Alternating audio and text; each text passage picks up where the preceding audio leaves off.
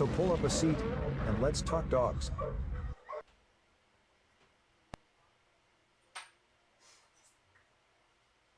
The dog game is dying. Let's talk about the game first, not the dogs. It's the challenge of the wins, the competitive addiction, the thrill of the win, and the rewards of achievements. Losing only gives you the drive to come back. I learned to watch the winners, my motivation was there, my dedication was evident, now I'm a winner. The problem is the cheating to win, manipulating the truth, and then it's the all-out liars. How is this sharing our achievements with liars, cheaters, and bullshitters? We have lost the historical value of the dog game. We can't decipher the real from the fake, the lost is the cost. So I salute these dogs of going hard kennels for all that you've given me in the game. Let's talk about pit bulls. The history, the breeding, the maintaining and feeding, and the controversies surrounding the great hunts. Come interact with the legends, and ask questions, and listen to their stories as we talk about kennels and dogs of the past and present. Hosted by one of the game's most respected kennels, with over 40 years in the hunt, going hard kennels Twin 1 and Twin 2, dogs like Champion the Debrat, the very first champion off Grand Champion Mayday, the Dog of the Year, and Register of Merit. Champion Pretty Mama, 2-time Best in Show and 2-time Gamest in Show. Going Hard's Bay Bay, Register of Merit, Damn to Champion What a Day, Champion Gus, Champion Elrod, Champion Yellowbird.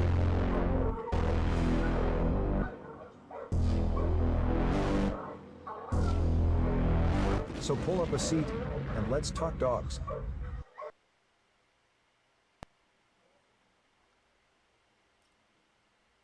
The dog game is dying. Let's talk about the game first, not the dogs. It's the challenge of the wins, the competitive addiction, the thrill of the win, and the rewards of achievements. Losing only gives you the drive to come back. I learned to watch the winners, my motivation was there, my dedication was evident, now I'm a winner. The problem is the cheating to win, manipulating the truth, and then it's the all-out liars. How is this sharing our achievements with liars, cheaters, and bullshitters? We have lost the historical value of the dog game. We can't decipher the real from the fake, the lost is the cost. So I salute these dogs of going hard kennels for all that you've given me in the game. Let's talk about pit bulls. The history, the breeding, the maintaining and feeding, and the controversies surrounding the great hunts. Come interact with the legends, and ask questions, and listen to their stories as we talk about kennels and dogs of the past and present. Hosted by one of the game's most respected kennels, with over 40 years in the hunt, going hard kennels Twin 1 and Twin 2, dogs like Champion the Debrat, the very first champion off Grand Champion Mayday, the Dog of the Year, and Register of Merit. Champion Pretty Mama, 2-time Best in Show and 2-time Gamest in Show. Going Hard's Bay Bay, Register of Merit, Damn to Champion What a Day, Champion Gus, Champion Elrod, Champion Yellowbird.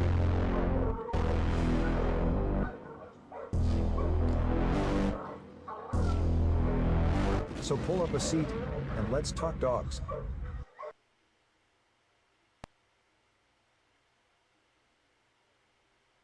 The dog game is dying. Let's talk about the game first, not the dogs. It's the challenge of the wins, the competitive addiction, the thrill of the win, and the rewards of achievements. Losing only gives you the drive to come back. I learned to watch the winners, my motivation was there, my dedication was evident, now I'm a winner. The problem is the cheating to win, manipulating the truth, and then it's the all-out liars. How is this sharing our achievements with liars, cheaters, and bullshitters? We have lost the historical value of the dog game. We can't decipher the real from the fake, the lost is the cost. So I salute these dogs of going hard kennels for all that you've given me in the game. Let's talk about pit bulls. The history, the breeding, the maintaining and feeding, and the controversies surrounding the great hunts. Come interact with the legends, and ask questions, and listen to their stories as we talk about kennels and dogs of the past and present. Hosted by one of the game's most respected kennels, with over 40 years in the hunt, going hard kennels Twin 1 and Twin 2, dogs like Champion the Debrat, the very first champion off Grand Champion Mayday, the Dog of the Year, and Register of Merit. Champion Pretty Mama, 2-time Best in Show and 2-time Gamest in Show. Going Hard's Bay Bay, Register of Merit, Damn to Champion What a Day, Champion Gus, Champion Elrod, Champion Yellowbird.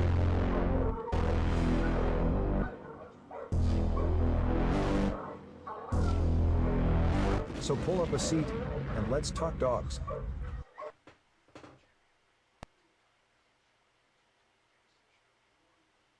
The dog game is dying. Let's talk about the game first, not the dogs. It's the challenge of the wins, the competitive addiction, the thrill of the win, and the rewards of achievements. Losing only gives you the drive to come back. I learned to watch the winners, my motivation was there, my dedication was evident, now I'm a winner. The problem is the cheating to win, manipulating the truth, and then it's the all-out liars. How is this sharing our achievements with liars, cheaters, and bullshitters? We have lost the historical value of the dog game. We can't decipher the real from the fake, the lost is the cost. So I salute these dogs of going hard kennels for all that you've given me in the game. Let's talk about pit bulls. The history, the breeding, the maintaining and feeding, and the controversies surrounding the great hunts. Come interact with the legends, and ask questions, and listen to their stories as we talk about kennels and dogs of the past and present. Hosted by one of the game's most respected kennels, with over 40 years in the hunt, going hard kennels Twin 1 and Twin 2, dogs like Champion the DeBrat, the very first champion off Grand Champion May Day, the Dog of the Year, and Register of Merit. Champion Pretty Mama, 2-time Best in Show and 2-time Gamest in Show. Going Hard's Bay Bay, Register of Merit, Damn to Champion What a Day, Champion Gus, Champion Elrod, Champion Yellowbird.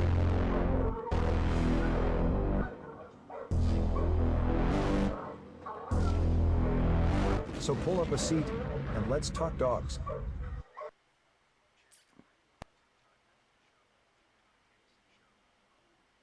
The dog game is dying. Let's talk about the game first, not the dogs. It's the challenge of the wins, the competitive addiction, the thrill of the win, and the rewards of achievements. Losing only gives you the drive to come back. I learned to watch the winners, my motivation was there, my dedication was evident, fam? What up, now I'm fam? a winner. Hot Mike The problem Friday. is the cheating to I win, see you, fam. manipulating the truth, and then it's the all-out liars. How is this sharing our achievements with liars, cheaters, and bullshitters? We have lost the historical value of the dog game. We can't decipher the real from the fake, the lost is the cost. So I salute these dogs of going hard kennels for all that you've given me in the game. Let's talk about pit bulls. The history, the breeding, the maintaining and feeding, and the controversies surrounding the great hunts. Come interact with the legends, and ask questions, and listen to their stories as we talk about kennels and dogs of the past and present. Hosted by one of the game's most respected kennels, with over 40 years in the hunt, going hard kennels Twin 1 and Twin 2, dogs like Champion the DeBrat, the very first champion off Grand Champion May Day, the Dog of the Year, and Register of Merit. Champion Pretty Mama, 2-time Best in Show and 2-time Gamest in Show. Going Hard's Bay Bay, Register of Merit, Damn to Champion What a Day, Champion Gus, Champion Elrod, Champion Yellowbird.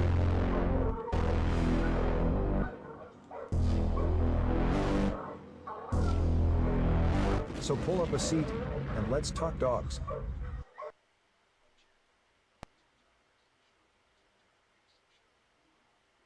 The dog game is dying. Let's talk about the game first, not the dogs. It's the challenge of the wins, the competitive addiction, the thrill of the win, and the rewards of achievements. Losing only gives you the drive to come back. I learned to watch the winners, my motivation was there, my dedication was evident, now I'm a winner. The problem is the cheating to win, manipulating the truth, and then it's the all-out liars. How is this sharing our achievements with liars, cheaters, and bullshitters? We have lost the historical value of the dog game. We can't decipher the real from the fake, the lost is the cost. So I salute these dogs of going hard kennels for all that you've given me in the game. Let's talk about pit bulls. The history, the breeding, the maintaining and feeding, and the controversies surrounding the great hunts. Come interact with the legends, and ask questions, and listen to their stories as we talk about kennels and dogs of the past and present. Hosted by one of the game's most respected kennels, with over 40 years in the hunt, going hard kennels Twin 1 and Twin 2, dogs like Champion the DeBrat, the very first champion off Grand Champion May Day, the Dog of the Year, and Register of Merit. Champion Pretty Mama, 2-time Best in Show and 2-time Gamest in Show. Going Hard's Bay Bay, Register of Merit, Damn to Champion What a Day, Champion Gus, Champion Elrod, Champion Yellowbird.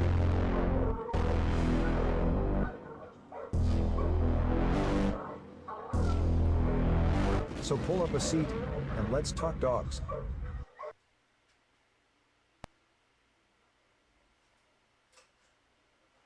The dog game is dying. Let's talk about the game first, not the dogs. It's the challenge of the wins, the competitive addiction, the thrill of the win, and the rewards of achievements. Losing only gives you the drive to come back. I learned to watch the winners, my motivation was there, my dedication was evident, now I'm a winner. The problem is the cheating to win, manipulating the truth, and then it's the all outliers. How is this sharing our achievements with liars, cheaters, and bullshitters? We have lost the historical value of the dog game. We can't decipher the real from the fake, the lost is the cost. So I salute these dogs of going hard kennels for all that you've given me in the game. Let's talk about pit bulls. The history, the breeding, the maintaining and feeding, and the controversies surrounding the great hunts. Come interact with the legends, and ask questions, and listen to their stories as we talk about kennels and dogs of the past and present. Hosted by one of the game's most respected kennels, with over 40 years in the hunt, going hard kennels Twin 1 and Twin 2, dogs like Champion the Debrat, the very first champion off Grand Champion May Day, the Dog of the Year, and Register of Merit. Champion Pretty Mama, 2-time Best in Show and 2-time Gamest in Show. Going Hard's Bay Bay, Register of Merit, Damn to Champion What a Day, Champion Gus, Champion Elrod, Champion Yellowbird.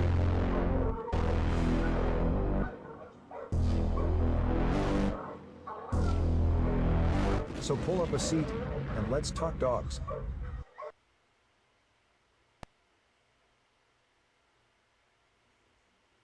The dog game is dying. Let's talk about the game first, not the dogs. It's the challenge of the wins, the competitive addiction, the thrill of the win, and the rewards of achievements. Losing only gives you the drive to come back. I learned to watch the winners, my motivation was there, my dedication was evident, now I'm a winner. The problem is the cheating to win, manipulating the truth, and then it's the all outliers. How is this sharing our achievements with liars, cheaters, and bullshitters? We have lost the historical value of the dog game. We can't decipher the real from the fake, the lost is the cost. So I salute these dogs of going hard kennels for all that you've given me in the game. Let's talk about pit bulls. The history, the breeding, the maintaining and feeding, and the controversies surrounding the great hunts. Come interact with the legends, and ask questions, and listen to their stories as we talk about kennels and dogs of the past and present. Hosted by one of the game's most respected kennels, with over 40 years in the hunt, going hard kennels Twin 1 and Twin 2, dogs like Champion the Debrat, the very first champion off Grand Champion May Day, the Dog of the Year, and Register of Merit. Champion Pretty Mama, 2-time Best in Show and 2-time Gamest in Show. Going Hard's Bay Bay, Register of Merit, Damn to Champion What a Day, Champion Gus, Champion Elrod, Champion Yellowbird.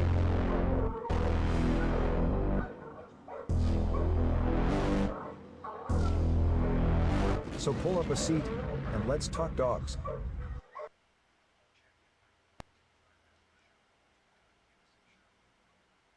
The dog game is dying. Let's talk about the game first, not the dogs. It's the challenge of the wins, the competitive addiction, the thrill of the win, and the rewards of achievements. Losing only gives you the drive to come back. I learned to watch the winners, my motivation was there, my dedication was evident, now I'm a winner. The problem is the cheating to win, manipulating the truth, and then it's the all outliers. How is this sharing our achievements with liars, cheaters, and bullshitters? We have lost the historical value of the dog game. We can't decipher the real from the fake, the lost is the cost. So I salute these dogs of going hard kennels for all that you've given me in the game. Let's talk about pit bulls. The history, the breeding, the maintaining and feeding, and the controversies surrounding the great hunts. Come interact with the legends, and ask questions, and listen to their stories as we talk about kennels and dogs of the past and present. Hosted by one of the game's most respected kennels, with over 40 years in the hunt, going hard kennels Twin 1 and Twin 2, dogs like Champion the Debrat, the very first champion off Grand Champion May Day, the Dog of the Year, and Register of Merit. Champion Pretty Mama, 2-time Best in Show and 2-time Gamest in Show. Going Hard's Bay Bay, Register of Merit, Damn to Champion What a Day, Champion Gus, Champion Elrod, Champion Yellowbird.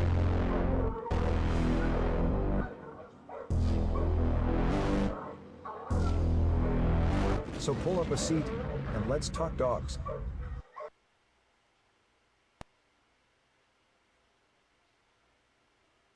The dog game is dying.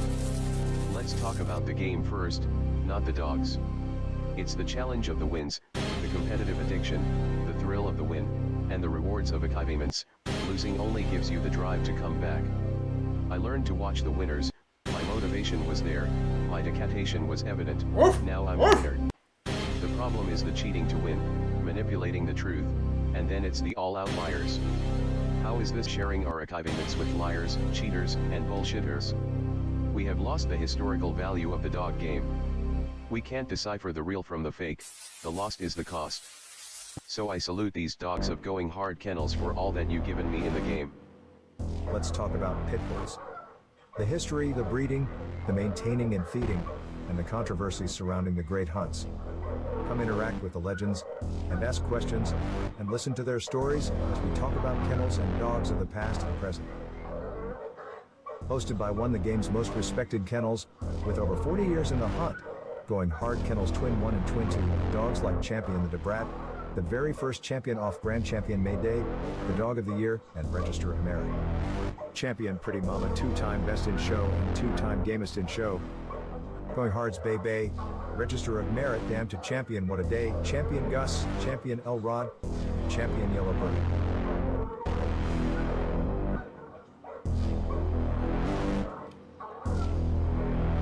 So pull up a seat, and let's talk dogs.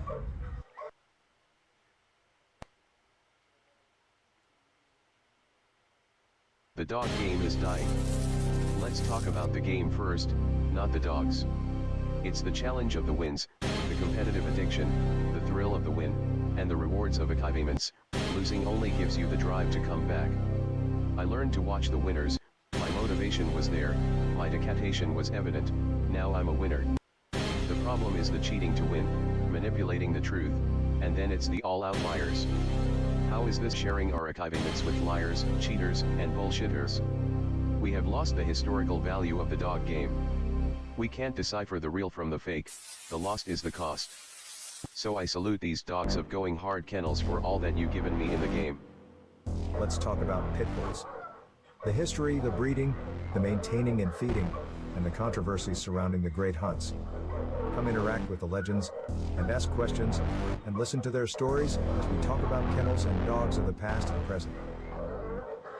Hosted by one of the game's most respected kennels, with over 40 years in the hunt, going hard kennels Twin 1 and Twin 2, dogs like Champion the Debrat, the very first champion off Grand Champion May Day, the Dog of the Year, and Register of Merit. Champion Pretty Mama, 2-time Best in Show and 2-time Gamest in Show. Going Hard's Bay Bay, Register of Merit, Damn to Champion What a Day, Champion Gus, Champion Elrod, Champion Yellowbird.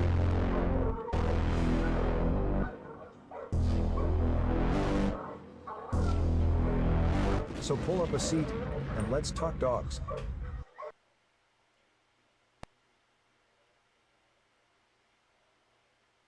The dog game is dying. Let's talk about the game first, not the dogs. It's the challenge of the wins, the competitive addiction, the thrill of the win, and the rewards of achievements. Losing only gives you the drive to come back. I learned to watch the winners, my motivation was there, my dedication was evident, now I'm a winner. The problem is the cheating to win, manipulating the truth, and then it's the all outliers. How is this sharing our achievements with liars, cheaters, and bullshitters? We have lost the historical value of the dog game. We can't decipher the real from the fake, the lost is the cost. So I salute these dogs of going hard kennels for all that you've given me in the game.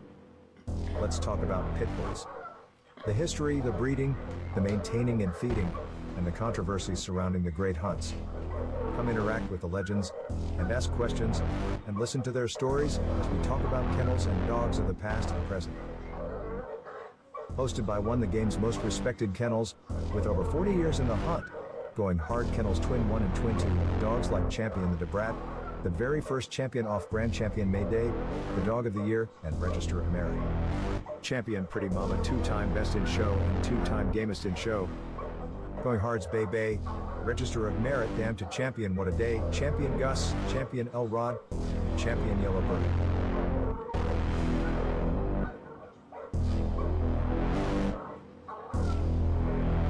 So pull up a seat, and let's talk dogs.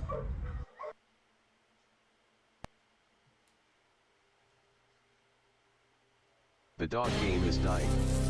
Let's talk about the game first, not the dogs. It's the challenge of the wins, the competitive addiction, the thrill of the win, and the rewards of achievements. Losing only gives you the drive to come back. I learned to watch the winners, my motivation was there, my dedication was evident, now I'm a winner. The problem is the cheating to win, manipulating the truth, and then it's the all-out liars. How is this sharing our achievements with liars, cheaters, and bullshitters? We have lost the historical value of the dog game. We can't decipher the real from the fake, the lost is the cost. So I salute these dogs of going hard kennels for all that you've given me in the game. Let's talk about pit bulls. The history, the breeding, the maintaining and feeding, and the controversies surrounding the great hunts. Come interact with the legends, and ask questions, and listen to their stories as we talk about kennels and dogs of the past and present. Hosted by one of the game's most respected kennels, with over 40 years in the hunt, going hard kennels Twin 1 and Twin 2, dogs like Champion the DeBrat, the very first champion off Grand Champion May Day, the Dog of the Year, and Register of Merit. Champion Pretty Mama, two-time Best in Show and two-time Gamest in Show. Going Hard's Bay Bay, Register of Merit, Damn to Champion What a Day, Champion Gus, Champion Elrod, Champion Yellowbird.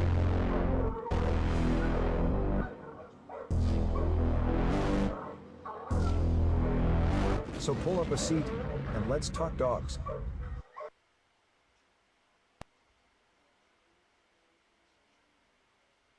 The dog game is dying. Let's talk about the game first, not the dogs.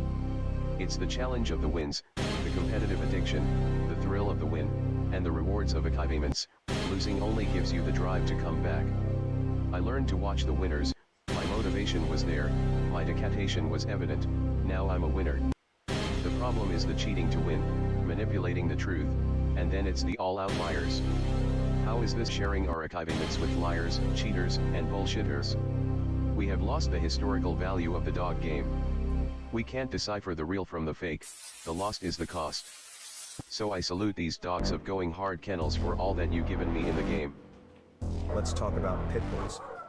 The history, the breeding, the maintaining and feeding, and the controversies surrounding the great hunts. Come interact with the legends, and ask questions, and listen to their stories as we talk about kennels and dogs of the past and present. Hosted by one of the game's most respected kennels, with over 40 years in the hunt, going hard kennels Twin 1 and Twin 2, dogs like Champion the DeBrat, the very first champion off Grand Champion May Day, the Dog of the Year, and Register of Merit. Champion Pretty Mama, two-time Best in Show and two-time Gamest in Show. Going Hard's Bay Bay, Register of Merit, Damn to Champion What a Day, Champion Gus, Champion Elrod, Champion Yellowbird.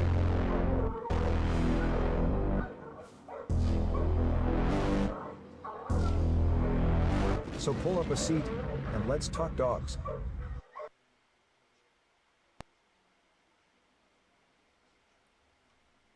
The dog game is dying. Let's talk about the game first, not the dogs. It's the challenge of the wins, the competitive addiction, the thrill of the win, and the rewards of achievements. Losing only gives you the drive to come back. I learned to watch the winners, my motivation was there, my dedication was evident, now I'm a winner. The problem is the cheating to win, manipulating the truth, and then it's the all-out liars. How is this sharing our achievements with liars, cheaters, and bullshitters? We have lost the historical value of the dog game. We can't decipher the real from the fake, the lost is the cost.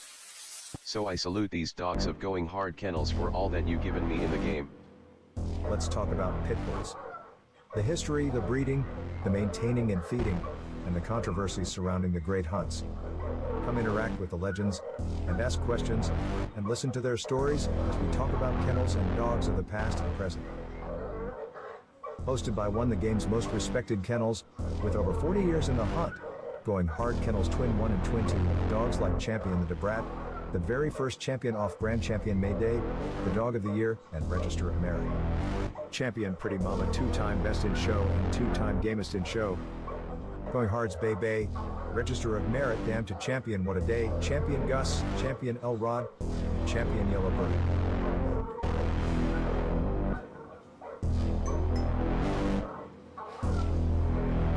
So pull up a seat and let's talk dogs.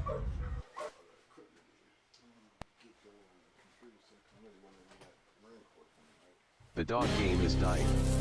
Let's talk about the game first, not the dogs. It's the challenge of the wins, the competitive addiction, the thrill of the win, and the rewards of achievements. Losing only gives you the drive to come back. I learned to watch the winners, my motivation was there, my dedication was evident, now I'm a winner. The problem is the cheating to win, manipulating the truth, and then it's the all-out liars. How is this sharing our achievements with liars, cheaters, and bullshitters? We have lost the historical value of the dog game. We can't decipher the real from the fake, the lost is the cost. So I salute these dogs of going hard kennels for all that you've given me in the game. Let's talk about pit bulls. The history, the breeding, the maintaining and feeding, and the controversies surrounding the great hunts. Come interact with the legends, and ask questions, and listen to their stories as we talk about kennels and dogs of the past and present. Hosted by one of the game's most respected kennels, with over 40 years in the hunt, going hard kennels Twin 1 and Twin 2, dogs like Champion the DeBrat, the very first champion off Grand Champion May Day, the Dog of the Year, and Register of Merit. Champion Pretty Mama, 2-time Best in Show and 2-time Gamest in Show. Going Hard's Bay Bay, Register of Merit, Damn to Champion What a Day, Champion Gus, Champion Elrod, Champion Yellowbird.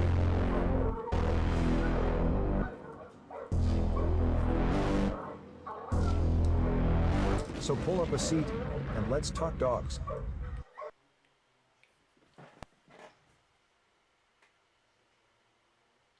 The dog game is dying. Let's talk about the game first, not the dogs. It's the challenge of the wins, the competitive addiction, the thrill of the win, and the rewards of achievements. Losing only gives you the drive to come back. I learned to watch the winners, my motivation was there, my dedication was evident, now I'm a winner. The problem is the cheating to win, manipulating the truth, and then it's the all-out liars. How is this sharing our achievements with liars, cheaters, and bullshitters? We have lost the historical value of the dog game. We can't decipher the real from the fake, the lost is the cost. So I salute these dogs of going hard kennels for all that you've given me in the game. Let's talk about pit bulls. The history, the breeding, the maintaining and feeding, and the controversies surrounding the great hunts. Come interact with the legends, and ask questions, and listen to their stories as we talk about kennels and dogs of the past and present. Hosted by one of the game's most respected kennels, with over 40 years in the hunt, going hard kennels Twin 1 and Twin 2, dogs like Champion the DeBrat, the very first champion off Grand Champion May Day, the Dog of the Year, and Register of Merit. Champion Pretty Mama, 2-time Best in Show and 2-time Gamest in Show. Going Hard's Bay Bay, Register of Merit, Damn to Champion What a Day, Champion Gus, Champion Elrod, Champion Yellowbird.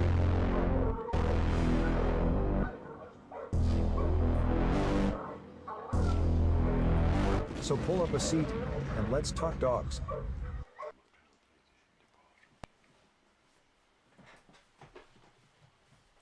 The dog game is dying. Let's talk about the game first, not the dogs. It's the challenge of the wins, the competitive addiction, the thrill of the win, and the rewards of achievements. Losing only gives you the drive to come back. I learned to watch the winners, my motivation was there, my dedication was evident, now I'm a winner. The problem is the cheating to win, manipulating the truth, and then it's the all-out liars. How is this sharing our achievements with liars, cheaters, and bullshitters? We have lost the historical value of the dog game. We can't decipher the real from the fake, the lost is the cost. So I salute these dogs of going hard kennels for all that you've given me in the game. Let's talk about pit bulls. The history, the breeding, the maintaining and feeding, and the controversies surrounding the great hunts. Come interact with the legends, and ask questions, and listen to their stories as we talk about kennels and dogs of the past and present. Hosted by one of the game's most respected kennels, with over 40 years in the hunt, going hard kennels Twin 1 and Twin 2, dogs like Champion the DeBrat, the very first champion off Grand Champion May Day, the Dog of the Year, and Register of Merit. Champion Pretty Mama, 2-time Best in Show and 2-time Gamest in Show.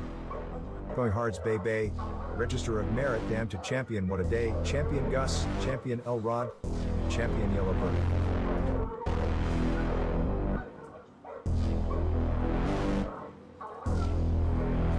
So pull up a seat and let's talk dogs.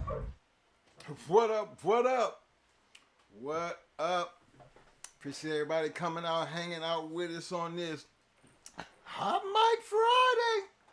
Appreciate everybody for showing up, showing the love. Y'all don't forget, people on the back street, I see you. To all my people in the Shark Tank, y'all know what's up. You know, did a little different on the intro today. You know, I didn't get a chance to come in and boast in the names and everything because the intro, you know, was a little bit important, you know, because we had a little additive I wanted to bring in because today I'm in Marine Corps mode. Today we representing our 248th birthday. 248 years of motherfucking kicking ass. You know what I'm saying? So a big shout out to all my brothers, Semper Fi, Marine Corps brothers. They don't know what time it is. You know, once a Marine, always Marine. So we got to represent. You know what I mean? Special day. And I just wanted to get that part out the way real quick because, again, my man Eli Monster's son going to be graduating. He's going to be a new inductee into the fam and everything. And, you know, it's one of them things that he should be proud of. Because not everybody can do that. Don't everybody make that team. You understand where I'm coming from? You know, it's not something, you know, that you can walk into and just think it's going to be a cakewalk because it never was a cakewalk and probably never will be a cakewalk. So it is a very big accomplishment to sit up there and be able to hold that title for the rest of your life as a United States Marine. And being today we celebrating the birthday. Before Mo gets started, I'm going to go ahead and get this little thing out the way. First of all, I want to give a big shout out to everybody out there hanging out in the Shark Tank, to all my people out there hanging out on the back street. Appreciate the love. Y'all don't forget to show that love, especially on the day when we celebrating the birthday. You know, I know not everybody really gets into that because tomorrow going to be Veterans Day, but it's a national holiday. But for us, this is our national holiday.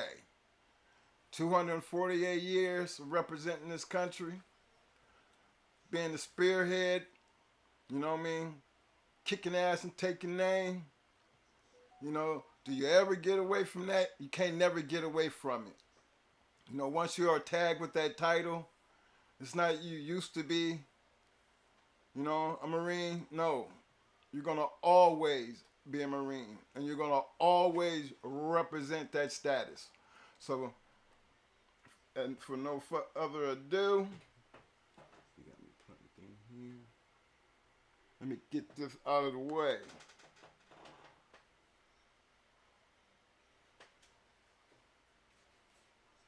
I got to plug the sound up. Where the sound at, man? Sound is it.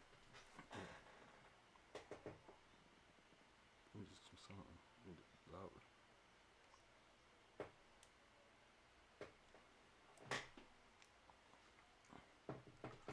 Do I need to put this down to get it? Oh, she's not playing?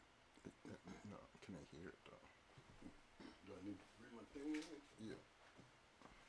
Hold on, be right with y'all fellas 1 second here. Hold on, let me get some sound in there because I want y'all to be able to enjoy this with me because, again, you know, on these kind of situations, these type of days, you know, I always go back and I think of all my friends, you know, my partners that I lost, you know, through, you know, the war type situation. All my people that I go out when I'm going in the hospital, you know, I'm going in and I'm seeing, you know, fellow Marines missing legs, arms, you know, it's just a terrible situation. But then they still be holding strong, you know, taking it on like, you know, they did it for their country. And you kind of look at it like, that's a lot to sacrifice for a country who, you know, don't look at you the same way that you look at and serve your country. It's kind of like, you know, should we ever have donations or have to fight a battle to get what's due?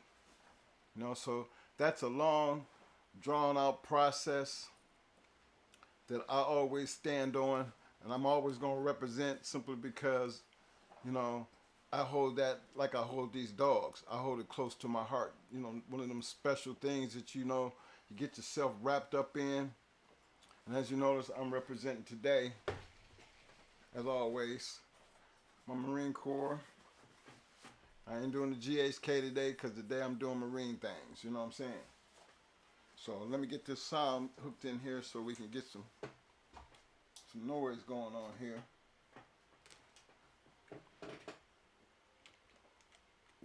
Yeah.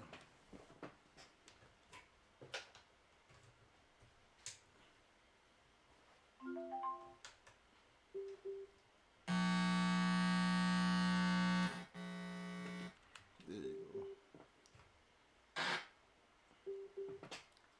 Here we go.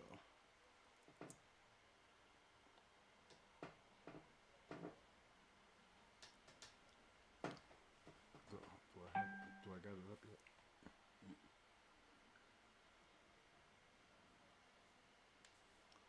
Oh, here's shit.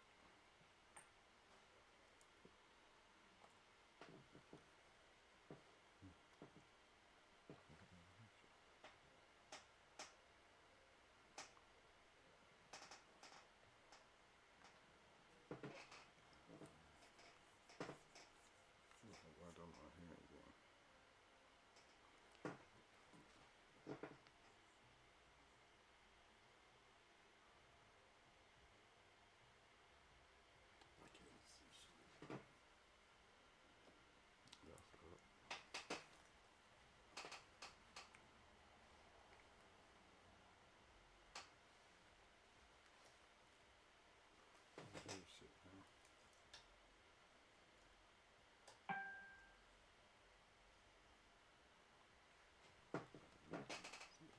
Oh, number two. You're on number one. I still don't hear shit. Yeah, go over here and do this.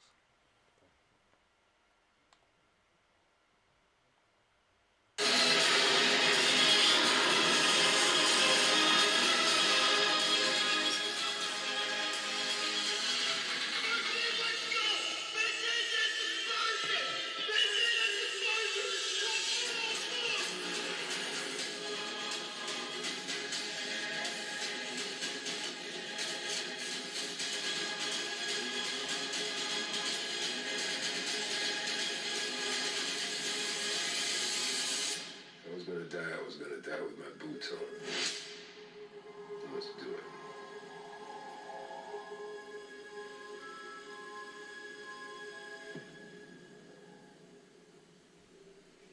Combat is ugly. You see, I don't like this.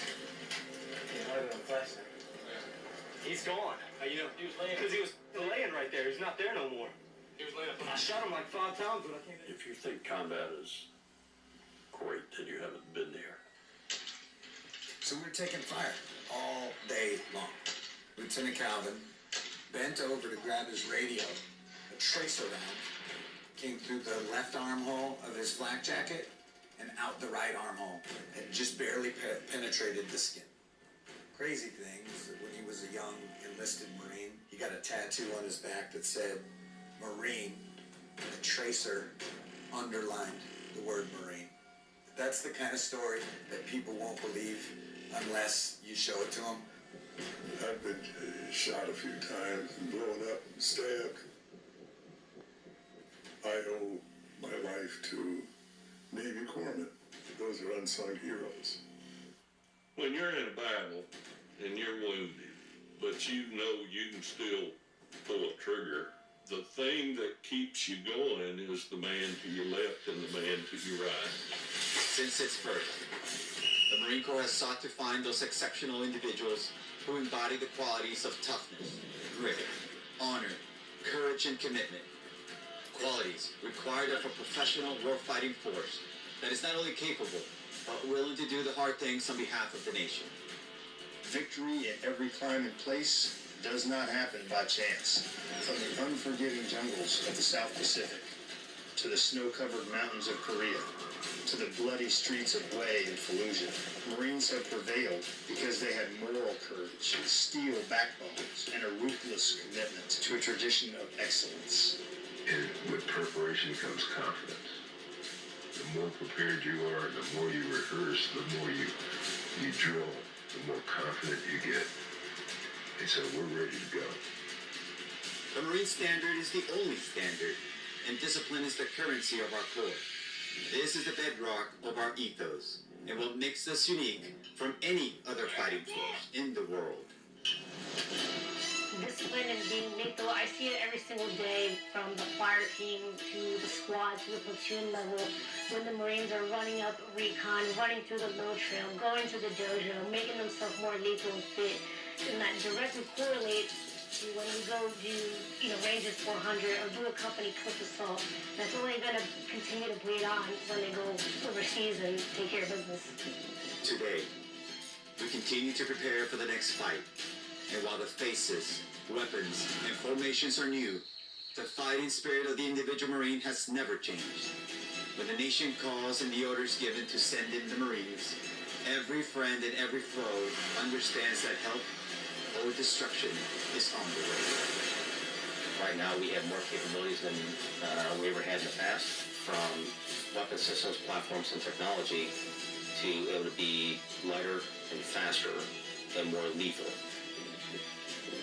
As Marines, we do not decide when the next fight will come, but we do decide who wins. The Marines who came before have paved the way. They prevailed against all odds, in the face of unimaginable hardship, and yet they kept their humanity. They kept their honor clean.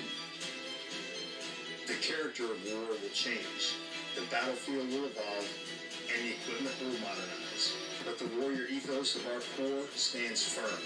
We do not simply say that we're first to fight. We work hard every day to prove it. To our adversaries, I would say if you see that U.S. Marines and you see that MARPAD, I would say you can better stand by. Because if you don't think these Marines are working every single day to better their craft and skills, you got another thing coming. Because these Marines aren't going to stop until the mission is accomplished and you're destroyed.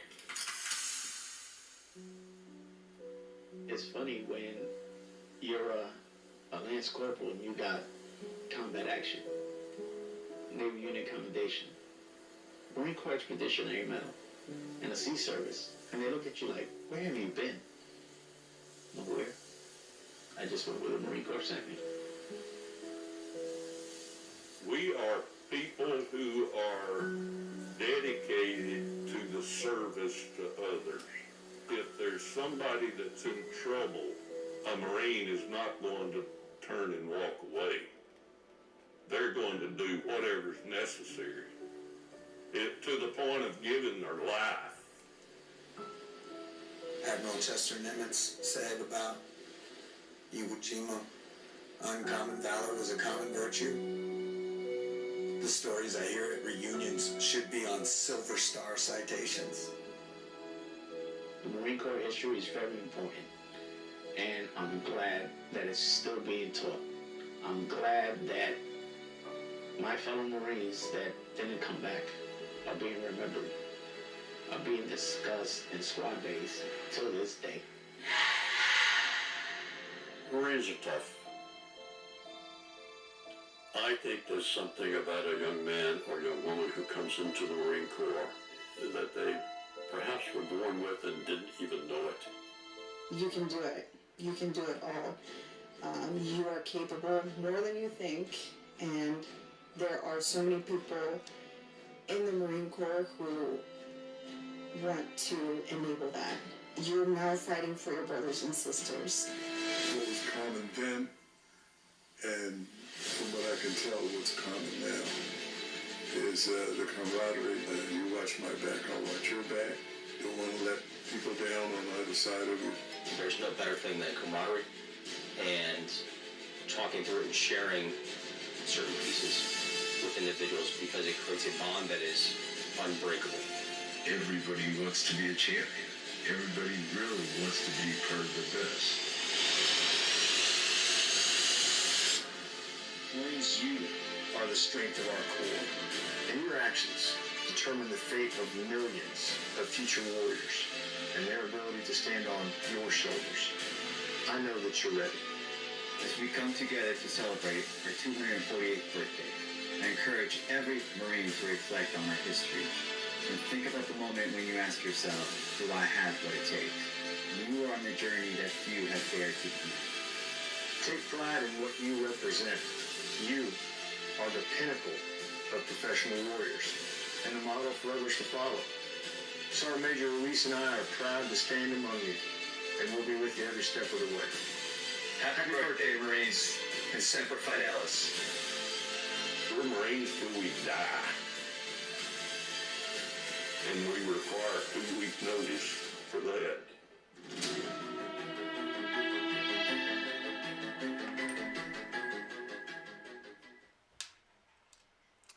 All right, fellas. You know, simplify forever. I do that because I want y'all to get an insight to why we are the way we are, why we live the way we live, why we treat our dogs the way, why we treat the dogs the way we treat our dogs, why we be trying to get y'all to understand the camaraderie and what and how important it is to be able to maintain and try to be the best that you can be regardless of what it is. Some of y'all think that shit is just bullshit. But for some of us, that shit is real. Does that make us a little crazy? Yeah. Because I think you got to have some type of crazy in you to be able to do it. And stand on it and believe in it. But guess what? That makes me special. Because not everybody can be like that. Not everybody can be committed to that. I can be committed to that. I've lived the majority of my life committed to being what I am. And damn right, they didn't give me my 2 weeks notice and I'm still here.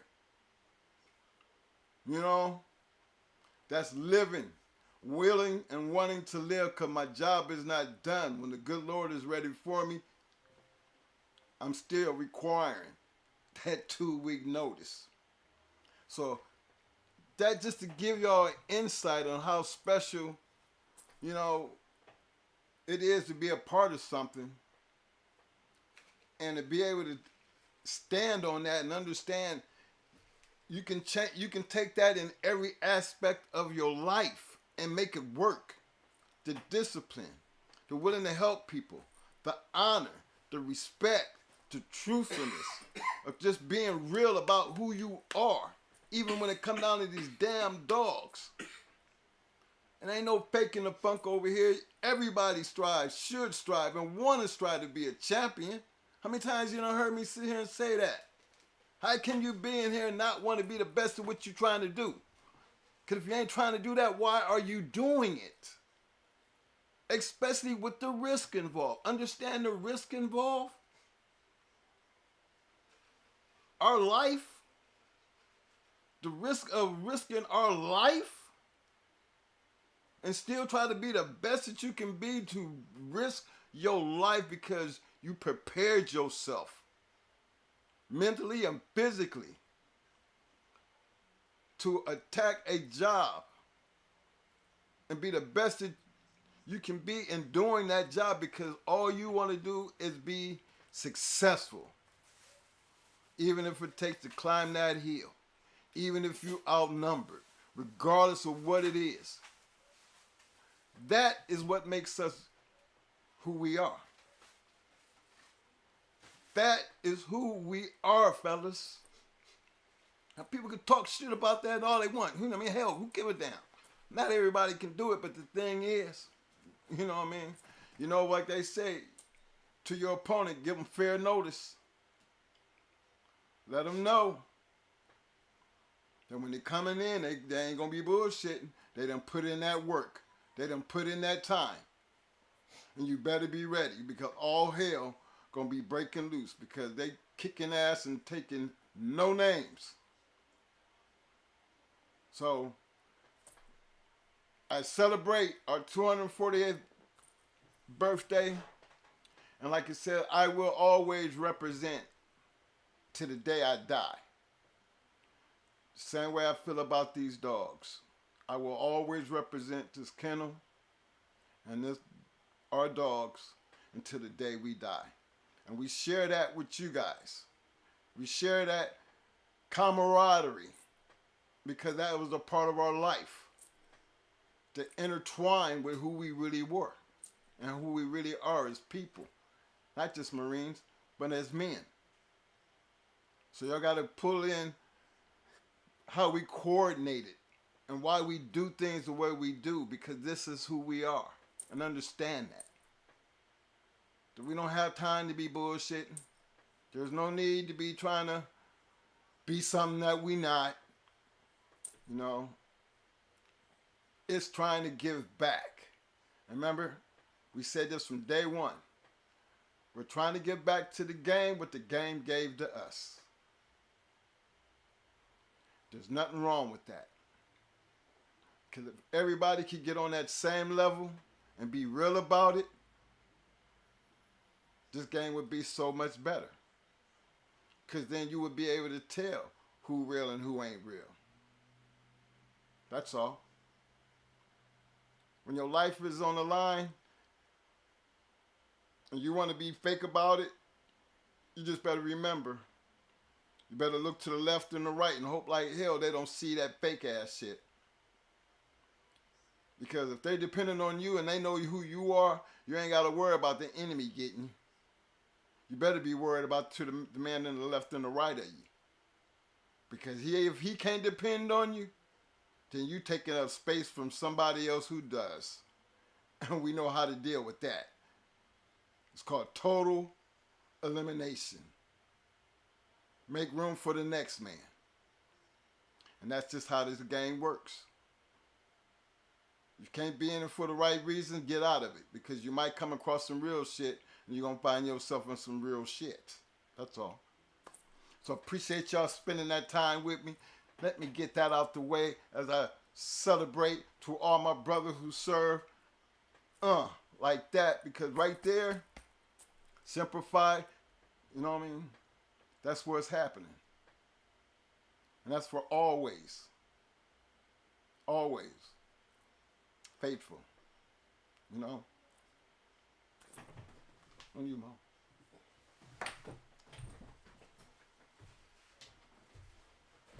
Got that out the way. Let's get into some dog shit now. Yeah. What's up, everybody? See, I got my shit on today, too. I got to represent.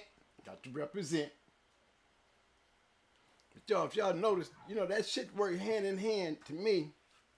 It was like me and the dogs. You know, I always felt like, you know, my attitude was built around my kennel.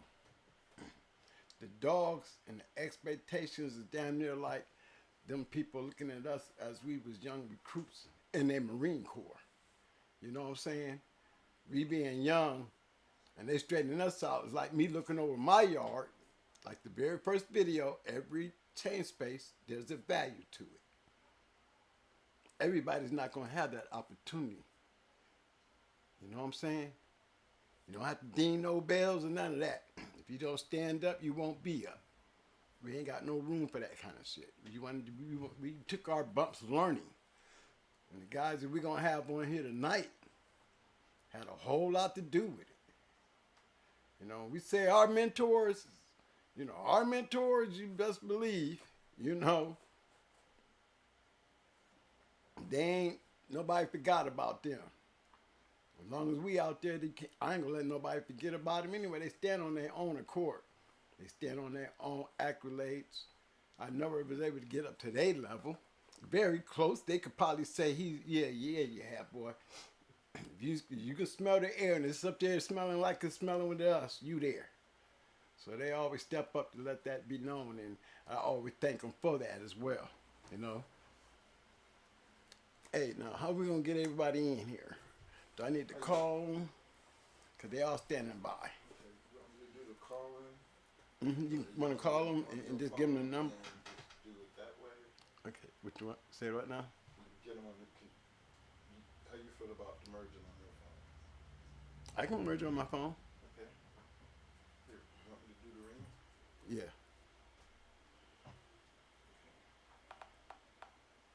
I mean, you get just three of them. Okay. It's Harold and it's Mason, Cash, and Mama. Well, remember that.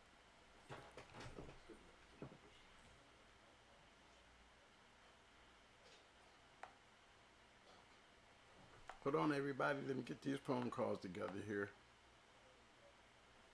That was Cash.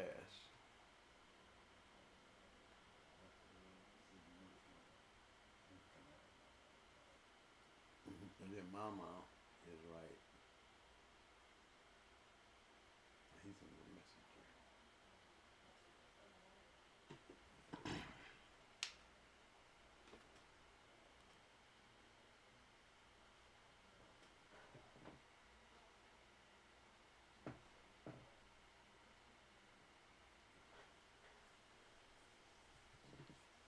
You trying to get Randy number?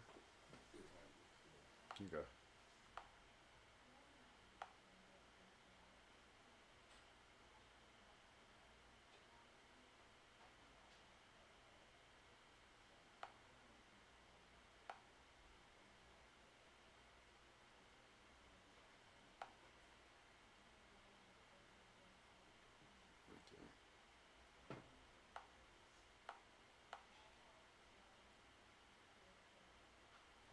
That's Mama number. You know.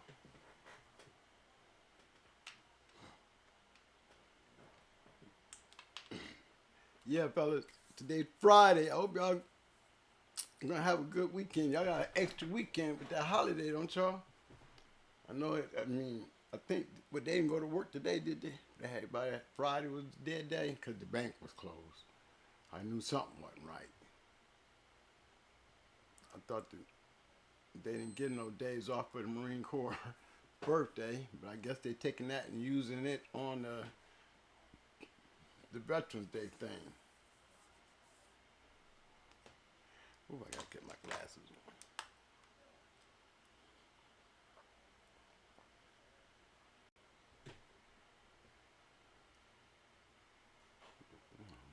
Come on.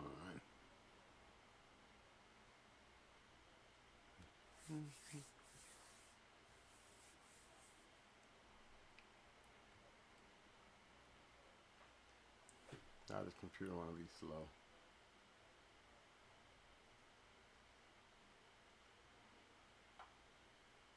Okay, that's Cash right there. Yeah. That's Mason, right? Yeah. Okay.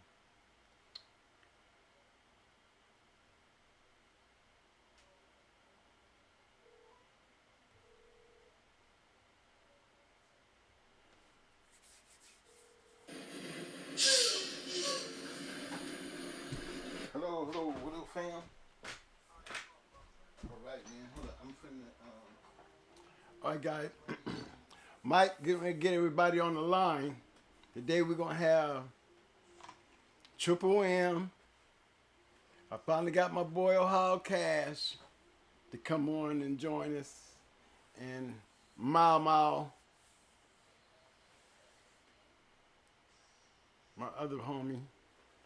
So he's getting while he's loading all them up. I guess we can pack up and get ready to get on the bus. You know what I'm saying? Everybody grab your shit. Gonna be interesting. Give you a little insight about Ohio Cash. You always hear me talk about the dude, like, man, what the hell y'all doing, man? Bringing that dog in like that. So he was the first one that really turned us on. And he was played a major factor in us getting into the FASTLANE because he literally did take us under his wing. A lot of those great matches that we had the opportunity to go to and be there is really because we was right there with him. And he walked us through. Then one of the best nights he had is when we won against the Legion of Doom and won that Best in Show. You know, we took a picture of that night You know, I had to get rid of the picture during the time that, you know, I was going through my court case. You know, you have to get rid of some things you ain't got no business with. We did have a picture there with our trophy there, Cash, me and Mikey. You know what I'm saying? With that trophy. But yeah, things I can remember, you know, he definitely know he was proud. You know, because they talk, you know how it be. When you see something good happening to somebody and you got a part to do with it, kind of give you a reason to be proud. I mean, somebody was paying attention, and I was paying attention. The guys we going to put on here tonight are how they all done had champions. They got plenty of good stories of some of the great dogs out there that we had either opportunity to see or go into. They just played a major part in that up north. They've been, I mean, between just them three, you know, you add me included. We have been everywhere. We have been into some nice dogs, nice kennels, and definitely got a hell of a story. Huh? Can't see his number.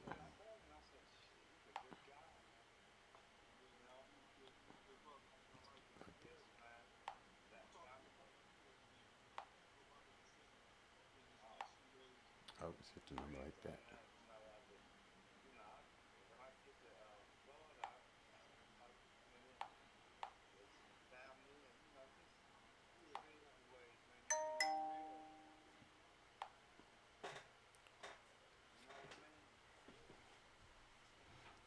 I hear Cash in there. That's Cash talking. Hold on, fellas. He loading them up.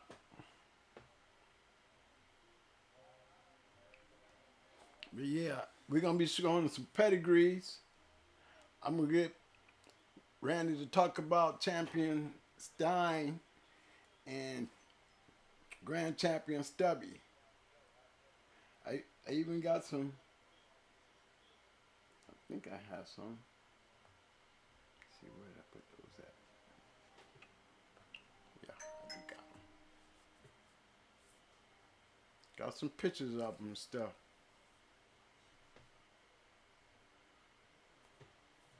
What do you call him, Mike? Yeah, he's somebody. Oh, you got Randy and them on the same line? Oh, that's why I hear him talking.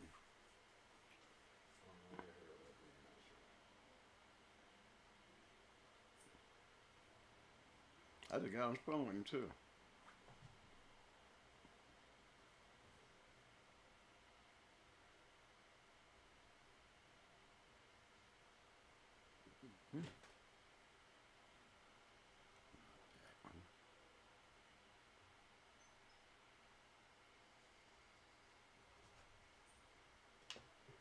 What's going on, my man?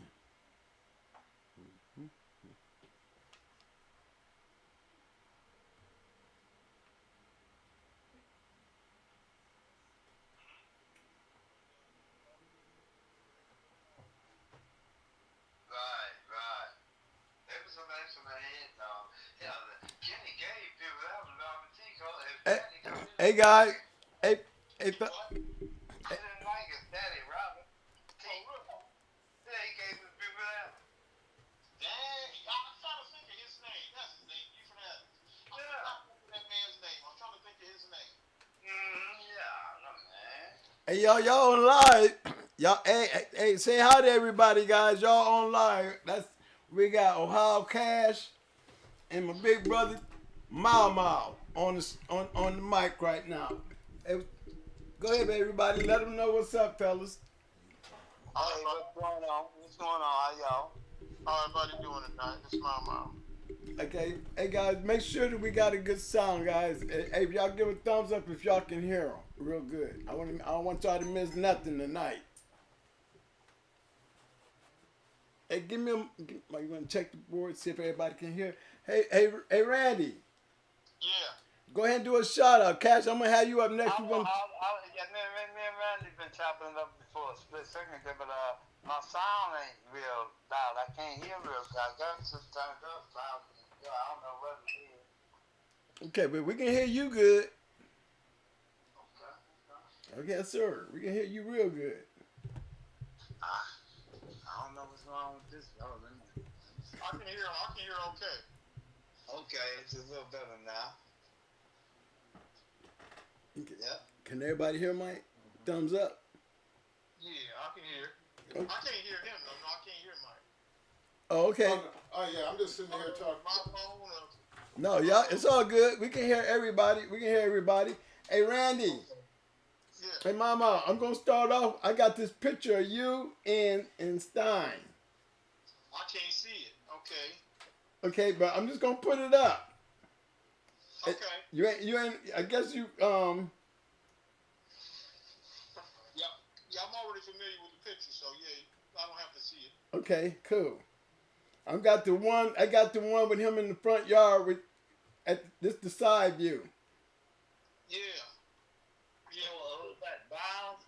No, that's Stein. Oh, yeah, you have a prayer against that. It make you look stupid. Yeah, that was in the late 80s when we, about 91 when we took that picture with Stein. I think that was before that might have even been, that was right around when we was doing him. Yeah. Are we on now? Are people listening now? Yeah, they hear you. Oh, okay. Yeah, that was about the early 90s when we did that, when we took that picture. And I got Stein and his little mate sister from one of the old Panhandle boys in Texas, out in Amarillo, Texas. And the Panhandle boys, the one that I got him from was Gary Peace. His brother-in-law was Dean Bridges, and they own Panama Red, Bridges champion Panama Red. But I got Stein and his little mate sister from, they was about 8-week-old puppies. And I raised them here, I raised Stein here in the house. My brother-in-law raised the sister. And that's his early life. That's Stein's early life. Turned out to be a phenomenal dog. Absolutely. Hey, I got to, what made you go that way? What made you go that way? Because the Tudor dog, I love the Tudor dogs, man. Yeah. In my mind, Earl Tudor was the baddest dog man America ever produced. And so I wanted dogs strong from that family that I could get. I've always had a breeding type mind, but I wanted dogs from that family. And I lucked up and run across Panhandle boys. And that's how I ended up with Stein. And actually, before I even, remember, y'all seen his brother go. They made that breeding at Stein about 4 or 5 times. Yeah. Stein ended up bleeding from the last time. But Jethro had Texas Red. Remember Texas Red? Yeah. That's the one beat judo. That's the one beat judo. Yeah. Well, Texas Red was Stein's brother from a different breeding. He was a year older than Stein, but the same mama, same daddy. Same weight, same style, same everything. Yep. You know what I mean? Same everything. They were just alike. And I seen him win his championship up there in Akron. Yep. Long time ago. Stein was still a young dog growing up then when he won his championship. So Jethro's dog was older than yours? Huh? Jethro's dog was older than Stein? He was from the first litter? Yeah, he was a year older than Stein. Okay. He was 1 year older than Stein. They were not the same litter, but same mama, same daddy. But he was a year older than Stein. But I got them, like I said, I always liked the Tudor dogs and the Mayfield dogs. It's the same family of dog. Mayfield got his dogs from Tudor. He was a student of Tudor's. And I used to talk to Mayfield. And that's who I learned from. That's who I call him one of my mentors in the game. Besides some of the other guys who was breeding the same family of dogs as me. Buffalo Soldier won. Also Yakis and some of them other guys that was breeding them Tudor dogs. Mr. Whitley in Alabama. Yeah, Doc. No, not that with Doc. This is different. This is the Whitley. He was partners with Kimmer, Mr. Kimmer. Oh, okay. Yeah, he was in Birmingham, Alabama. Mr. Whitley. That's who I got a couple of my pure Mayfield nigger dogs from Mr. Whitley in Birmingham, Alabama. He had a dog. He had a champion named Rerun. Mm-hmm. Rerun was off of a pure Mayfield dog bred to a pure Heinzel dog. So Whitley's champion Rerun was was his dog. And then of course there was Mr. William Andre in Homestead, Florida, who owned the Jesse James dog, who was a double-bred son right off of Sunshine, Mayfield Sunshine. And Andre used to advertise Jesse James as the gamest dog Sunshine ever produced. But I got my Mandela dog was bred by Mr. Andre in Homestead, Florida. He's passed on. Mm-hmm. So that's my thing with the tutor dogs, you know. Hold on, I'm gonna pull up. I got this other picture I gotta pull up right quick. I got the front view of him, same picture, but it's the front view. I couldn't hear what he said. That you holding him? Who say that one more time? I couldn't hear what you said. I said, who was that holding him in the front yard? It looked like you. Is he black or white? He black. That's me. That's you. Okay.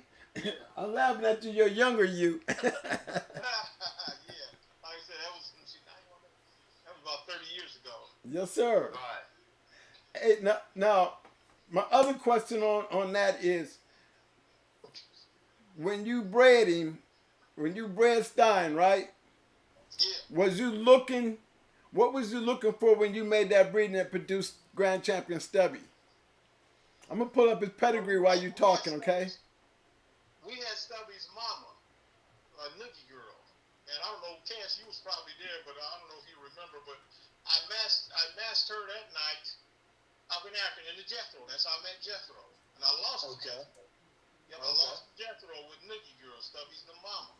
And I was then due to conditioning, but we got Gameston show in that match. Right. And Nookie girl was she was a Red Devil, that old Red Devil Corvino stuff. She was, a lot of her blood come from Bobby Love down in Cincinnati, Ohio, from his dog. Right. And they were real smart. Super smart dogs, super smart, in and out the box, just highly intelligent animals in game. And so she was like that too. And so when I bred her to Stein, it was just we got phenomenal dogs. We got a combination of both. You know, Stein was smart too, just a hard smart dog. But Stein was the kind of dog that the longer it went, the stronger he got. If you put an average dog on him, he just looked a little better than average. Yeah, he made you look stupid. Yeah, he did. Look stupid. You know you got a good one when you retire somebody. That boy retired. Yeah. You know what I'm saying? Mm-hmm. That boy, what was his name? Bone Crusher, the Stein, what was his championship? Yeah, Bone Crusher. He retired. He said, if I came in with this dog, I don't want no more. Stein retired. So you know you got a good one when you retire, motherfucker. Yeah, Bone Crusher had won twice. He'd been 2 hours. He beat Frank Munson with Bone Crusher. Yeah, I know, man. I know you know, Cash. But yeah, that was Stein. So Stein was kind of, if you put an average dog on him, he looked a little better than average. He never make no bad moves or no, but he just looked a little better than average. But if you put a little bad one on him, a killer, then he a little better than that killer. That was his style. You know, just laid back, smart. You wouldn't really bother one unless they really bothered him. Just strong, powerful, tough game, old bred tutor dog. You know what I mean? He got them thick bones, big old head. Stein is actually short for Frankenstein, because he had a Frankenstein head, a big old head, big bone. You know, he was a muscle up dog. Okay. That's my thing. Like I said, I always loved the Tudor Mayfield dogs. That's my family right there. It still is to this day. We still breeding the same family today. We got pups, and we did the Red Boy Jeep Mayfield cross now. We got pups now about 7 weeks old. Same way. Go all the way back to the same dogs from 40 years ago. 40 plus years ago. You know, that's our family. Right. Mason on here too, twin? Where's her at? Did you call him? I'm trying again. Mike gonna try him again. Mike almost had him up there. I know I talked to him on the way when I was pulling in. He answered the phone. You know how he get. He'll probably call in and be like, "Hey, now I got Grand Champion Stubby up." Okay. Okay, now I noticed his bottom on Pets Online, he don't have an unknown bottom. What's that? What's that about? Sure, I can't see it, man. No, it just don't have, it has unknown on the bottom. A stubby. Where at does it say that? The bottom side of stubby. The whole bottom side? Yep. He's off of the Nook. This mama was the one I was just talking about. Right. The Nookie girl, bitch, that we went into Jethro with. She's a Bobby Love. She's a Bobby Love Red Devil bred dog. So that's where I got that from. I said, I know I seen. I'm trying to see if I can find that the pedigree. What's the name? Oh, her name was Nookie Girl. Mama Kennels Nookie Girl. Mama Kennels Nookie Girl. Yeah. She's off of a dog named Brute, Red Brute, who was a Wise's Red Devil dog. Yeah. The old Wise, the good old Wise. Yeah, I was just saying that I had noticed in your pedigree that I seen some old family red in your shit. Yeah. Yeah, that red devil, but the good red devil stuff that was out there back in the day. Yeah, I got her. A dog named Brent's Red Rooster, who was right off of, I believe he was right off of that red devil dog. Yeah, I got her right here. I got her pulled up. And you know, Bobby Love, he liked them kingfish dogs too. Yeah, the kingfish dogs and the Corvino dogs. Those are really smart, exceptionally smart dogs. And rough too. Yeah. I know Graham Snugglefield. I seen Buddy when he was a puppy. Them boys stole him from the yard, took him and bowled and stole him back over the fence after he whooped the killer coat. Yeah, he was up in Toledo, wasn't he? Yeah, I went to college in Toledo. Oh, did you? I didn't know that. Yeah. Did not know that. Okay. Mm-hmm. Yeah, old Graham he was up that old man Smalley's Irene bitch. Yeah, that's right. Mm-hmm. That good old kingfish type blood. That Hector, TNT, you go back to the old lightning shit. All that old go back to the lightning stuff. That's right. It was gang dogs too, boy. Gang dogs. You know, Kobe and Lightning exchanged dogs because they was bred the same way. Yeah. You know what I'm saying? Yeah. And you get one of them, shit, you better pack a lunch. Man. That ain't going nowhere. It's funny y'all talking about it because I be going back to my man James Powell, the sheriff, right? Yeah. He had those Lightner Hetry dogs. I'm telling you, he was sending them dogs up to Sam Lambert. And if you look at Tornado's pedigree, you're gonna find him in there. And you're gonna see them Hetry TNT dogs that he was breeding that created that bottom side of Tornado. That might be what Dusty. That might be what Dusty Long got with one of the first entrance champion dogs that I seen. That champion Blaze. Yeah, I remember. He was up there. Him and Sam stayed in the same town. They stayed in Wilkinsburg. That might have been Dusty. Might have got the entrance step from Sam because he had that first champion I've seen. Champion Blaze. Dusty Long, champion Blaze. I remember that. Yep, I remember Dusty Long too. Yep. Oh yeah. Mm-hmm. Where you say you stayed at, Cash? Him and Sam, they both stayed in Wilkinsburg. Pennsylvania? Wilkinsburg, Pennsylvania. Him, Sam Lambert, Joe Glover, the Woodbury boys that had, Grand Champion Trouble and Grand Nicky here. They all stayed in Wilkinsburg, Pennsylvania. Okay, that's right. They sure did, didn't they? I forgot about that.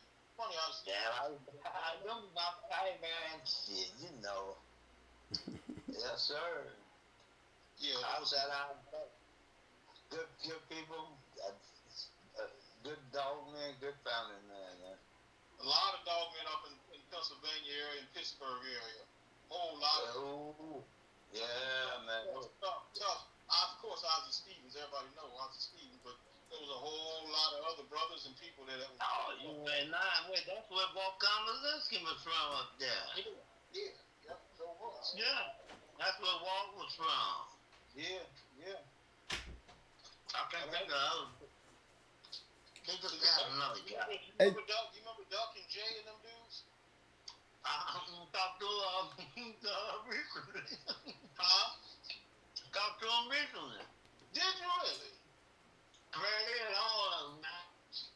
Slug and... No. Yeah, them guys. I've been in touch with some guys, man. They like that old champion the band. Yeah, I went into them. I went into them before. I went into a Jay, Duck and Jay, and them before back in the day. I want to say, didn't they used to train the Pittsburgh Steelers or something like that? One of them was a powerlifter or something. Probably was. I can't remember, man. So long, but He had a gym in his basement, like a professional gym in his basement. yeah, they like that old Dudley McCooney Rascals, that champion the band and stuff. Yeah, I remember Evander. Yeah, a little buck, Brandon, the champion little buck. Yeah, he was on the cover of the Journal. Real deal Kennels, champion of Yeah, he was on the cover of the Journal. Hey guys, I got Tornado's pedigree up, right? Yeah, I can't see it, but what is it? Right. Now the bottom part of her pedigree is her mama was champion stripper. Whose pedigree is this? Tornado. Okay, yeah. Okay. And then like Cass said, that Burnfield Saloon stuff. The bottom side, that Hopkins Judy. They was in Toledo, Ohio. People don't know that neither. Yeah. Tornado was in Toledo. They got that another Barfield greeting from Mm-hmm. Saloon. Right, with that Hopkins Judy, right? The Toledo Tornado. Yep. The Toledo Tornado. She got stolen. She got stolen and they sold her to Ken Allen. Yeah. People don't know. Yeah. My partner, Marvin, Lane, they had the Lane's Grand Champion, Rambo Lane, Yankee Boys Grand Champion. He worked her because he was working dogs at Kens. He worked her and her brother, Tyler's Champion Tex, imagine. And he owned her sister, the Ivy bitch. I used to have pictures of all them dogs. I don't know what happened to them. I think police might have took them from me. I had pictures of all them dogs. Tornado, Tex, Ivy, all of them. They were all So you said Tornado was a stolen dog, man? Yeah, they stole it from somebody in Toledo. Them boys in Toledo know the story. Yeah. But my buddy, the late great Hank Dupree, the Hoodoo Man, used to tell me the stories about it. Yeah. The boy, he owned that stack of lead dogs. He said, "Goddamn, Dad." He was up there bar ride Kennels champion. He talked smack, didn't he? Oh, he had talk a motherfucker, boy. Boy, that stack dog was a good dog, man. Yeah, he beat all these Stevens. Yeah, that one-eyed buck, we seen him in that motherfucker. He looked like a cat. When he put him in that motherfucker, he swelled like a grizzly bear. Oh, man. Yeah. Hey, Hawkins Judy is off of Lambert's Taurus and Frank Bunce's Sugar. Those are brother and sister, guys, off of Cheryl Powell's dogs. You know what I'm saying? Winston bred the Bonnie. Powell's Bonnie and Powell's Winston. Remember I told you he was sending them dogs up to Sam? Right. Those are the dogs that we was talking about. That Powell was Sheriff Powell. Man, we was giving them the story that when he made that breeding, me and Mike was there helping him make that breeding. And I was telling everybody he was sending those dogs up to Sam Lambert. And there you go, you see it in his Tornado's pedigree. Lambert's, Taurus, and he produced some champions too. Matter of fact, that Taurus dog he had, remember that badass little bitch they had up there? I forgot her name. But she was a bad little bitch. She was off at Taurus. She was like an 8-time winner up there in Erie, PA. Oh, what was the dog's name again? I can't remember her name, but she was off at Taurus. Okay, I used to go to Erie, PA. I used to go to Fergie's in Right. That's why I put him as LG in the dog tag. Tom Rattler stayed in Erie too. Him, Joe D, Tom Rattler. Tom Rattler was my dude. That was my dude. My brother right there. Yeah, I seen him move down to Virginia last time. I seen him. He was at a weight pool before he passed away. You know what I'm saying? I love that dude. That's my guy right there, man. Oh, he was good. He was a good guy, man. Hell of a dog, man. A hustler. Oh. Old Cleveland hustler. You know, all the guys was from Cleveland. Ed Farron, Right. Frank Rocca, and Rattler, they all was from Cleveland. Right. Yeah, all of them was from Cleveland. So a couple other ones too, well-known dog men was, you know, old, because they from the generation before me. Right. But I mean, just Tom, I used to talk to all Rattlers all the time. Good dude. They were. And a dangerous dude if you got on his bad side. He was what, 6'8", 270? Yeah. Cross-eyed and cross-eyed. Big biker, had beard and everything. I think he shot big beard, lumberjack. In North Carolina, some people said something to his wife wrong, and when he was living in North Carolina in McDonald's, I think he shot that dude in there, man. Yeah, because when I saw him, he had a monitor on his leg. Oh, did he? Yep, he had a monitor on his leg. He was like on house arrest when I saw him. Oh yeah, he did. I remember that. Yeah. Good dude, man. Good dude. His wife died. He loved his wife. His wife died. I think he died like a week later, man. Yep. He had moved to Virginia with one of his daughters or something. Oh, did he really? Yeah. Yeah, I seen him down in Asheville, North Carolina. Yeah, that's where he was. That's where I saw him. Yeah. Uh-huh. Yeah, good dude, man. Good dude, hustling dude, man. Yeah. He was you could tell, he was living in Carolina, but you tell he would come from the city. He was a hustler, man.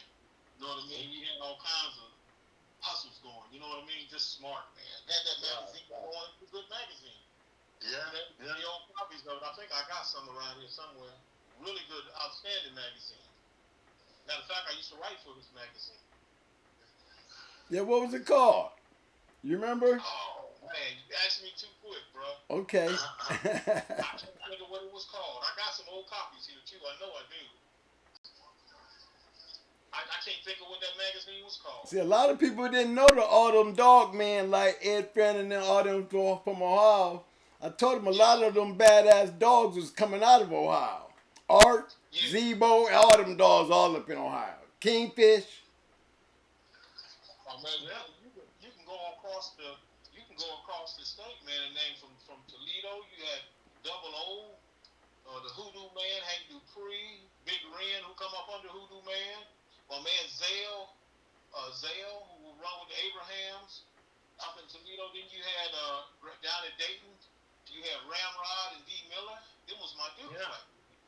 Right? You know Cash, what I'm talking about. Them boys. Yeah, Dave Miller and Ramrod. I bring Crown Cole that Duchess bitch might have been the baddest bitch I've ever seen. Yeah, I'm not seeing that bitch. I lost in that bitch, man. I'm telling you now. I know that bitch. 28 pound bitch. Right, they got her from RC and the Sosa Boys now. Yeah, she bring up that stuff. Oh, no, I think it killed me and these champion Sugarfoot, who was supposed to be the best father of G. Cash. I saw the same thing. She's a bad mom. Bad bitch, man. Hey, Cash. And I've seen the best of the best. Yeah, she was a bad little bitch, and Ramrod loved it, man. He loved it. Cash. Hey, Cash. Yeah. Hey, Cash. Yeah. I got a printer's card. He got a $10 super chat in. He got one for you. He said, "Can Ohio Cash speak on Champion Missy? And did he ever see Waterhead go?" No, I've never seen Waterhead, but I used to go down to Greg's and see the dogs and get dogs. And he was a good producing dog. They crossed him into that bitch bred down off of Patrick, Arizona, who was a hell of a dog himself. You know what I mean? That's how a lot of them dogs was bred, the Dixie bitch that me and my boy Shotgun Tim had. But My Missy bitch came from Cowboy Kennels. I was the snag dog, who was also off, I'm pretty sure, Grand Champion Cool Breed bred to a Vice Grips Poncho bitch. And it was that excellent cause. But them boys dogs, they're squirrely. They like to put shit with their nose and shake chains and fuck their teeth up. They're bad motherfucker raised, but one of the ones I can't speak for all of them. They don't like to raise puppies, but excellent dog. Real game, real smart, and did me well. When we took that bitch and bred to Roach's Bud dog, who looked just like goddamn Mayday. He was a half brother because he was right off yellow. And that produced Grand Champion Rabbit, and the 4-time winning John dog. Well, Greg told me that's the best ASEND dog he's seen since Jocko. And I know he knows because him and Han and all of them was real good friends. You know what I mean? Mm-hmm. I hear people talk about them. I don't like Eli dog. I said, well, you ain't got the right ones. That's all. You know what I mean? You're using the wrong shit. Okay. Okay. Well, I'm gonna go over here right quick because I'm gonna get this picture of everybody of Stein, Grand Champion Stubby right quick, so I can ask Mama about this picture here. Hey, listen, I got one thing I must do. I will call you right back. Okay. It's imperative. All right. Yeah, I'm still here. Okay. And Cash be having all the stories though, don't he, man? He haven't even gotten to. Go back. Me and Cash been up and down that highway together. We picked him up. I remember we picked him up, and we was at the last show Rebel Kennels put on down there, and we picked him up. Me and my partner. Sean from New York, he flew here from New York, and we drove to Tennessee up in the mountains. You know, we picked Cash up from the airport, and I can't think of that little ass town right there in Tennessee, and dropped him off at the hotel where Ramrod and Butch and all them was, D. Miller. And we was at that last convention Rebel Kennels put on that night. About 200 people there, it looked like. Yep. Packed. Samson. Saw Samson go that night, Grand Champion Samson. 5-time winner, I think he won Best of Show every time. Satan went that night. Butch and Satan went that night. Duchess, Ramrod's Duchess went that night. A whole bunch of famous dogs went that night. But it was just so damn cold, man, up in the mountains. Mm-hmm.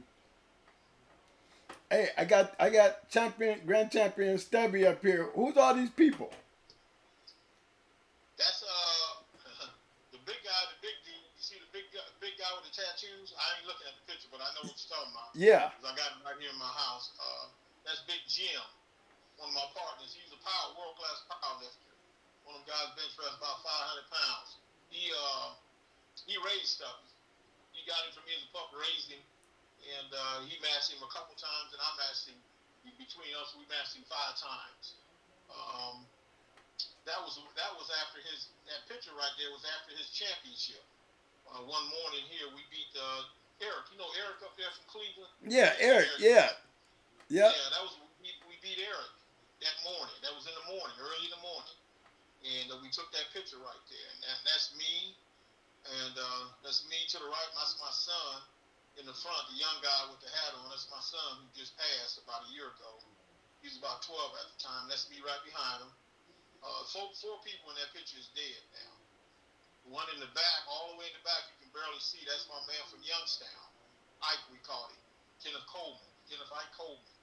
And he's a good brother. And we did one that night. He had a dog off of Joe D's champion, Red Pirate, that we did that night up in down in Kentucky. And we come back. He had his buddies with him from, he grew up with from Youngstown. And they come with us. When they went back to the house, after everything was over, they shot him in the head and killed him. That's another story. But that's him in there, and then there's two more in there that's dead now. My partner right behind me looking, we had champion Monkey Man, who was bred by Little Jeff, ready to rumble Kennels in Chicago. He worked Monkey Man for his matches. Okay. He's in that picture right behind me, looking. But that's basically us that morning, right after he won his championship. And then his fourth one, he went into Shut 'Em Down Kennels. You remember Shut 'Em Down Rick up there in Cleveland? Yes, sir. Yep. Grand Champion Chef Junior, I believe, was on the cover of the journal also. Yes, he was. Yep. But Stubby's fourth was into Chef Junior, and hell of a match, hell of a dog, Chef Junior. But my buddy that's in the picture, the big guy, he handling conditioning for that when he went 2 hours, right about 2 hours, hour 58, hour 59, about 15, 20 scratches each, and Stubby won that one. Stubby was just game, man. He was one of them real deep game, smart dogs, man. You know what I mean? He had that intelligence, man. That intelligence comes from Stubby beat Chef Junior. No, he didn't beat Chef Junior, but he beat Rick. I can't think of what the dog was. Oh, okay. Cause I know. Okay, that's right. Cause I remember Chef Junior. I remember Grand Champion Chef Junior. He did have. No, he didn't beat Chef Junior. The dog he beat was won Best in Show. That won Best in Show up in Cleveland one night, and that's the one who Stubby beat. Okay. And Stubby was a 40, 41, 42 pound. Actually, Big Jim did him at 39. How he got him here, I never know. I did him at 42 pounds, 41, 42 pounds. And so at that time, we had about three of them. Miles was the same weight, had him at the same time. Then we had Miles' half brother, a dog called Red Hank, who was a two-time winner. He also was a 41, 42 pound dog. So we had three of them at that time. It was all winners, all the same weight, all related, bulldogs. Now, you know I've seen a lot of y'all shit. Yeah, I remember. I know. And I always rank my style of what my eyes saw in y'all dogs to base my yard on what kind of dog I wanted. And it worked out very well. I just want to explain to these guys there is a different level of dogs. I mean, to go into that type of competition that you guys was going into. I mean, if it was a bad damn dog out there, y'all was stalking them. You know what I'm saying? Man, bro, we look for him, man. I look for him. And Miles was a killer. Everybody seen his first one up in Cleveland when he beat JoJo Red. JoJo Red was a killer. Yep. And Miles beat him, man. When Miles beat him, broke him down like that, I couldn't find nothing for him, man. I mean, I called him everywhere, dude. 42 pounds. I used to come home every day. My mission was to find something for him, man. You know, it's one thing to go against it. A lot of guys ain't afraid of a dog that go 2 hours or 3 hours. But when you talking about one that's a killer, that can kill one in a few minutes, a lot of dogs don't want to mess with that. I got Miles up on the screen right now. Okay, I can't see. Okay. Just letting you know. He was a freak. You know what I mean? But what was most freaky about him was his intensity, man. I've never seen a dog in a box. I only seen a couple like that. That champion spider dog up in Toledo that was off the track. And I seen that Furby's Grand Champion Bronson dog go 3 times. I thought a lot of him. He was one of the best I seen. And they had that kind of intensity, but Miles had it like that. And Ramrod Miller had a couple like that.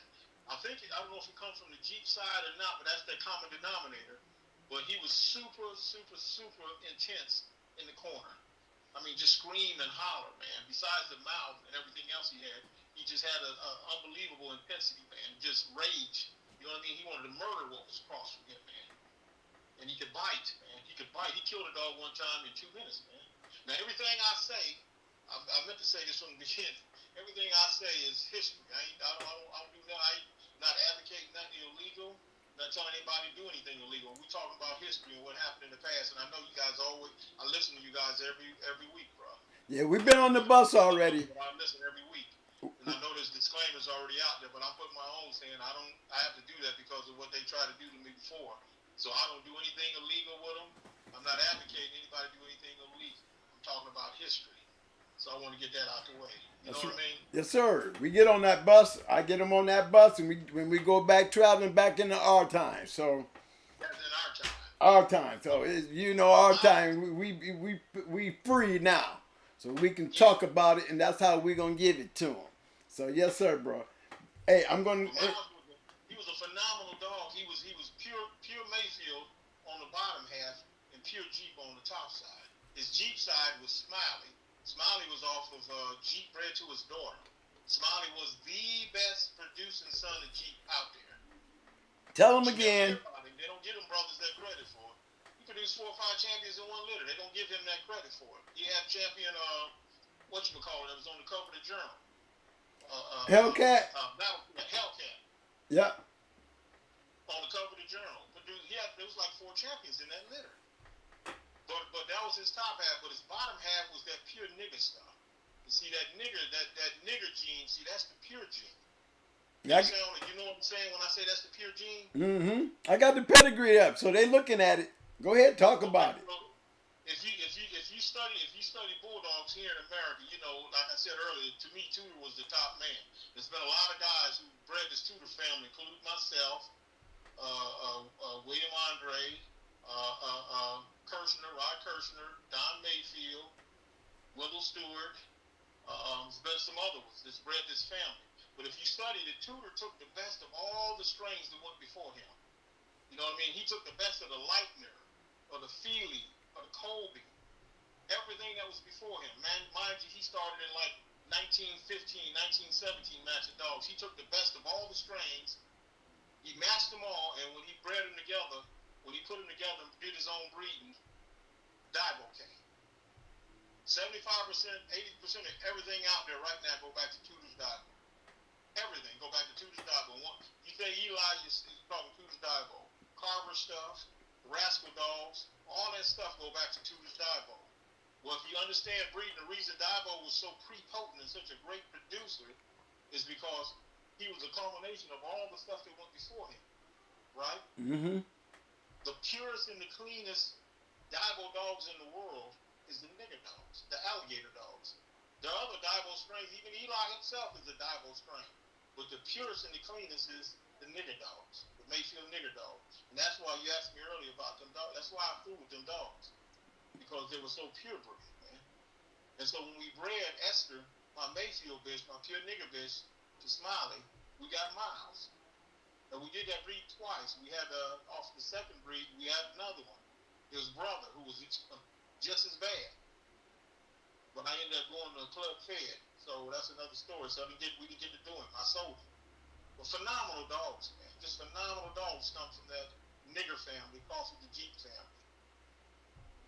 So that's my thing with Miles. You know what I mean? He was a jet black dog. Jet black, purple black, like an African black, I call it, with ruby red eyes. Yeah, we got the picture of him. I got the picture of him too. I got the pedigree. Yeah, I got the picture of him with his pedigree. Now I know y'all was there at his second one. I was at the first one too. I was there when he beat JoJo Red. Yep. Yep, I was at the first one and the second one. Oh, I didn't know that. Okay, I knew he was at the second one. But the second one, I think he was a little sickly. You know, he ended up having going for his championship. Right before his championship, a couple of days out, took him in to get blood work and found out he had a ruptured spleen. So we had to pay the forfeit. But as I was looking back on it, I think during that second one, because he started losing weight, losing hair around his eyes, I think he was already had something going on with his spleen then. And he didn't seem to be as strong as he was in that first one. He wasn't like he was in that first one. But he still killed that dog. Hey. Doc Will, you talking about Doc Will, right? Say that again? Yeah, Doc Wilson's JoJo Red. Yeah, that was the first one. Right, yeah, I saw that match, man. That was a good match, man. But Miles was a hell of a dog that night. And JoJo wasn't no walk in the park now. Oh, no. JoJo comes from a hell of a breed. And his daddy was a champion. They got his daddy from Irish Dairy. That was K-Man, right? K-Man, yeah. From Irish Dairy. Yep. So he was bred. Champion K-Man. I seen his sister win her championship. She was about 6, 7 years old. I seen her go 2 hours and win her championship. Wow. So he comes from quality. He was quality. He wasn't no slouch. And if you remember, he was a big, tall dog, man. Yep. I couldn't believe he was 42 pounds, man. I thought they was playing with the scales. He was tall. He was tall. He was tall. They wasn't expecting what Miles came in there and did to him either. You believe me, everybody was shocked. Oh, man. Everybody in there bet us, man. Yep. Like we used to be set up. Everybody in there bet us, man. You know, it's about 100 people there. Everybody placed bets with us, man. Yes. Everybody. I'm trying to tell you. They'd already seen JoJo go. JoJo was going for his championship. Yep. And boy, and you know he loved that dog too, didn't he, dog? Oh, man, you talking about Doc? Yeah. Oh, man, he loved that dog. He loved that dog. He loved that dog. You know, he saved him. You know, on his courtesy scratch when he picked him up, on his courtesy scratch, I don't know if you remember. Yeah. But his front legs gave out. Looked like his legs was broken. He used his back legs to He scooted across the box. Yes, he did. Remember, it was gallant though. It was a gallant scratch, man, and one hell of a scratch. One of the gamest ones I've seen. And so Doc took him to the vet. I didn't know Doc prior to this, but I got to know him well after this. We become very, very good friends. And he's gone now. God rest his spirit. So the good dog man, a good brother. Doc Wilson. Only Doc Wilson. But Doc took him to the vet. He said he still had to, he'd always tell the story. He said, I still got the vet deals. What that Miles Davis dog did to my dog. He said he took him to the vet, and the vet worked on him and saved him. And the vet told him that his dog, that JoJo's legs were not broken. He said the vet said that whatever bit him so hard that it put his central nervous system in shock. Wow. And he was able to walk after that. But his jaw, he had a broke jaw. Miles broke his jaw. First time he bit him, Miles broke his jaw. His jaw was always crooked for the rest of his life. But he loved JoJo. But he loved Miles. He was Miles' biggest proponent. And Miles, JoJo's sister, Judy Jones, as I said earlier, she won 3. I seen her win a championship in 2 hours. Yep. And we bred her to Miles. We bred her to Miles. Because Doc and I got to be close. And we had them, and unfortunately, I was one of the times I was on my way to Club Fed. So, I don't even know what happened to him at the time. You know how it is, getting ready to leave. You just putting dogs here, and here. You just, you know what I mean? Yeah. Things change when you get back, you know. You forget where you put dogs at. But, hell of a breed. JoJo was a hell of a dog. Loctite Kennel Mike and all them dudes, hell of a dog, man. Yep. Hell of a dog. All them guys, Ohio guys, man. All of them got champions. All of them had champions.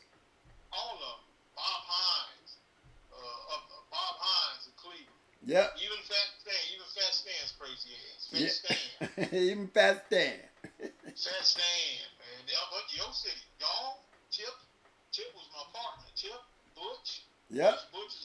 Butch shrewd ass. Yep. Butch is a hell of a dog, man. You going to Butch, you better be ready. You better be ready. You better be ready. Cash. Yep. I remember Cash. I remember his champion bitch. I can't think of that bitch name. I seen the first one. Wilma, champion Missy. Do you remember the champion Prisoner? No, this is the first. This is before them.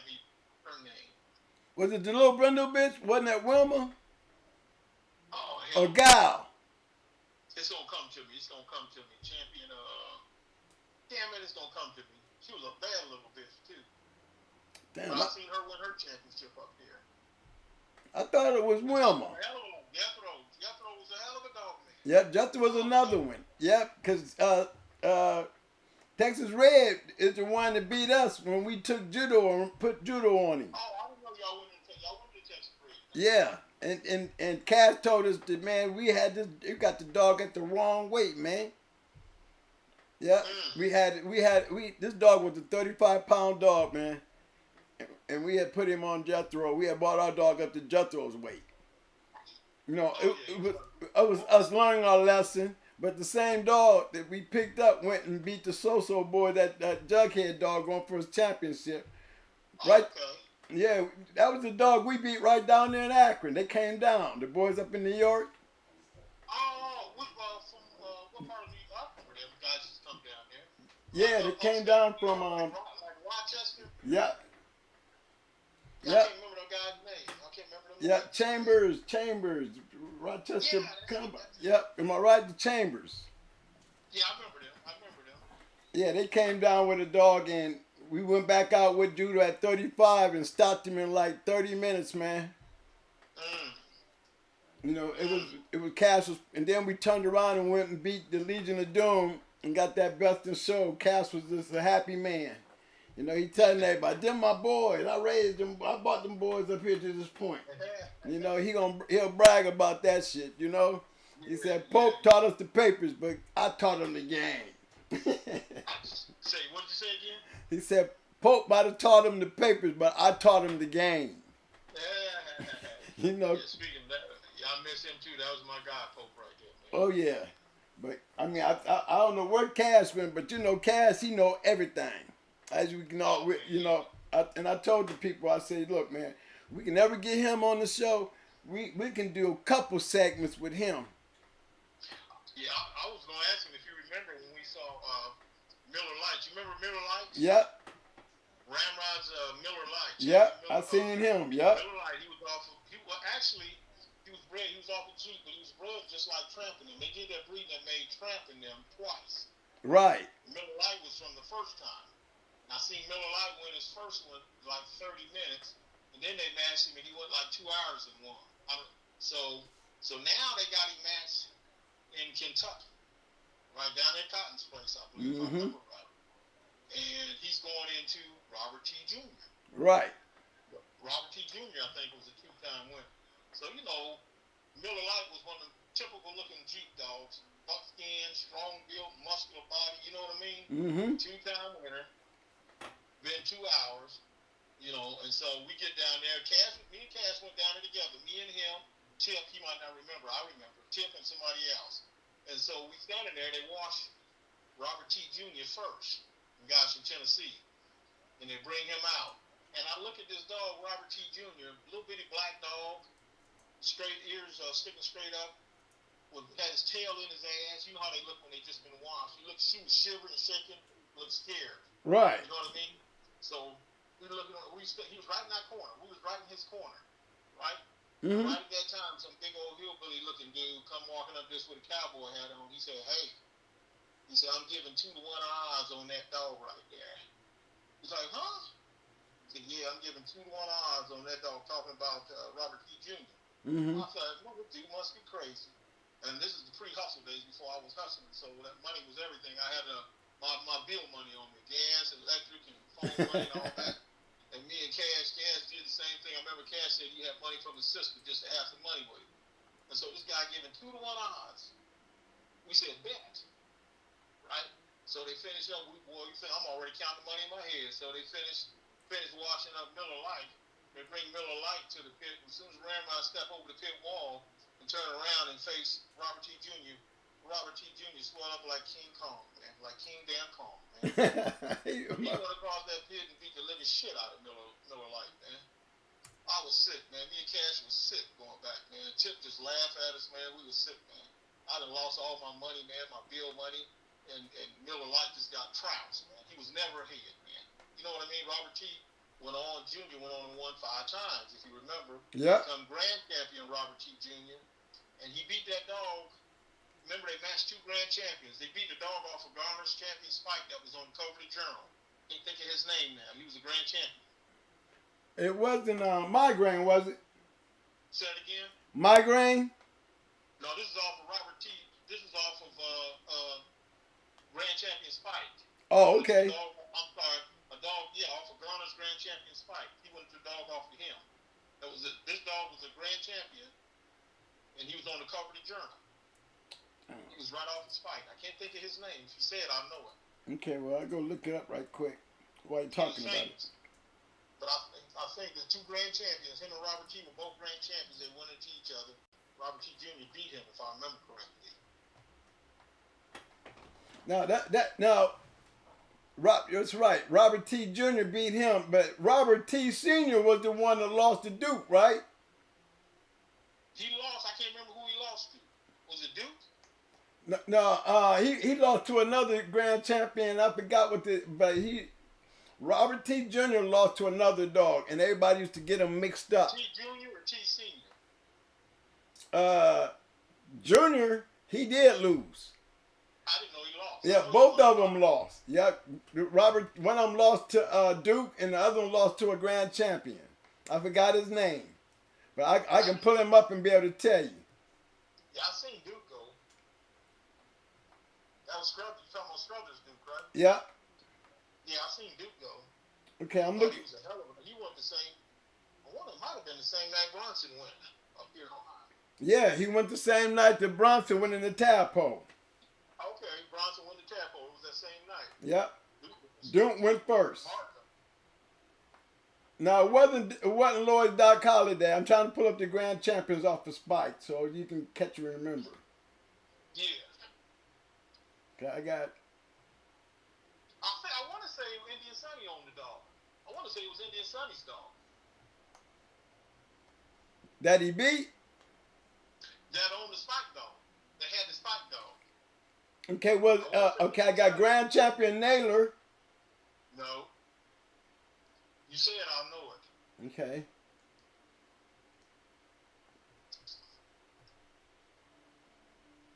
Let me see. Indian Sunny had the dog, I want to say. Because, see, there was an older, he's passed on now. In California, there was an older brother, Walter Wilson. He bred the Mayfield dogs. He was an old school dude, old school brother, good man. And he had pure Mayfield dogs. And he was like 70-something years old. I used to talk to him. And he called me one day and said he caught a case. He got to sell all his dogs. He said he shot Indian Sunny. He shot Indian Sunny. No. Yeah, he shot him. He shot Indian Sunny. He caught a case at 70-something years old for shooting Indian Sunny. And it was because this same dog that you're looking up, he raised that. He bought that dog, I think, from Garner and raised it up as a pup. Now, what deal him and Indian Sunny had, I don't know. But I think Sunny must have crossed him or something. It had something to do with that dog. He shot Indian Sunny behind that dog. Wow. Didn't kill him, but he shot him. And that's what he had to go to jail for? Yeah. I don't know if he went to jail. I don't know what happened. What was the outcome of his case? Mm-hmm. But he was about, man, he was like in his 77, 75, 78 years old. Damn. He shot Indian Sunny. I remember when he called me, said, son, I'm selling my dogs. He had a dog named Wilson's Nurse and Wilson's Surgeon. Pure Mayfield, pure Mayfield dogs. He was selling them all. Buffalo might remember. I can't remember. Buffalo knew him well too.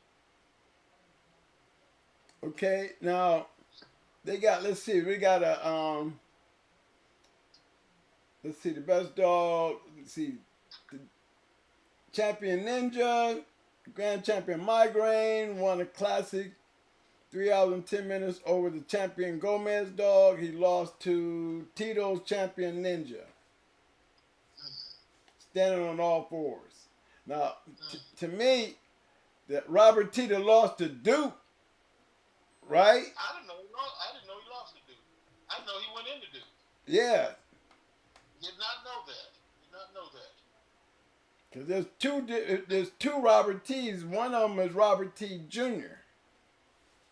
And then the other one was Robert T. I knew Robert T. Sr. had lost. Yeah.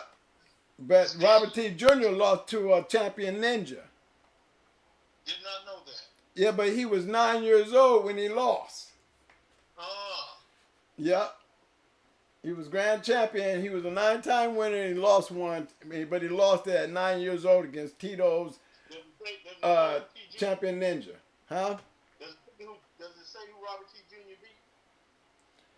Yeah, got a couple of them. They said they got Holtz grand champion ADAP, grand champion Migraine, champion China, and champion Gomez in 3 hours and 10 minutes. That's junior. You're talking about junior, not senior, right? Right. Well, see, to me, remember, Migraine was in Cleveland. Yeah, Migraine is the one who lost to, or went into Robert T. Sr. That's right. So this is why, I mean, I'm looking at this thing and I'm saying, see, they got these Robert T's mixed up because I know Robert T. Sr. is the one that went into Migraine because he's the same one that went into Duke. So they got Junior here going into at least one dog that I know that Robert T. Sr. went into. So I don't know, whoever put this pedigree in, they definitely put it in. Right. Yeah, they put some wrong information up there. Yeah. Because, and both of them. I didn't remember Robert T. Jr. losing. I know he was a grand champion and he went into another grand champion that was off of Garner's Spike. And I can't remember that doggone dog's name. But the dog I'm talking about, the Spike dog, the Garner dog, was on the cover of the journal. I remember that. The dog that he beat? I can't remember who won that. I think he beat that Spike, that Garner dog. The Garner dog was on the cover of the journal. Well, yeah, he definitely beat him because he didn't lose until he was 9 years old. Okay. You know what I'm saying? Yeah, he lost to champion Tito, standing on all fours, but it don't say that he was 9 years old. It said it in his other pedigree that he was 9 years old when he lost that match. Okay.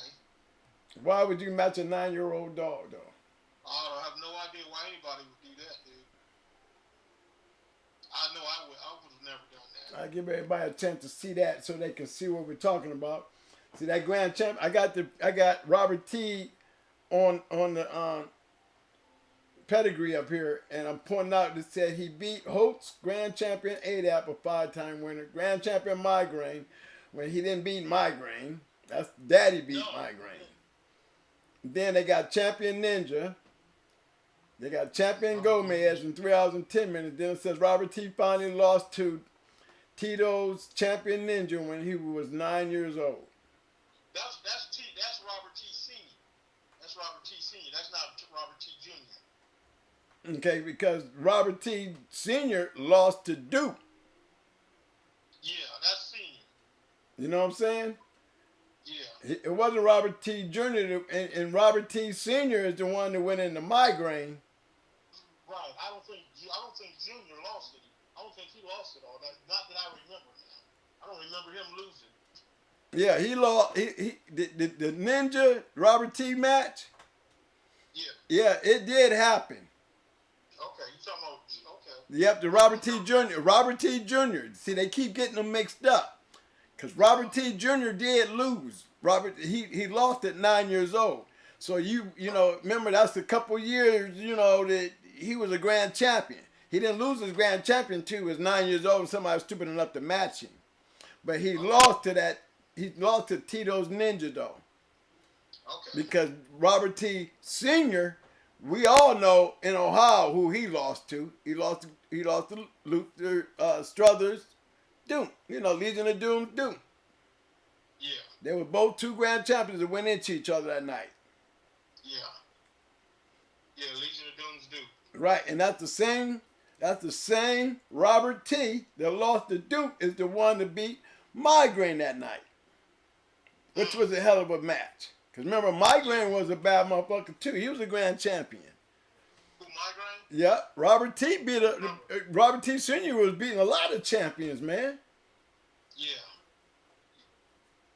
Yeah, I remember Migraine.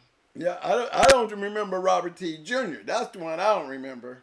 You know, I remember Robert T. I remember him simply because, like I say, he beat Ramrod and them up down in Kentucky. He beat Miller Lite that night. Mm-hmm. Matter of fact, we was down there that night when he beat Miller Lite, Mike. I didn't hear you. I said we was down there that night that Miller Lite lost. And we was in Kentucky. Yep. Remember, we had gotten into a car accident, and Fat Stan was the one that took us home. We got into an accident in Columbus. Really? Yep. And got there, and Miller Lite was he had lost that night. He was a champion too, wasn't he? He was a champion. Yeah, he whooped Miller Lite's ass, man. Yeah, he ran through it. Yes, he did. Yes, he did. He whooped you, man. And like I say, we lost that money to that guy. That guy walked up and gave us 2-1 odds, and I was telling that story to somebody a year or two later, and they was like, because they was talking about Robert T. Jr. They said, yeah, they lost to Robert T. Jr. They said, yeah, man, that same guy got us too, man. So somebody from Tennessee know who that guy is, the cowboy. Yeah, he traveled with them Buford Adams and them guys, man. Yeah. You know what I mean? I don't know who he was, but he got us good that night, boy. Hey, but them boys. They had a level of dogs that was something to talk about, like Grand Champion Sable. Oh, yeah, Sable. You know what I'm saying? Grand Champion Sable. Yes. Which we had one off of that. You know they bred Satan and Sable. We ended up with one off of that. Yeah, I had one. Okay. Mm-hmm. Well, my cousin Mike had one. My cousin Mike was from Miami at the time. He's from Miami. He lived in Cincinnati now, but he's from Miami. He was living there, and him and Bradley had hooked up too. They were tight. But Mike had bought that dog from somebody, I don't know who, and he sent him to his partner Lonnie. Remember Cash Money Boys in Indianapolis? Yeah. Uh huh. Yeah. Okay. Well, him and my cousin were partners. We beat them 3 times. That's another story. But they had a Satan dog, and we matched into that Satan Sable dog. With the dog, we had a dog off of Shy Boy. Remember Shy Boy? Yeah. Okay, who was off of Jeep and Cricket. Well, we had a dog off of him that we won with, and we matched into that Satan Sable dog and beat him. But my partner liked that dog so much that he bought him. That one that we beat, and when we took him and matched him into Kenny Gaines.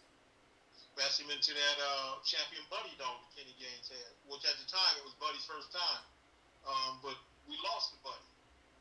Yeah, but Buddy went on and won eight matches after that. But that Satan Sable male we had lost to the Buddy dog. Oh, okay. Mm-hmm. We had bought him. We never did nothing else with him. I think he passed on right after that. Yeah, I had Reva. Okay. Yep, she was off of Satan and Sable. Satan and who? Sable. Okay. Suburban Pulse Sable. Yeah, I had one. Yeah, they were big dogs. Yes, yeah. I had Satan's little mate brother. Okay. I had Timex. Bush got mad over a woman and came and poisoned him. Oh, did he really? No shit, man. Bush was shrewd. Over a chick, man. That dude was shrewd, man. Yeah, man. Yeah, we had a little incident. I used to call him the Black Jew. He's a shrewd joker. He is, man. He's a funny dude. I mean, when you say shrewd, I want to call him I always call him a snake. And then once everybody started getting jammed up, then I start calling him a rat, you know. Hey, I want to give a shout out to my man Solo Butt Connected coming in with a 5-piece. I also want to give a big shout out to my man Prentice Carr. He said he talking about PMP Potter's Grand Champion Naylor off of Spike. You hear that? And that was, he said it was Naylor. Grand Champion Naylor, yeah. Off of Spike. Off of Spike. He was the one on the cover. I couldn't remember the dog's name. I just knew the background behind the story that the guy had bought the dog, Mr. Wilson. Mm-hmm. Had bought the dog, the older brother had bought the dog from Garner as a pup, I think, and raised it. And I don't know what the deal was with him and Indian Sonny, but Indian Sonny had it because it was Indian Sonny mastered, but he shot Indian Sonny. That's all I remember. I remember he shot Indian Sonny. Didn't kill him, but shot him. Yeah, I remember that story. Yeah, I remember that story about Indian Sonny getting shot. Yeah, that was back in late 80s maybe, early 90s maybe. Mm-hmm. Probably early 90s, I'm guessing. Anybody got any questions on Mike? Hey, I got a question. Yeah. Did you ever get a chance to get something off of Miles? Off of Miles? Yeah. Man, oh yeah, dude. Bro, Miles had these champions, man, grand champions, man. Yeah, he had Flip Mode, champion Spook, I think that was his name. He was a full-time winner. He had Tyree had Jenna. Jenna was off of Miles and one of our females. She won like 6 or 7, dude. If you ask anybody in West Virginia that was around Tyree, they know Jenna. She was famous down there. Had a whole bunch of winners off of Miles, man. Just a whole bunch, man. But what the thing was, at the time, we had so many.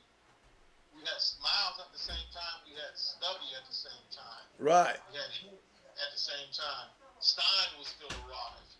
We had Monkey Man. Monkey Man was off of Bailey's Red 8. A red boy dog. Lil Jefferson bred and racist dog. But we had him around. Champion Cody. Cody was off Fierre's champion Spark Plug, the registered merit dog, if you're familiar with him. Yep. Bred to a pure red boy bitch. And I conditioned Cody for all hers. All 3 of hers. So we had all them dogs. We just had so many. And then you know how it is in the city. You limited on space. Right. So we could just do so many breeds, man. But so we didn't just concentrate on breeding one dog. But I always tried to make sure that I kept my nigger stuff pure.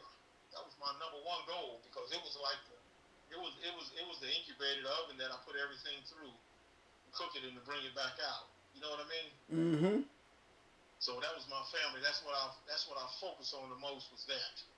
And but I took pride in breeding dogs. You know what I mean? That was my thing. I love conditioning. I love breeding dogs. So that's the thing. I watch your show all the time. I mean, I listen all the time, man. Like every week, every Tuesday, every Friday. Sometimes I don't listen all the way through, but I listen always. But I never say nothing. And I know you guys talk about breeding and different things all the time, right? Right. Mm-hmm. So let me ask you a question. Yes, sir. What is a game man? Now, before you answer that, let me say this. We know what a game dog is, right? Right. We know what a game dog is, what a dead game dog is. We don't even have to say it. We already know what it is. But what is a game man? Game man is about as game as his dog. Me, I feel like I'm a game man. Give me specific. Like what do you mean? Like, give me. A game man is one that strives regardless with all obstacles in his way, and all the letdowns and all. He still keeps scratching. Right. He always gonna scratch to win. Ain't that what y'all taught us growing up, boy? You always scratch to win. You're gonna have them hurdles because we learned the hard way. Remember, we was getting beat by everybody when we came up from the Carolina until y'all got us right, because y'all gave us a chance to know what it looked like. We know what the dogs look like that y'all was using, because these are the dogs that y'all was winning with. I need these kind of dogs. Y'all never stop. Proof of what you're doing now. You still scratching right now with what this podcast every Tuesday, every Friday. That's right. But here's what I'm getting to. Go for it, big bro. We know what a dead game dog is. He's dead game because he's bred. That's the way he's bred to be. That's what we breed him to be. See, there's a reason that a 55 pound American game bred dog can whoop any breeder dog out there.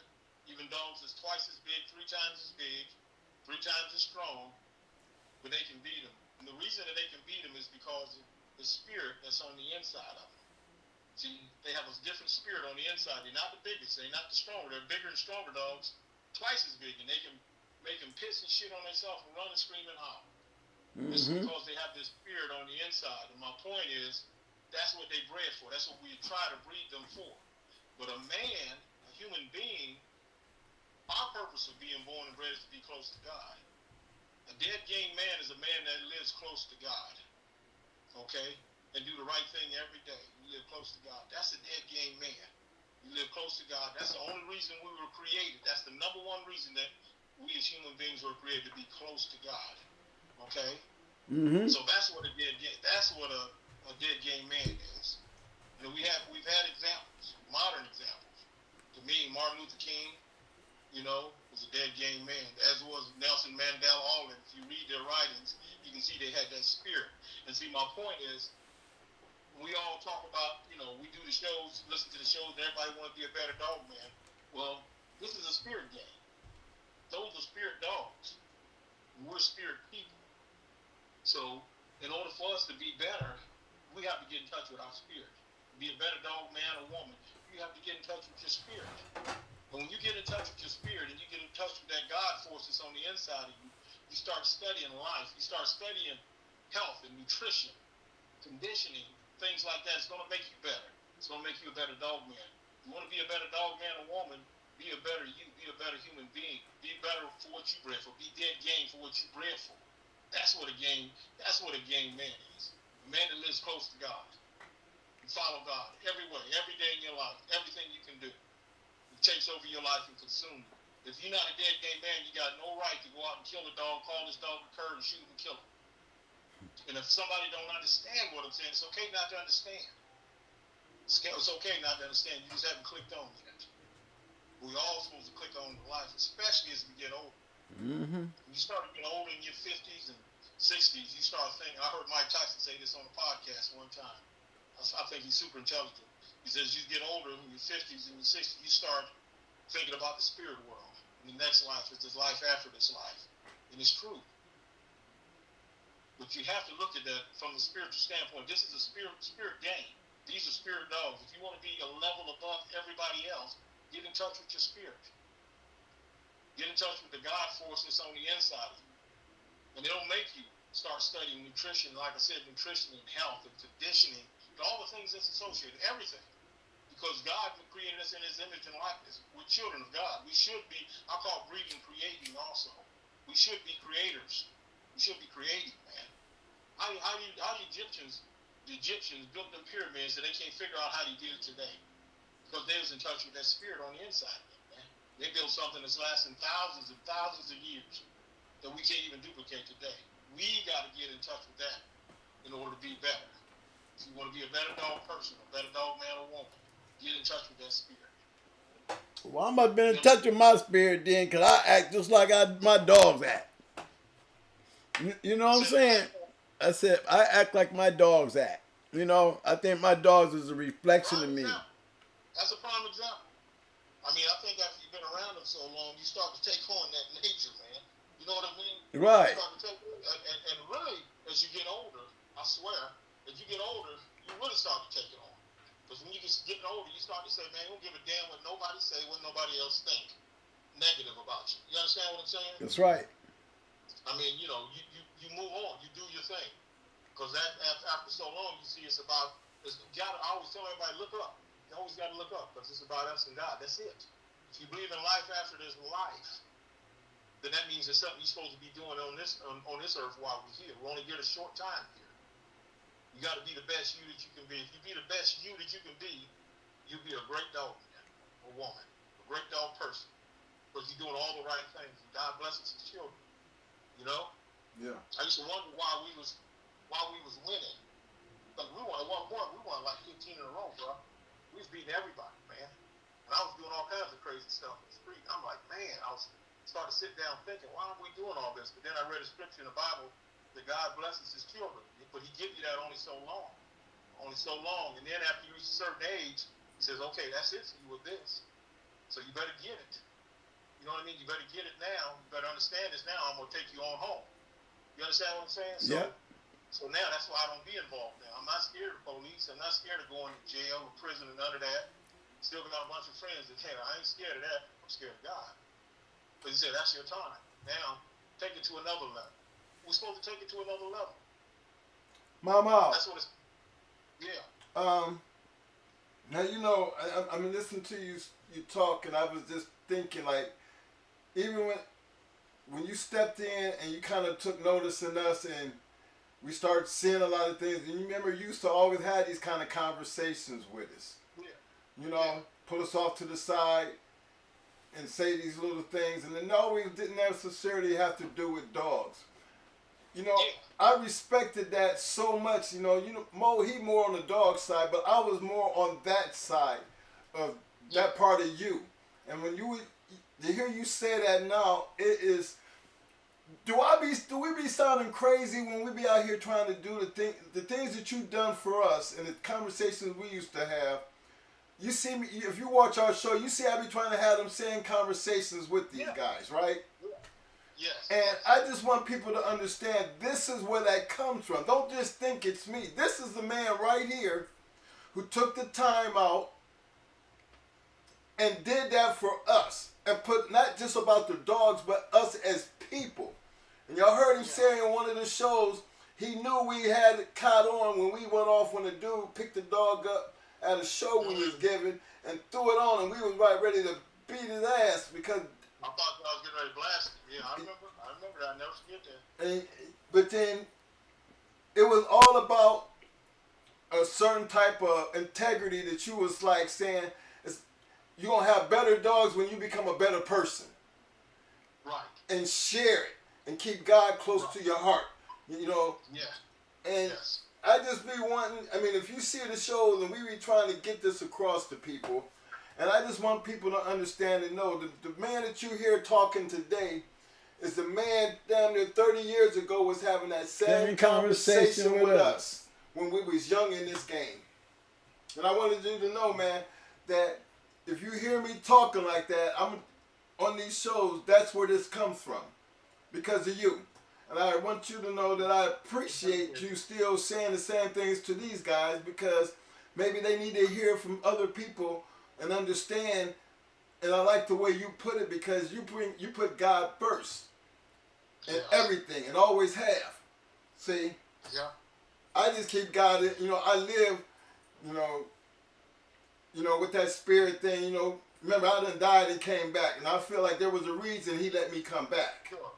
Sure. So, Sure. In the tone of understanding, like I'm over 60, and then you start really thinking about that other thing, like you were saying.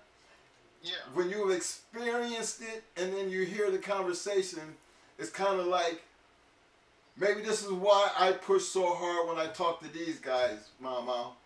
Because I remember this same conversation when I would think I was about 23, 24 years old, and you said the same thing to us after I think Jeffro kicked our ass.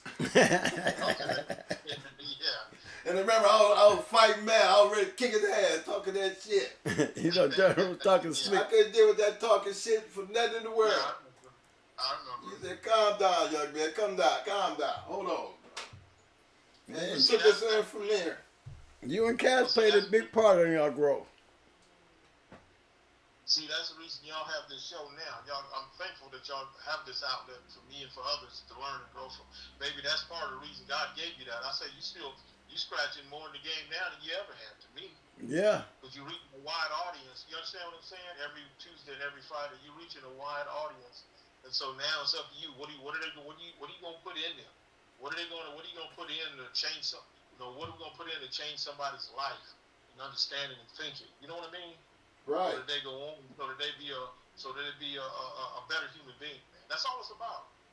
Because we're all going to pass one day. So what happens after that? You know?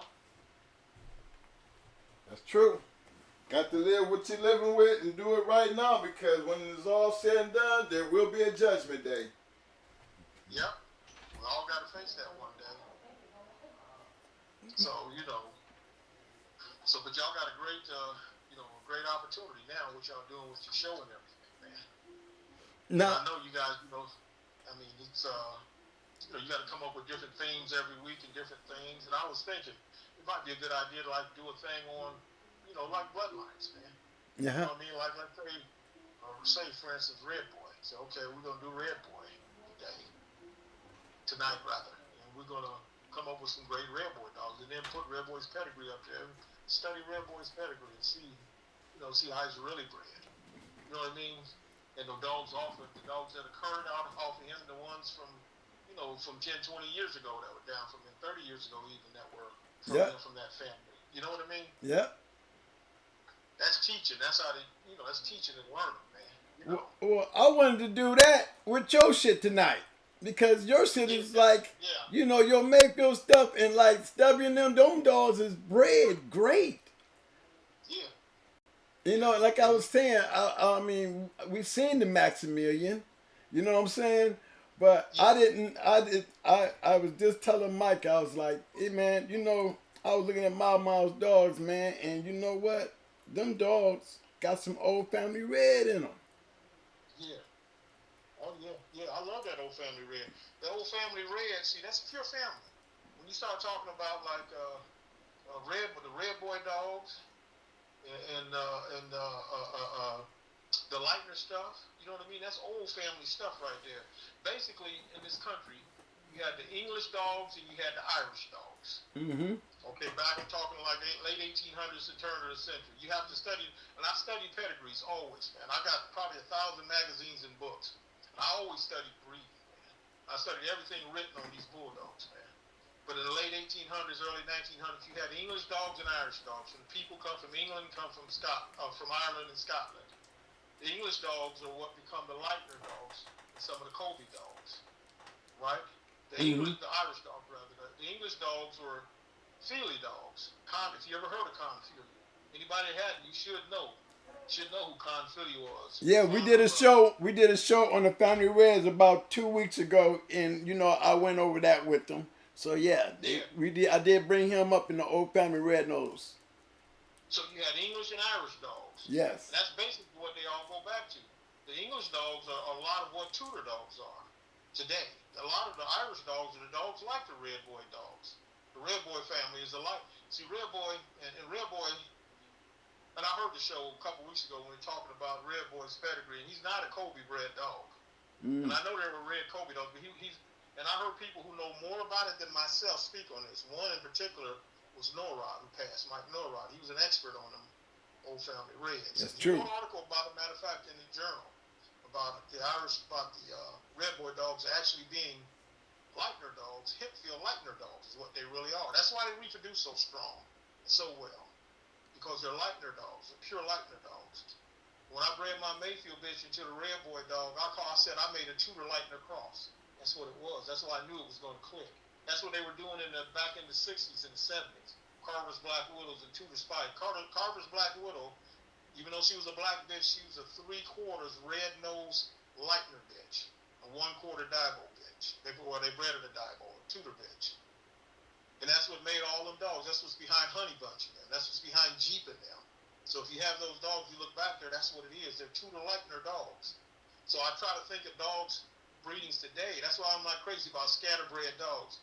When I look at dogs today, I try to see, okay, what are they? Are they Tudor dogs? Are they Leitner dogs? What are they? Yeah, they might be up front, Colby or Carver dogs, or you name it, even Mayfield dogs or Kirshner dogs or whatever, but they're actually English dogs. They go back to the English dogs that were imported over here from England. So how do you improve upon that? You're supposed to improve upon it. Everything is supposed to get better. They don't make the same cars now that they made in the 1920s and 30s and 40s and 50s, 60s, 70s. Everything is improves and get better. Same with the dogs. So who's going to step up and really, really breed and produce? But you got to understand breeding in order to take it to another level. To take it to another level, you got to inbreed on that Dibo gene. And like I said, the purest and the cleanest Dibo gene out there is the nigger alligator dogs. That's it. That's the purest, cleanest gene out there. The Eli dogs, when you talk Eli and different dogs, Midnight Cowboy dogs, whatever, Rascal dogs, they're Dibo dogs also. They're cousins. They're cousins to the Mayfield dogs. They're cousins to them. But the Mayfield dogs are the pure of the group. So you take them dogs and you breed them back up in the oven. You put them in the oven, in the royal family, in the Mayfield dogs. You put them in there, and what comes out is going to be unbelievable. I know because we did it. We did it, but we always got stuff happening. You know what I mean? Right. Police and different things, and you know what I mean. We've been through it down here, bro. Oh yeah. We've been through the damn ringer. You know what I'm saying? Oh yeah. You know, I know, cause I was that's home. SWAT, all kinds of shit. I mean, we've been through it. You know what I mean? We had our days. I didn't play Joe Marine several times and got away, but sitting out there in the woods watching everybody getting locked up. Oh man. You know what I'm saying? I've had those days. We've all been to jail for loving these damn dogs. You know, I went to prison here in Florida for them. You know? But that's cool though. That's a part of our journey. That's a part of stuff that makes us who we are today. Yeah. Who knows? Maybe I always say he put us there because maybe he was protecting us from something else. Because who knows what might have happened in the street. But I know we used to go out on missions, all kinds of stuff. Bro. Yes, sir. I'll tell you now. Yes, sir. You know the guys that used to be with me, man. Yes, sir. Yes, sir. Yes, Yes, sir. sir. Come on, man. We used to go on some mission. Load up the van, everybody strapped. We gone, man. You know what I mean? So, God, you know, he put me away to protect me.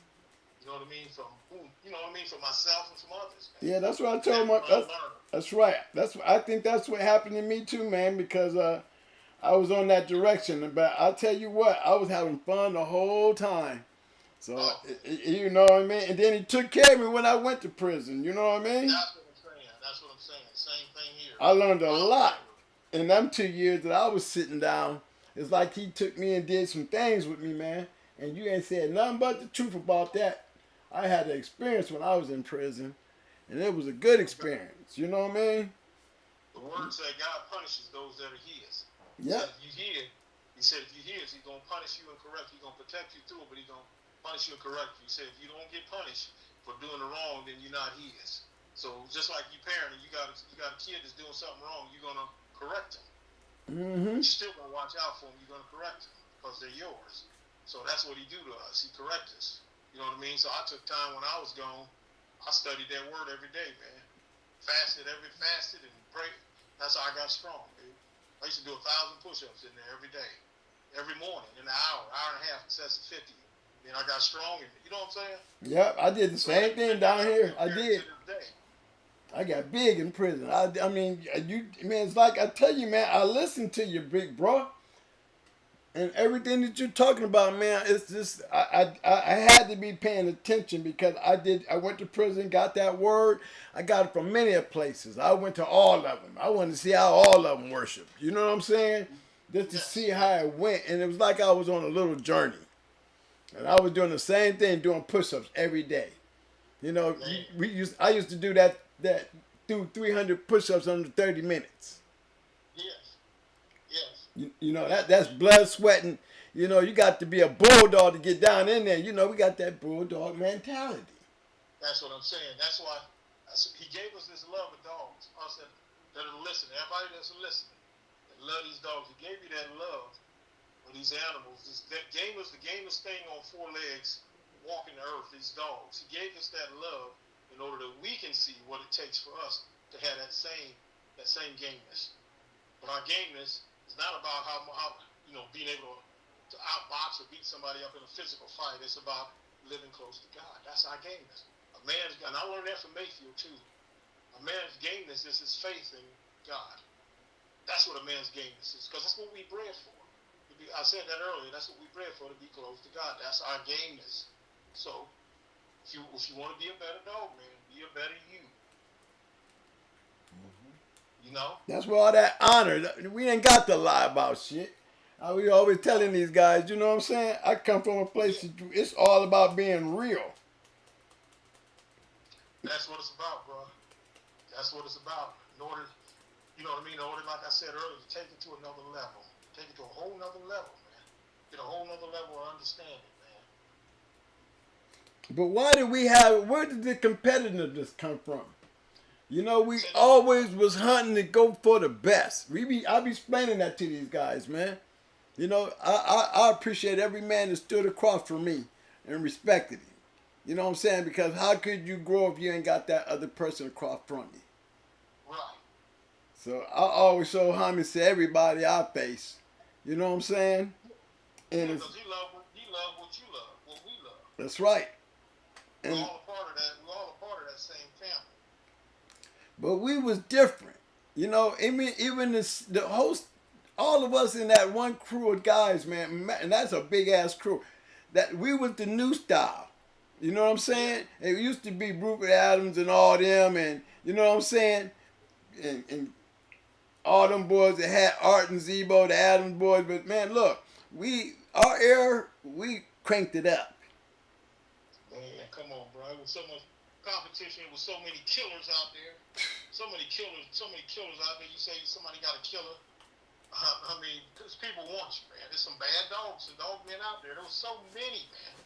So many bad dog men out there, man. I don't know what it's like now, but I know now guys are going to Mexico, buying dogs from Mexico and from Europe, importing dogs. Well, we never had to do that because we was right here. So I said we was, competition was so strong here, we never had to do that, man. Yep. We was the ones, they was importing dogs from here. And all they doing is importing them back to us. That's what I'm saying. I don't get that, man. I said, what's going on with the game now that they have to buy dogs from Mexico? And don't get me wrong, there's always been great dog men and dogs in Mexico. But here also. I don't know what's going on now that they feel like they got to go there to get one. Because a lot of guys I heard do that now. Yeah. And, to me, that's crazy. That's crazy to me. Where the breeders at, man? Where the breeders at, man? Who breed dogs, man? Who know how to breed? You know how it was. You look in the 80s and the 90s in the journal, man. There was so many fantastic bred animals in there. It was unreal. I pointed out every show. I said, we ain't seen a bum champion yet. We have not seen a bum. I said, we have not seen a bum champion yet. All champions that I've ever pulled up are great bred dogs. Yeah. Man, there was so many of them. We mentioned some of them tonight. Yes. Grand Champion Bronson, I seen him go 3 times. Phenomenal dog. I think he went Fat Bill condition. I think he went 3 hours or something. His last one. Phenomenal dog. Yep. And there was Champion Spider off of Tramp.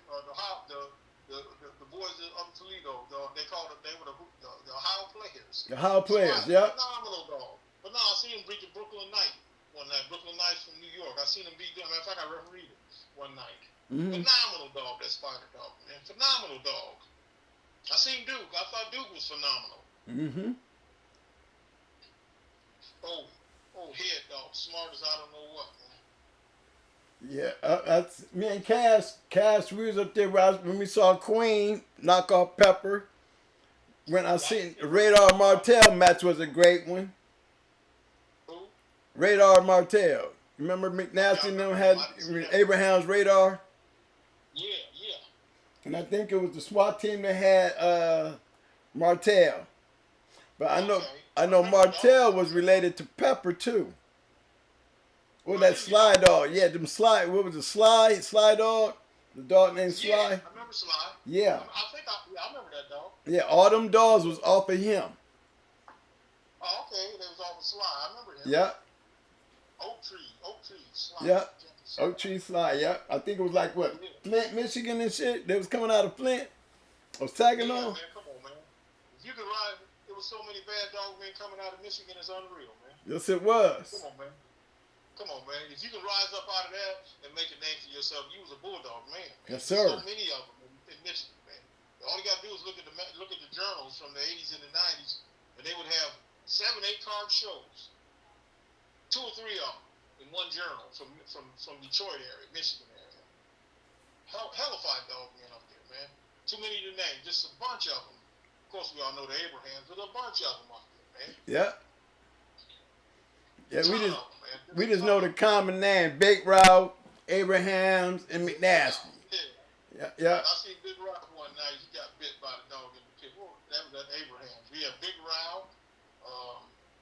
Man, it was a bunch of them, bro. Yep, Pepper and them. What's the name? Had that Clyde the Undertaker dog, Champion Clyde the Undertaker, that Bulls dog. Yep. I seen him go that night. He had one blue eye. Bad little dog, man. A whole bunch of them. Suburbanite Paul, Grand Champion Sable. Yep. The SWAT team. The SWAT team, Grand Champion Flash. Yep. Can't forget no. I think we had a couple dogs off the Flash here because them and Little Jeff were real tight. Right. And you can't forget Lil Jeff and them either now. Oh, Jeff was bad. Jeff was bad, man. Jeff was a real boy expert, man. Yes, he was. He knew how to do that thing, man. Put it together. Smart. Tough. We were partners, man. Me, him, and Tip. We was partners. Me and Jeff used to talk every single day on the phone. Every single day on the phone. I used to know his number by heart, man. We was really, we started doing things together. We would go by CCM Kennels. Some of the matches in the journal say CCM. It was Chicago, Columbus, and Michigan. Because one of the guys was from Michigan. Hockey Man was from Michigan. Mm-hmm. Remember the Hockey Man? Yep. Hockey Man. Yep. Yeah, he was a part of us. So that's where the CCM come from, huh?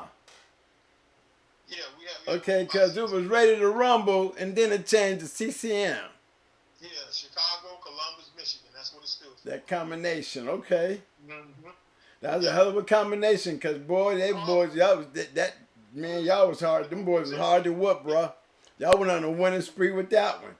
I'm going to tell you what broke it when they ran into the Mayday dogs. Remember he came down and went in the Twisted. And that was that last part again, that first part again. I didn't hear the first when they came down and went in the Twisted with that Beetlejuice, son of Beetlejuice. Little Jeff did? Yeah. I remember he had them dogs, Yeah, that's why I bred the Beetlejuice. You remember Storm and Norman? Yeah, I remember Storm. Yeah, I had that. He got that little bitch from him, made her a champion off of Whistler. Yeah, Champion Whistler, the red boy dog. Yep. Yeah, I got it. Champion Pretty Mama was off, and that's where I got her from. I lost Brat's little mate brother because Norman stole her. Did he really? Yeah, he stole it. He stole little Mayday. Kind of quiet dude, little Storm and Norman. Yeah, he was. They told me too late that he was like that, but I ended up keeping Pretty Mama and bred her the Beetlejuice and got some badass dogs. But the reason why I bred the Beetlejuice, because I saw that puppy, this young, he went on Young Dog. I saw him going to Twisted. And Twisted was off of Mayday. And Barracuda fought that night too. Matter of fact, Triple M was the one that hounded him and conditioned him. Oh, really? Yeah, he went in the Barracuda with the dog. David Tank gave it to Supernat, and Supernat sent the... I remember that. He sure did. I remember that. and they went in the Barracuda. It was a good match, but man, you know that level of dogs. You know what grand champion, what it takes to be a grand champion. Yeah. You know what it takes to be a grand champion, and he was that. He was just that dog. Okay, he was a machine, and you know, and I put that on a lot of those Mayday dogs. You know, they didn't get great because of one dog. They were all good dogs. You know what I'm saying? I had dogs off of Mayday, dude. I had the grand champion Hans dog. I had his littermate sister. Grand champion Hans' littermate sister, and I also had there was a guy here in town who was he got tight with Victor, and he had Mayday's sister, Madonna. I told him Madonna was in Ohio. Yeah, she's right here in Columbus. See? And he bred Madonna to Mayday. He bred Madonna right to Mayday. And I remember he had them pups when I first met him. He had pups. And long story short, I ended up with the bitch off of that, off of Mayday and Madonna. I had that bitch, man, and he caught a case and got locked up, and I had her, and that bitch would not stop barking, man. That bitch bark. I couldn't stand it. I can't stand no barking dog. Mm-hmm. That kept to bark. And so I said, all right, bitch, I got something for your ass. And I had a black bitch. It was a Miles and Tramp bitch or something. Grandma Tramp bitch or something. I can't remember. She was bad. I said, okay, I'll never forget. I was getting ready to go out somewhere that night. And I had my clothes on and everything. But that bitch would shut up, man. So I let him go. Figured to let him go a little bit and get tired. Man, I couldn't get him separated. Long story short, I ended up getting separated a half hour later. That Mayday bitch had destroyed that bitch, man. That destroyed a really, really good dog, man. I mean, destroyed it. We took it to the vet. Cost me like a couple $1,000. I sent my partner in there to go get her, Marvin. Marvin was the one who worked Tornado for a mattress. He come back out because I thought the vet was trying to pad the bill. I said, man, go get that bitch, man. I said, man, go get her, man. He come back out and said, bro, I don't think you want this bitch.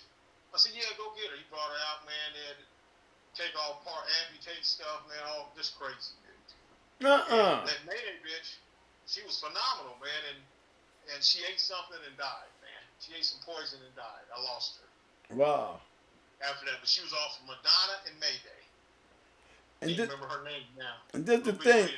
We were the first ones to bring that Mayday shit through Ohio. Yeah. Didn't nobody even know who Mayday was when we had Bratton them up there. Yeah, I remember. Now the Hans bitch I had, his sister, police took her from my partner who was keeping dogs. They took his whole yard, including Miles's brother and a whole bunch of other ones, about 20-something dogs. And that's how we ended up losing her. But she comes from New York. Spanish guys from New York that drove her up here to me. And I bought her. She was Grand Champion Hans's littermate. I was going to breed her into my stuff.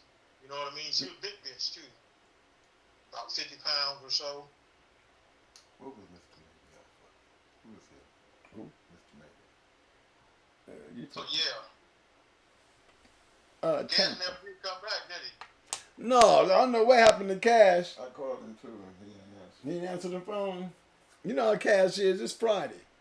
Yeah, it sounded like he was eating, too, so. And then they didn't legalize weed, so. Yeah. You know. Here in Ohio, it's about to get crazy here. Yes, sir. Yes, sir. It's about to be off the chain here with that, man. It's going to put a whole lot of brothers out of business, though. Hey.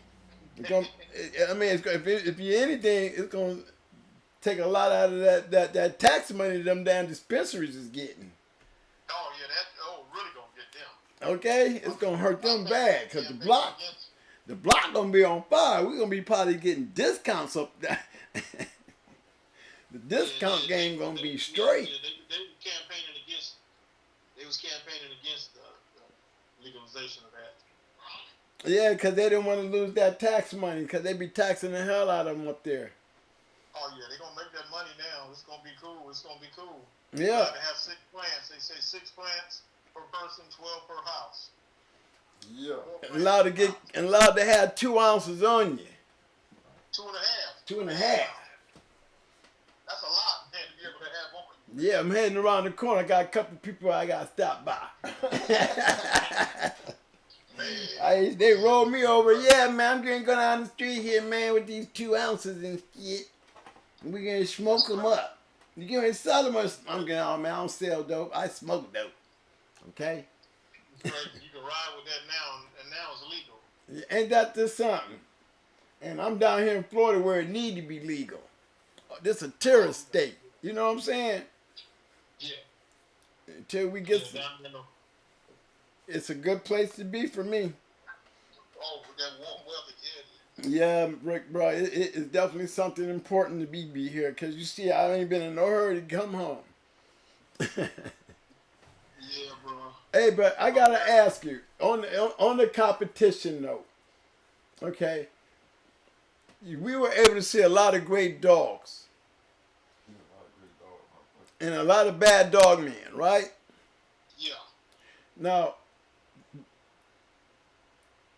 is it any way possible that you can literally be in a dog game and have some great dogs and go unnoticed? Man, I don't see how, dude. That's what I said. I don't see how. That's exactly what I said. I just did a show on that Tuesday. That's why I wanted you to come on the show. It's about, especially even nowadays, it's impossible. Impossible. You can't do shit and go unnoticed today. You can't do nothing. You can't do nothing on your, hang around your house and go unnoticed. You got cameras and phones and portable cameras for your phones. You know what I mean? They record everything. No, it's impossible, man. Impossible, man. And if you had a good dog, the way we ran, we would find you. Am I right? If you wanted to be found. I said, if you had a good dog, if you wanted to put your dog out there, people like us would find you. Am I right? Yeah, yeah. Because we come. I'm searching you out. And that's what the game was about. That's why I was telling guys, no, they went unnoticed because they didn't want to be noticed. Yeah. Because we thrived on competition. Yeah, I mean, every now and then you have guys who are, you know, different rural areas, and they will just mess with a couple people, but somebody knew about them. Right. The people they were messing with knew about them, and then, of course, them people talk to people. So, I mean, you know, but, I mean, it's impossible for you to be out there like that and have something and not nobody know. No.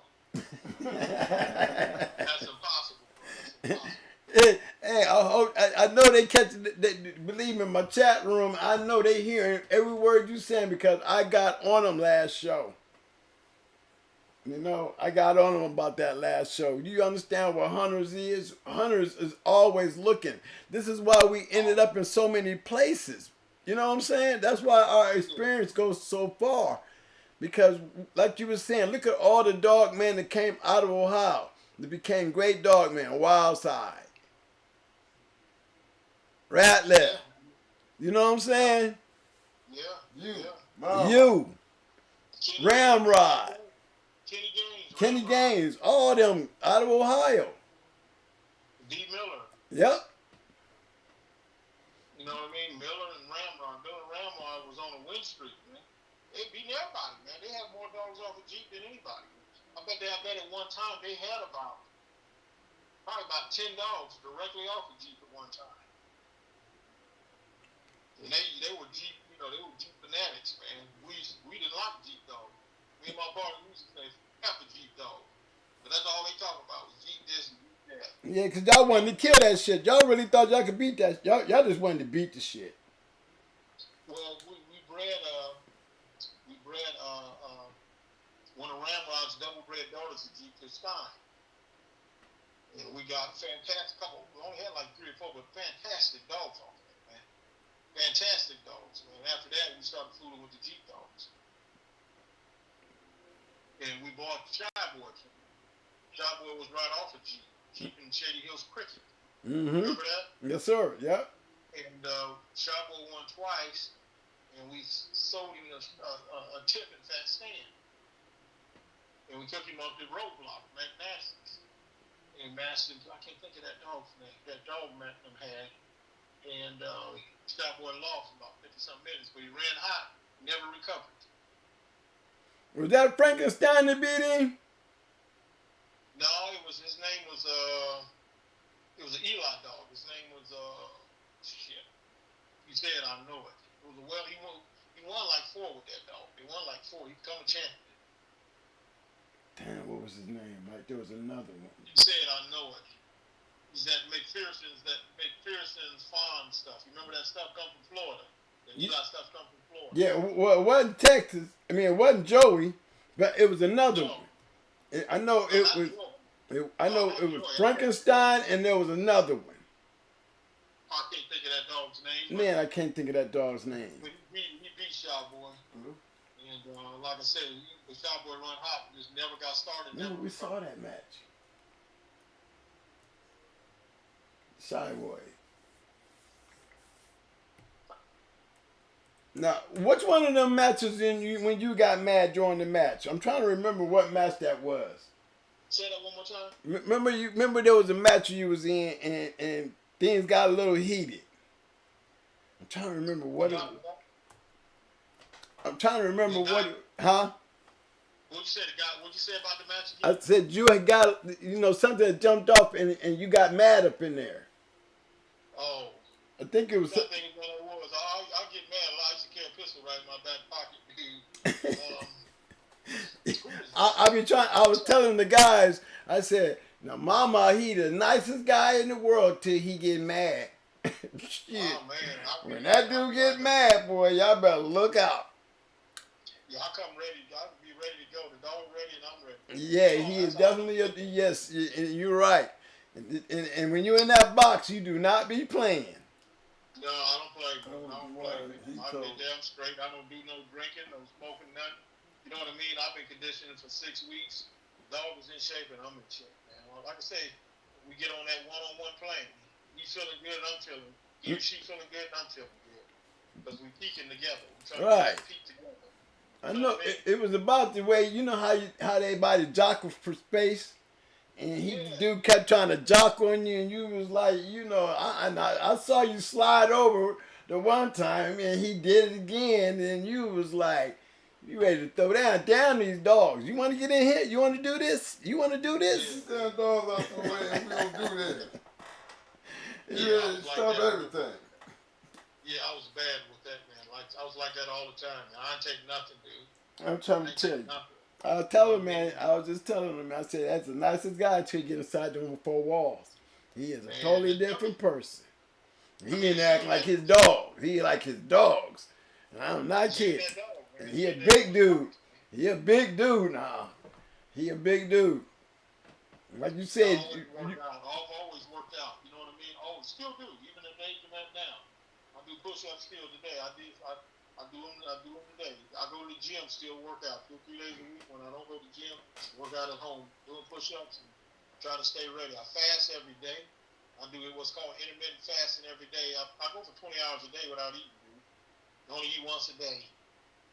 So I'm saying that's how you get control. Go without eating and see if you don't get in control, come in contact with your spirit. So I go for a whole 20 hours without eating. I drink juice, like maybe beet juice or something like that. I know that don't sound good, but I drink beet juice and a couple of different juices, but I don't eat anything. When I go for 20 hours a day without eating. If you ever get real sick, stop eating. Stop eating. Eat once a day. And then eat vegetables and fruit and stuff like that. You know what I mean? That's how you heal your body. Stop eating. Stop eating. It's amazing what it does for your system. Same thing with the dogs. You know what I mean? Mm-hmm. Let the dog go without eating for a day. Let your dogs go without eating for a day and a half. And watch how they be on that chain. Watch how they be on that chain. Looking at that house. Looking for you to come out that door. Mm-hmm. You know? I used to do that with all my dogs, man. Let them go for a day and a half. They were healthy and strong. And then the day, I'd always make it that it'd be a Saturday night when I'd feed them, because, that's when most of the time when things takes place. Mm-hmm. And then I would come out, I'll go to meat market and get them big old beef knuckle bones. Right. And on Saturday night, after a day and a half without eating, I'd toss each one of them knuckle bones and watch them go to work, man. That's how you get control of the spirit, you know what I mean, of an animal. That's how you get control of the spirit, man. Conditioning, man. Conditioning mind, man. Get them in the right mindset, the right mind frame. You know what I mean? Mm-hmm. The last thing you want is to bring them in something fat and eating every day, 3 times a day. Same thing with humans. We ain't supposed to eat 3 times a day, 4 times a day. It makes you fat and lazy. It makes your mind fat and lazy, man. Comfortable. But go without eating for a day and see how much you get in contact with your spirit. Go for a day without eating and watch and see how you feel. Watch that next day about that 24th hour, how every sense is alert in your body. You're really in tune with your spirit when you do that. Well, you got to do the same thing, man. Mm-hmm. That's how you get control of their mind. You know what I'm saying? That same type thing. The reason that I started fooling with Mayfield, though, is I read an article Mr. Mayfield wrote way back in the day. It was called cat meal conditioning. Cat meal conditioning. I'd never seen a Mayfield dog, but I'd seen the pedigrees, but I saw that they were family bred dogs, but I'd never seen one. And he wrote an article called Cat Meal Conditioning. He described how, you know how you have like a lion and coyotes and wolves and they're out there hunting. They're making that hunt. Mm-hmm. Every day they're out there hunting. They're out there hunting, right? So they don't make a kill a day. They get up the next day, they go hunt. They don't make a kill. They go out the third day, they don't make nothing. Make no kill. Each day their body is getting leaner and leaner and leaner. Go without fasting and you can understand the mind conditioning that I'm talking about. Each day their body's getting leaner and leaner and leaner. They go out the 4th day, nothing. Maybe even the 5th day, they don't get nothing. Now it's been 5 days without food. Their body is lean, their minds is sharp and aware of everything. Now they got to go out today and they got to make this hunt, make this kill to survive and to eat, to live. The instincts take over. Mr. Mayfield said, that's where you want your dog to be when that referee say face your dogs and you turn him around on that pit. That's how I used to look at it then. I'm not telling nobody to do nothing illegal or do this now. But that's how I used to do it then. When that dog, you turn him around, you want him to see dinner. You understand what I'm saying? Mm-hmm. That's how you want to get that mind. And you can do it if you get in contact with your own spirit. That's how I used to look at it back then. Mm-hmm. Hey, I got another question for you. Yeah. In all your years, what's the funniest thing you experienced in the game? Wow. The funniest thing? Man, there's been a lot, bro. There's been a lot. I know my dude Ramrod, Ramrod stay in Dayton down there. And it's like a straight shot down 70 to go to Dayton. We used to roll in each other, matching each other. In the middle of them was our competition. We was always cool. And there's a point when you cross on 70 and you come into Dayton, it's not even a river, but they call it a river. I think it's called the Mad River. That's what it is. It's called the Mad River. Somebody from down in that southern, they know what I'm talking about. There's a sign right there on the highway that says the Mad River. You're crossing the Mad River. It ain't nothing. It's just a little creek that runs underneath it. It runs into a river, but it's called the Mad River. Mm-hmm. So I call Ramrod. I say, hey, man. I said, I'm about to cross that Mad River, dude. I said, if you tell me you don't want none, tell me to turn around and go back, go home, and we still cool. But if I cross the Mad River, I say, you know what it is. And so, Ramrod was a white guy. I said, so what? He said, Ramrod said, bring your black ass on. You know what I mean? They bring your black ass on. And so we had a relationship like that. He passed too from cancer. I don't know if you knew that. He died a few years ago. Yeah, he died from cancer. But a good brother, good dude, man. Good dog, man. I mean, I've had so many different funny stories, man. One of my partners, we call him Hyundai. Everybody in Chicago, dogmen in Chicago know him Hyundai. We call him Hyundai. Chuck. Chuck's crazy. And he actually had the Hank dog, Miles' half brother. It was a 2-time winner. But we used to go to Chicago a lot. And we leave Chicago about 3 in the morning or so, coming home, and we let him drive one time, and we come in. It's a straight shot. We done made it many times. You go from Ohio, you go through Dayton, through Indianapolis, and then on to Chicago. It's a straight shot. Or you get on 65, pick up 65 outside Indianapolis. But we let him drive, and we would sleep. And it's about 5, 6 in the morning. We wake up, and I see a sign that says, what is that called? In Canada, some city in Canada, 30 miles. And I looked, I said, man, pull this car over. And I pull over, man. This dude had us almost in Canada, dude. In Michigan, in Canada. I'm like, man, how the hell did you get this far off course, man? We've done this a million times. He said, man, I was just rolling. Y'all was sleeping. I've got music on. I'm just driving. I said, if I hadn't woke up, we'd have been in Kennels. So his last name Walker, so we call him Wrong Way Walker after that. But I've had a lot of different stories, a lot of different experiences. I mean, I met so many dogs, just so many of them. It seemed like the time just went so quick. I met Fat Bill. I knew Fat Bill. Fat Bill used to come up here, remember? Fergie, I used to go to Fergie's. That's where I got schooled at, was in Erie, PA. Fergie, one of the top dogmens in the country. Ricky Jones was the king of the South, and they used to do all the shows there, but Fergie was the king of the East. And everybody from D.C. and Maryland and different places used to come there. You know what I mean? Yeah. Everybody used to come to Fergie's. And so that's why I got schooled in the dogs at big time. And everybody was there. Becker, Red Becker, you remember Becker, Red Becker, Yep. and all of them got nice. Yep. Bob Pitt, Grand Champion Country, Captain, remember the Captain? Yep. Captain America. Captain Bean. Yep.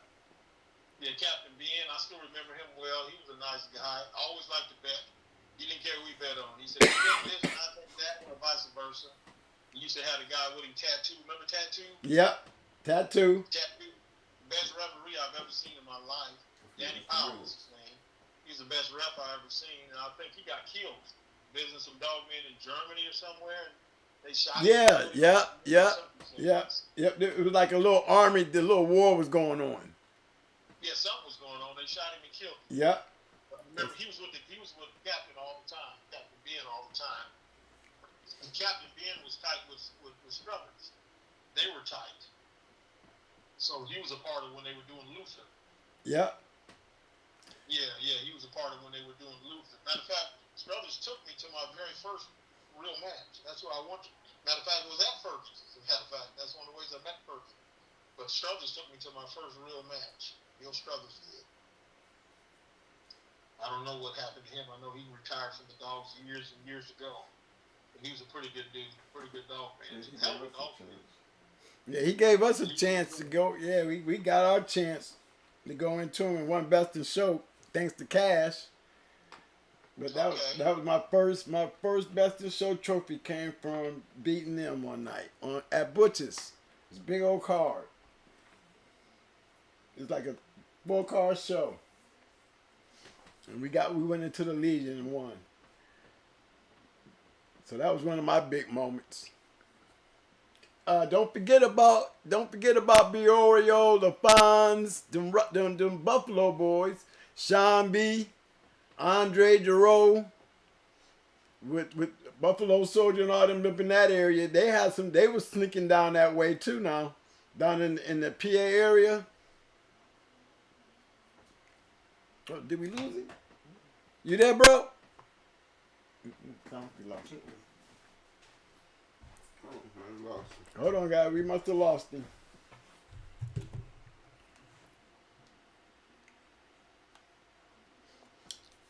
No. Did it go on blink? He must have. No. Okay, there we go. Yeah, he must have went on mute. What up, bro? I lost y'all. We lost each other. Okay, we got you back. I heard what you said. About Andre Giroux and Chamber brother. Who else did you say? Sean B with Champion Justice. Yeah. Yeah. Oh, who's that? Buffalo Soldier and all them. Yeah, Buffalo, my dude. That's one of my partners. We talk about once a week, Buffalo and I do.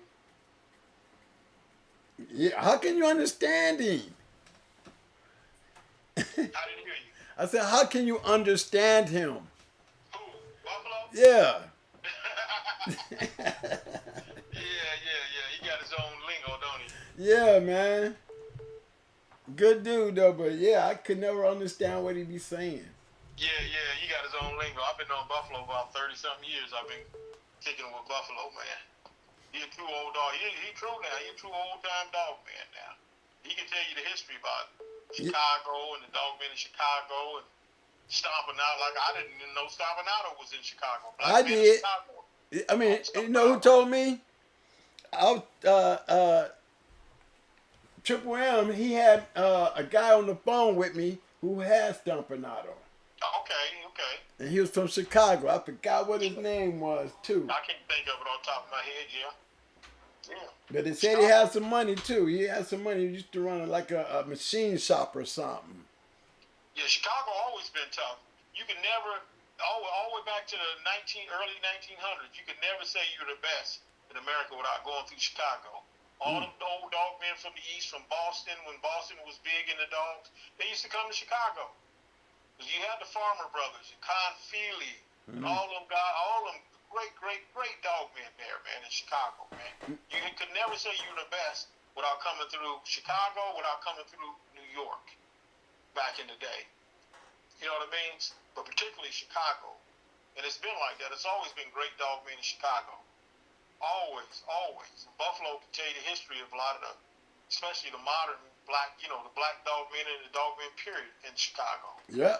Buffalo know the history. You know what I mean? Because Buffalo's from a generation before me. He beat Ricky, he beat Rebel Kennels, I think, once or twice, which were raw. Yeah. Yeah, he was a hell of a dog man. I've been knowing him for a long time, man. I used to go visit him all the time. But Chicago is where we used to go all the time, man. That was our stomping grounds. And I met a lot of them through Little Jeff, a lot of them guys up there. A lot of great dog men up there. Yeah, I remember Little Jeff fighting on ESPN. Remember that? Yeah, Yeah, Jeff was tough. He was a hell of a boxer, man. Hell of a boxer. I missed them days in here, man. We were pretty tight at one time, man. And like I said, then for a minute there, and Tip. You know what I'm talking about, Tip, when I say Tip. Yeah, I know Tip. Yeah, that was my dude. He brought me up in the street. Put it like that. Smart dude. Smart as hell. Smartest jokers. One of the smartest jokers around, man. Mm-hmm. You know what I mean? Smart. Got a business mind too. You know what I mean? Yeah, that's my hood brother. He's my hood big brother. He's the one that gave me my break. Pop me loose. But we was tight, man. Like I said, I used to know his number by heart and Jeff's number. We were all tight at one time. He had one of the Mayday puppies when I bred Brat back to Mayday. Yeah. Tip had one. He had the best one. They got loose. One of the dogs got loose and they fought all night. And both of them ended up dying. But yeah, he had one of my Mayday dogs, and he'll tell you that that dog was bad as hell. He got the best one. Yeah, he made a bunch of champions. Yes, he did. Yeah, he made a bunch of champions. He had some great bred dogs, man. But that's how we got Amber. We got Amber from Tip. Bought Amber out the box. She was losing that champion Stormy dog. What was she off of? She was off of Wrangler, champion Wrangler. Oh yeah, I remember he had them. Yeah. I remember he was messing with the boys in Kentucky that owned Wrangler. I remember that. Yep, he had Amber, and Amber was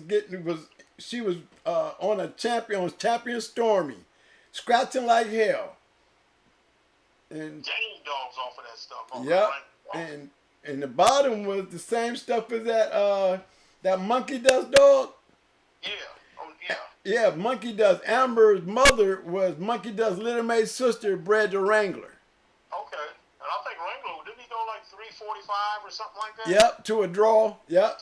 Yeah, 345. I remember what they call themselves, Bluegrass.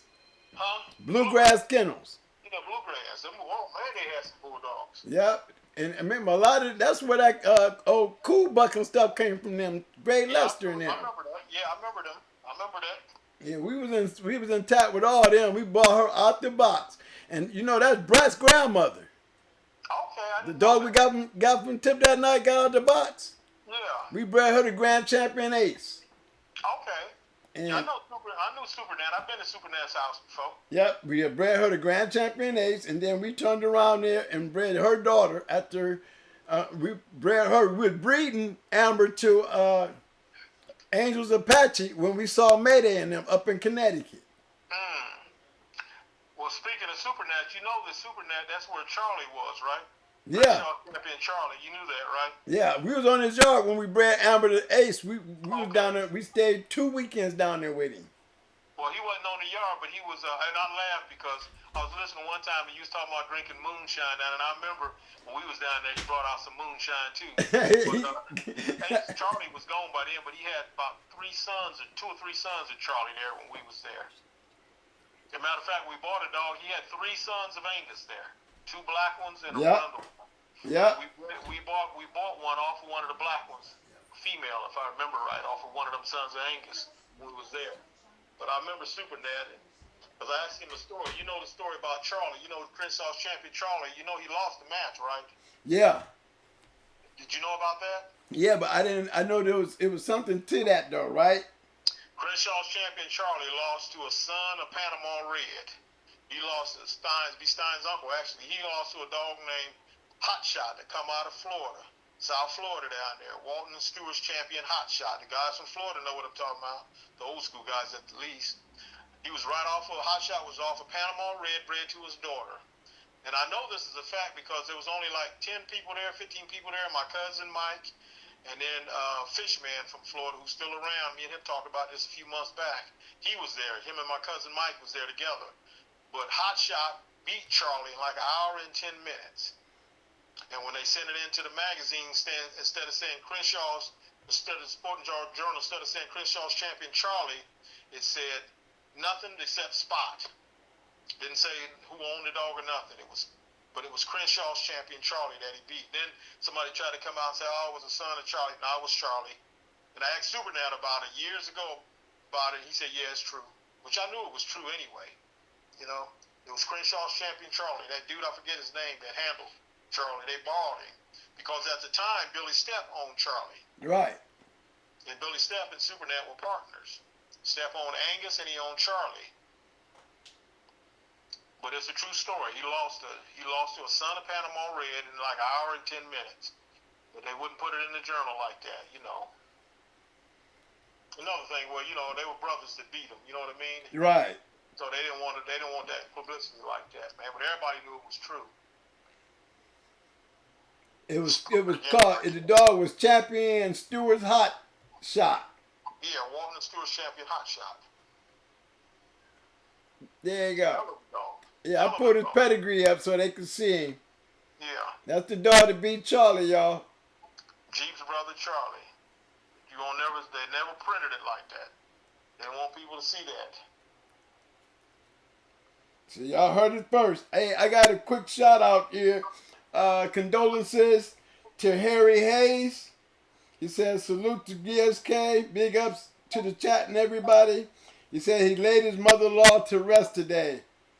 Rest in peace, Miss Pamela D. Hinesworth. So, hey, we send our condolences, bro. Thank you for it. Yeah, he sent a $10 super chat in. So we're going to definitely send that respect back to you, bro, and the condolences. Sorry to hear, bro, but thank you for the super chat, bro. Yeah, sorry to hear it, brother. Sorry to hear it. R.I.P. to Miss Pamela D. Hinesworth. And much love to you too, Brick Brother. Share that with us. Yes, yeah. You'll see again one day. You'll see again. You'll see again. That's right. Thank you so much, bro. We feeling that. Mm-hmm. Hey, y'all, we got to make sure tonight, y'all, when we pass out them roses, we ain't going to be stingy.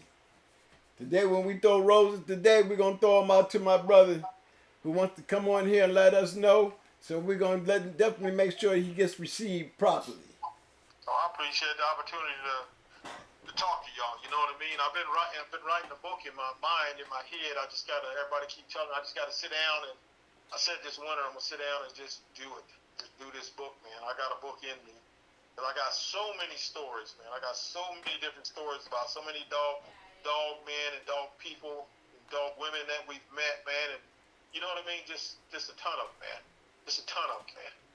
And I want to put it out there. You know what I'm saying?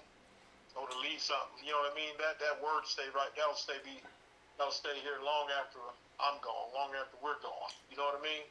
We ain't gonna never let them forget you, Mama. Cause you're gonna be in our book. Yeah, I appreciate that, brother. I'm gonna let you go on with the rest of your show, brother. I'm glad you gave me this opportunity to speak, man. As always, you're always welcome, man. I know you be on the back street because you know too much. Always, bro. I don't never comment. I don't ever comment or say nothing, but always listen. I got guys here, my dudes here, they listen too. They'll text me, say, hey, man, you listening in? Yeah, Between them, I'll be like, yep, I'm listening. I be always telling them, I be telling them about that back street. I said, this back street, them is where the real dogman is. You ain't going to find him in the chat. I know my back street. My back street, I don't never say anything, but I'll be here, man. I'm always be listening. I'm always support you guys. You know what I mean? I'm glad y'all doing what y'all doing. You know what I mean? Like I said, you scratching harder now than you ever have, man. Appreciate that, big bro. Coming up from you, big bro, you know that is a big compliment. What you're doing now is important. You got a big platform to reach a lot of people, man. And that's important to me. You know what I mean? I thank you for this opportunity to talk, and I thank those who are listening. And I hope everybody's doing well. I don't hope I offend nobody. I don't mean to offend anybody or nothing like that. I just want to teach. You know what I mean? Teach everybody how, you know, what it was like and what they can be like. I want to see them do good and be well and be good human beings, man. That's why you're always welcome to the show, bro, because you're always welcome to the show, big bro. You always got something to share with us.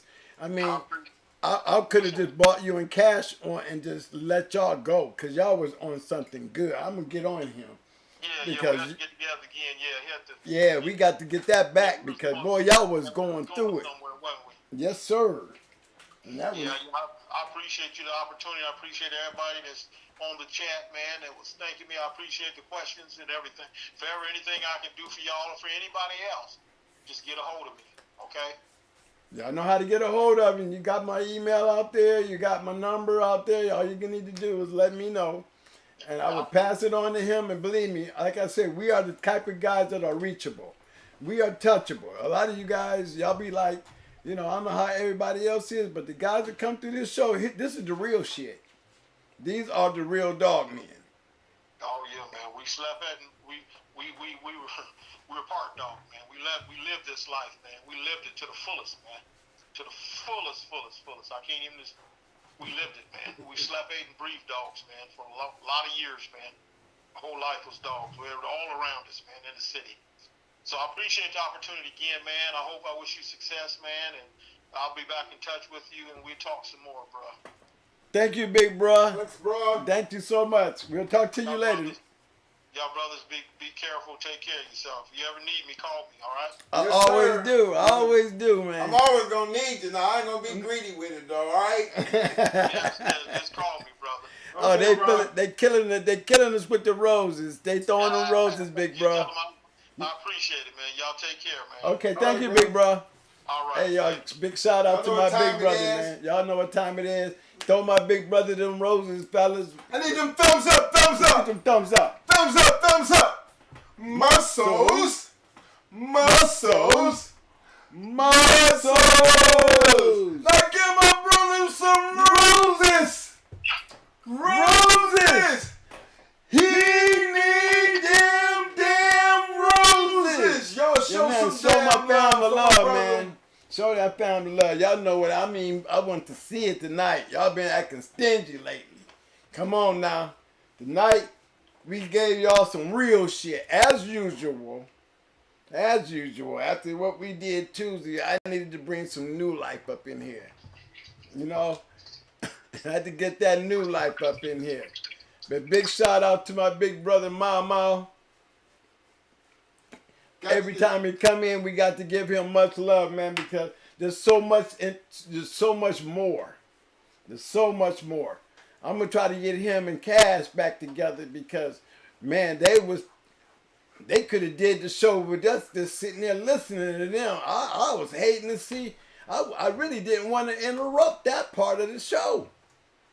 To me, I needed to hear that again because they know all of them. And then Cash, he's a walking, the man know everybody. And he done many things out there.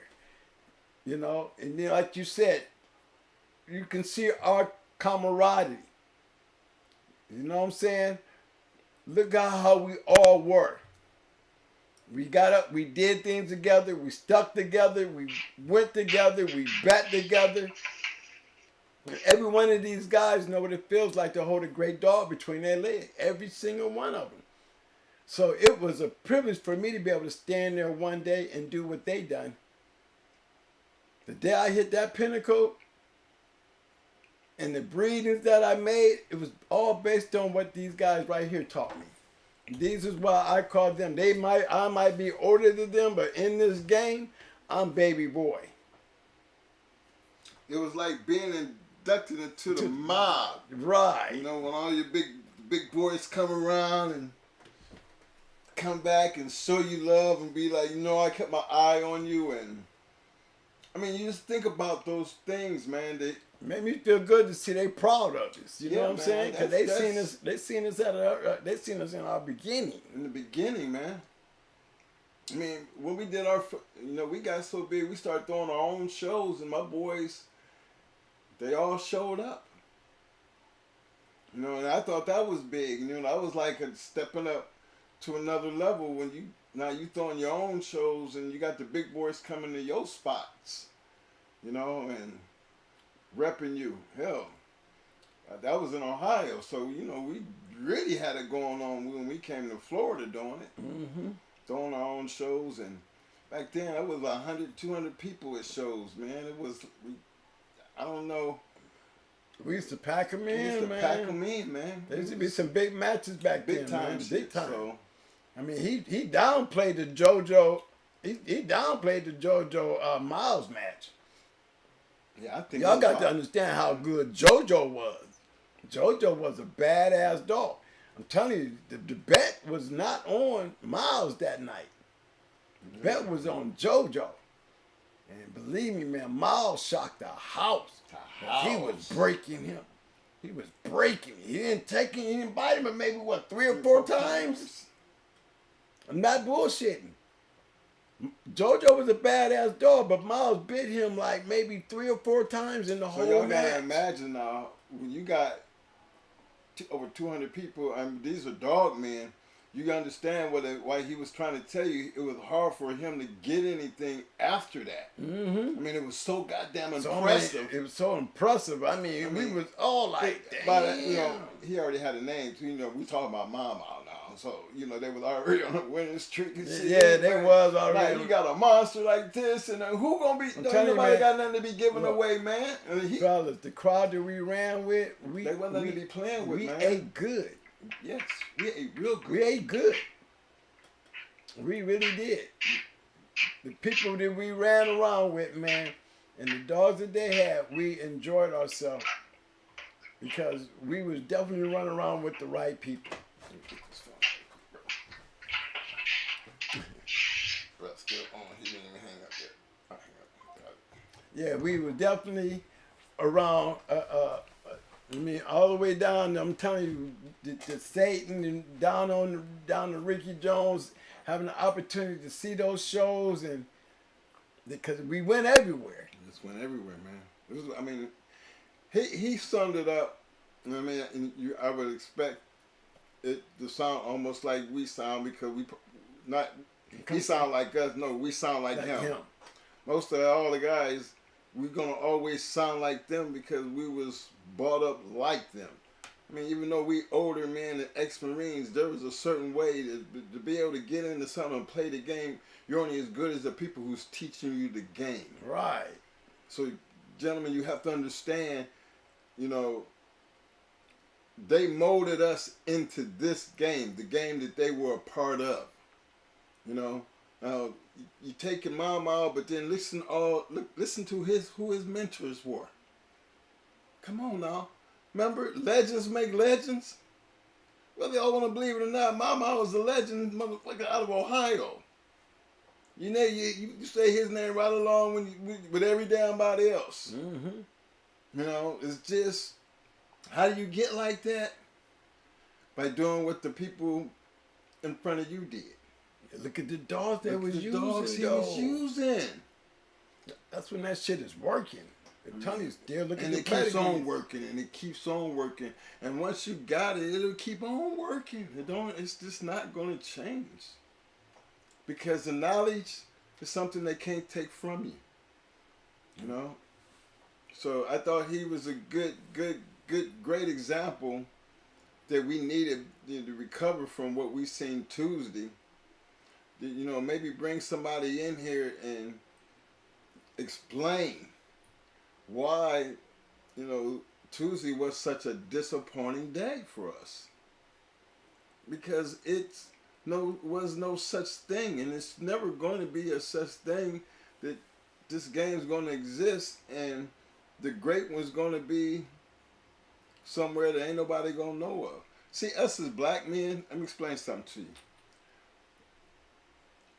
There wasn't many black men writing books. I don't think there was ever one writing books. I've never seen one. I've only seen Rosterman Boone in the books, to be honest. You know, Stratton and was that Crenshaw had one book? Was that? That was Nate Newton in that one. He was that was Nate Newton in that Crenshaw's book. See, wasn't many of them, you know. But then but they was actually out there running around. You know, they was the ones who was breaking that barrier. Mm-hmm. A lot of them great dogs y'all talking about came through these hands. Right, the old Denny Greens and Buffalo Soldier and them men broke the ground almost like Willie Mays did for baseball. Them men were doing it for the dog game. They was breaking that barrier, you know, giving us the chance to step in and get into them type of get circles. into those type of circles, and you know how that is. Once the brothers get in, circle become ours. So, you know, they just take over shit. Because we was beating everything in our path. Because that's what that's what started happening. They learned to get good dogs, and they started breeding them good dogs, and started, like Mama said, and we just discussed those Leitner dogs. Remember, we true believers in order to know where you're going, you got to know where you're coming from. And it's important to understand and learn the history of the game, because all the great ones did it. Mm-hmm. So if you want to do, if you want to achieve something, there's a certain way you got to be able to do it. And I would always suggest to just do what you've seen everybody else who became successful do. Some people try to do it their own way, but again, how'd that work out for you? It's a such thing as putting your own spin on something, but to be great at something, you're going to almost be copycatting what it took to be great. It's always going to be the same type of dedication, the same type of studying, the same type of effort, the same type of discipline, the same type of respect in how you deal with people. It's all going to go hand in hand. And if you learn to master those things, pretty much you'll be able to, do what your mentors did, if not better. And that, to me, think that's the key to why we sit here and do what we do. Again, big shout out to all my brothers who served in the military, because Veterans Day tomorrow, so I'm gonna get that out the way now. But today is our birthday, 248, and we're gonna represent it hard. And like we say, same way we represent the Marine Corps is the same way we're gonna represent our dogs, and it'll be representing them two things until the day I die. You know what I mean? So I thought it was a great show tonight. I wish we could have kept Cash around just a little bit longer. Oh man, he got to dude, come back, man. I got to get This dude been everywhere. Yeah. I gotta get him back. Got to get Ohio Cash back on, because he's another one. We didn't get a chance to talk about none of his dogs. No they asked about Champion Missy. I refereed a couple of Missy's matches. Yeah, I refereed the match. That was Pale Rider. The Pale Rider. Yeah, they had one named Pale Rider, but I saw Missy. Pale Rider made champion too, though. Mm-hmm. I seen him. He made champion. Yeah. Cash had a couple champions. Yeah, he had a couple champions. So, but Yeah, we're gonna get Cash back. We gotta get Cash back. I said I need. You know, he's always a busy man, but got to have him back. But again, just having Mom out here and just having you guys here, it just makes things so much better. Because, you know, without y'all, I don't think we'd be doing what we're doing. But because of y'all, it makes it out to be a great show. Big shout out to everybody who did the super chat, showed that love. That's what's going to be, you know, can't help but appreciate that. So, I wanted to show them this. Hey, I wanted to show y'all this before we kind off. This is the dog that we was talking about that was up there in PA. I was trying to remember who she was. See that? Reed's Duchess. She was a 9-time winner. She was a badass dog. There, that dog. See who they are. Them a brother. That's a brother-sister breeding. That's old Sheriff Powell. Look how those dogs was bred. Now that's the 9-time winner. That's the dog I couldn't remember her name, so I just took a real quick through to run in there. But look, here's the funny thing. Look who the litter mate is.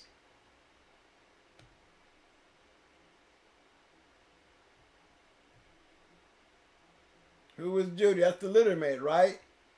Look at who our offspring is. Tornado's mother.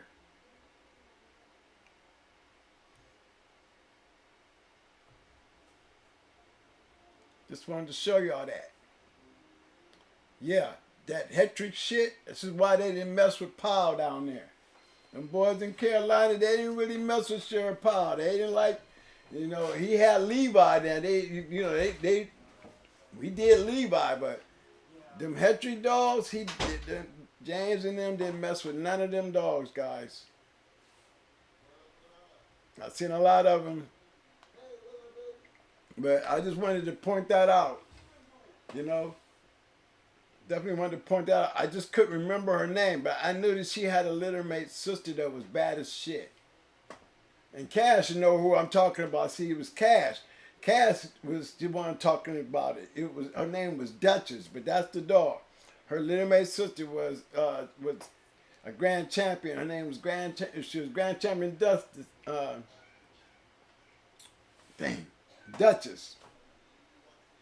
So I just wanted to bring that one back to y'all because I missed it. But I had to swing that one out there. And I always said, everybody's talking, I was trying to get a hold of Sam Lambrier too. He's still alive. And I am trying to find him. I'm even trying to get hooked up with Frank Bunce and them. So if I can never get to them, they will come. You know, especially Sam. Because I know Paul was a good friend of his. And I would just like to know, ask Sam if he know what happened to old Sheriff Powell. I know, I kind of think he died. I think he had got sick, but I'm not for sure. But Sam, he can confirm it for me. Because if he was still alive, he'd be, the man would run to this show to get on the show and talk about us. Because he was like, you know, another guy who was my North Carolina. He was the guy that brought me into the game, basically. He brought me to the game. He's the one that took me to see Atlas. He was the one that got me the dogs. He was just a good dude. And the no Sam Lambrier and the outcome of all that, you know, if he was alive, and even if I can get up with Sam, because Sam's alive, and just on the note that he know I knew Sheriff Powell, he would definitely give me the conversation that I want to know about those dogs, because I was with James Powell when he sent those dogs up there to Sam. Never met Sam in my life, but I knew him. I never knew Frank Bunce, but I knew him, and I was in Carolina. Old Powell knew them all. Powell was from Pittsburgh. Good guy. Good guy. We turned the Popo out, though. He was a sheriff. And hanging around with us in our younger years, we was wild. We had girls, and we was just messing up his family life. We was doing things out there, you know, and he was getting in all kind of trouble with his wife because we was young Marine wilding out. And he was looking out for us a lot too. But he definitely meddled my world when he got me into dogs. And like I said, I must be the most. I honestly feel like, you know, that I've been blessed when it comes to this game. You know, I know when I write this book, it's just so many people that's going to be an input in it. And just to be able to say, you know, that I can add tornado, because not too many people knew that that bottom side of the tornado came from a brother out of PA. Down in Kinston, North Carolina, where that breeding was made.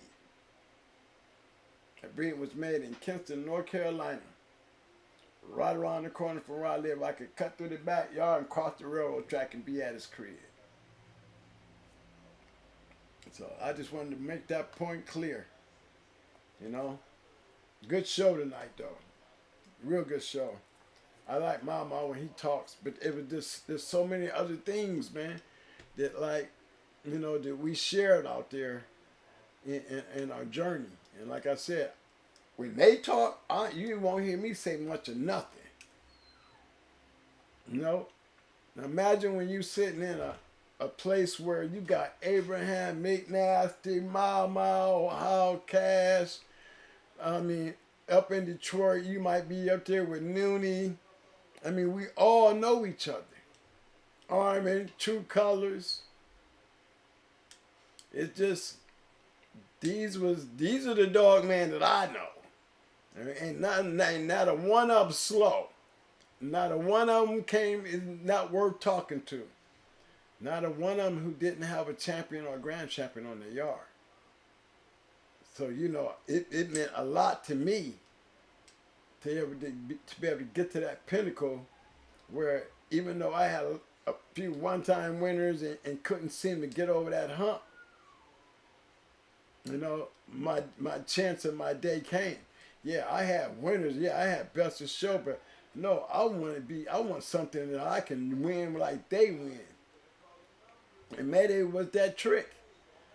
Pretty Mama was that trick. Two of the baddest bitches, you know, that I could ever say I had outside of Red Ace. But those two dogs was bad as hell. You know, they might have been even greater if, you know, I hadn't messed them up with the roids, because didn't neither one of them have a bunch of puppies. You know, but I'm not a puppy peddler, and I didn't want to breed dogs. I wanted to win. I've always been stuck with winning. I just want to be like them. That's all I ever wanted, was just to be out there and got the opportunity to get in those big shows and have them dogs to go in there and just kick their people's ass, you know. Learned my conditioning game from them guys. Put it all together and thank all of them, because every one of them got input. You know, I am a creation of a bunch of dog men by keeping my mouth shut, being a good person, good enough for them to want me around, good enough for them to make sure I'm around, and then good enough to listen while they teach. So it's funny when they all don't mind coming to this show, where they all don't mind telling us how proud they are of us.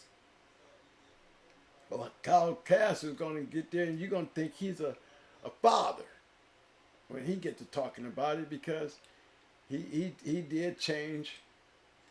He did changes. He really did changes. You know, we was going into these big kennels and was losing. We lost to Jeffro. We lost to him. You know, we lost to Hal Cash. We lost to Butch. You know, BLB. These are us. I mean, and remember, I said there's 14 losses and all the going hard dogs. And how many losses did you hear right off the bat? Out of them losses, we lost 4 of them coming right out the gate.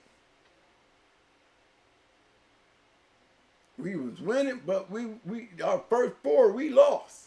Lost with Judo. I remember we lost with Star. We lost with Dusty. And we was losing because we were young and didn't know. Oh, it was all good when we was down in Carolina. We had the right dogs, but what can we do with the right dog? And these guys got the right dog in the right shape too. So we learned the hard way. Thank God that they picked up and fixed up. And believe me, I think I only lost one more after that, and that was me going with Red Ace into Puerto Rico. I lost my first 3 on the adventure, and then I won.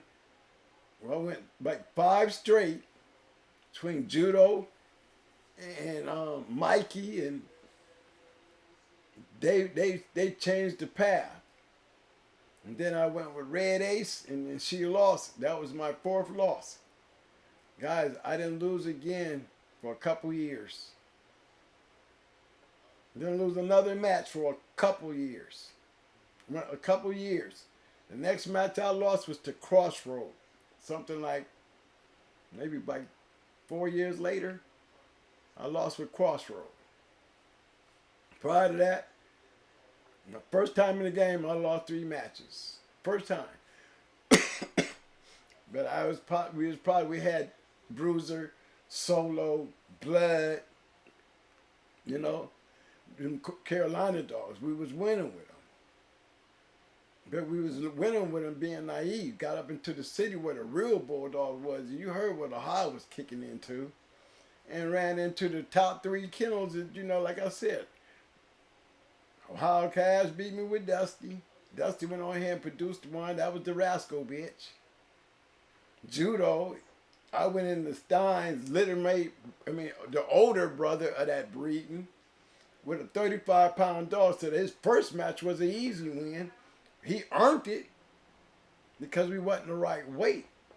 But yeah, look who I was going into. And then I lost the BLB with a dog I had named Star. And his bitch, she went on to become a champion. You know? But after that, next one I lost, we were going to Puerto Rico. But I was already in motion. The dogs that I had then set the pattern, set the mode. And even though Red Ace lost the way she lost, I knew I was still on the right path because I know I had killers. And believe me, it was because I had those killers is why we started winning. So I don't want y'all to know. It takes an eye, but I think it takes a good bunch of good guys to look out too. You know, let me tell you something about every one of these guys except for Triple M.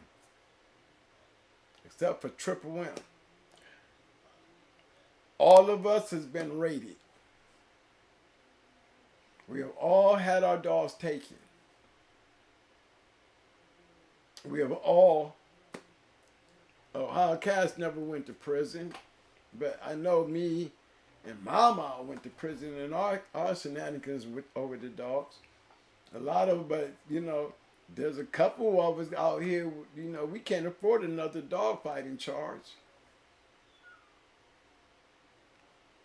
No, that's why we have to stay retired. You know, but it's fun for us to come in and talk about our past. It's always fun for them to come on and talk about their past. But shit, we was, you know, they got dog fighting charges on them like Harry Hargrove.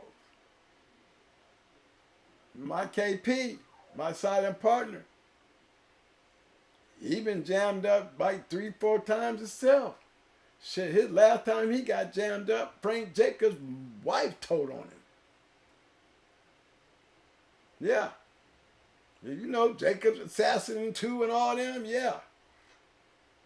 Had a show down there in his spot in North Carolina, and his wife called the po-po on us at their house. And that's how my boys and them picked up another charge. They can't afford another dog fighting charge. So, you know, everybody had to sit down and get out. We're getting too old. When they come and they take everything that they got. You got. You just don't think you're going to ever get caught in a raid and not expect them people to come to your shit to take your shit. I won't care what state you in. That's what happened with my dude that had bought the journal from Jack, from Word Kennels.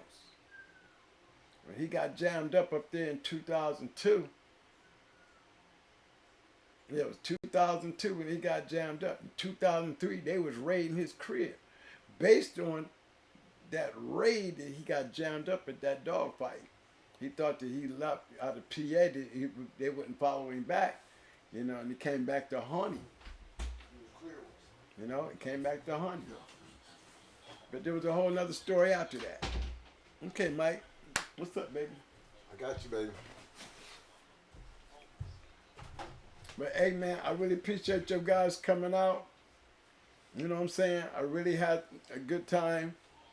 You know, one day I'm gonna get these guys in the right place. I'm glad Mama came through. I'm glad Cass came in and dropped his presence in. You know, I hope I can get him back. You know, it's like catching that fish. Shit, I got him out there. I got him on. So I know I can get him back. Yeah. Who's that, Mike? Dear. Tell me what's up. Hey, you gonna take me out, baby? I'm taking us out now. I gotta get it right back with you. I'm finna close this down right quick, bro. But yeah, guys, thanks for coming out. I hope y'all enjoyed the show. I hope y'all showed me some love tonight. And I hope y'all showed my big brother's son. Rest in peace on my man. We hope y'all gave him a proper Shark Tank condolence. You know what I'm saying? And I hope y'all understand where we get this from. Okay. You know what I'm saying? Got you. I hope y'all see why we're like we are. Remember, I wear my Akron shirt, and I come out of Akron. And I don't care y'all don't like LeBron or not. LeBron come out my block. Man, call you. I am a Southwest Side brother out of Akron, Ohio. Bronny come off our block. And if you'll notice something about everybody in that come off that block, we never had no problem with the youth and giving back to the community. When I was doing wrong, I was giving back to the community. We are legendary guys. Like we in the Dogs, we legendary guys in the city of Akron. All right, man. Love. For the same kind of love that we put in these dogs, we put in our kids. We want that success out of our kids. And LeBron James is a prime example of somebody who took what he was taught doing and came back and gave back in a bigger way than I could ever do. But he came back and he gave back. And he don't have no problem. No problem. I got a picture with LeBron with my sister when he won the NBA championship. You know what I'm saying? I would never stand up there next to my big bro, my main man, just to be in a picture. To have somebody come down the line and scrutinize the fact that he's standing with some dog fighters. We don't need that kind of publicity. I don't need that kind of publicity. My man don't need that kind of publicity. When we stand behind him, we went all over a homie dying, somebody in the family. They called us, what they call us? Thugs. Thugs. Yeah, they called us thugs. We ain't no thugs. You know, when we lock shit down, I don't care how his man don't want to be bothered, we shutting shit down. He at home now. Because at home, he's just LeBron. When he come through Akron, ain't nobody flocking to LeBron. LeBron ride around with his drop top and everything. Everybody cool, bump him at the horn, but ain't nobody gonna be running all up on him like he's some fan because he's reachable when he's in Akron. He's always been a reachable person. That's home. He's not the same LeBron that you know that gotta keep people at a bay, but he's always been super cool. But in Akron, Ohio, when he come home, we treat him like he's at home. But he ain't the only famous guy. We had Jimmy Lane, Jerome Lane. He was our first LeBron. Then Nate Thurman, he was our first Jerome Lane. These are all, shoot, Nate Thurman, he is in the Hall of Fame. James Harrison.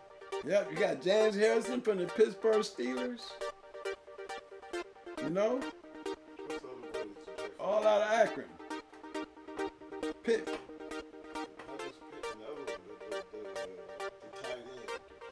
You talking about? No, he was a linebacker for the New England Patriots.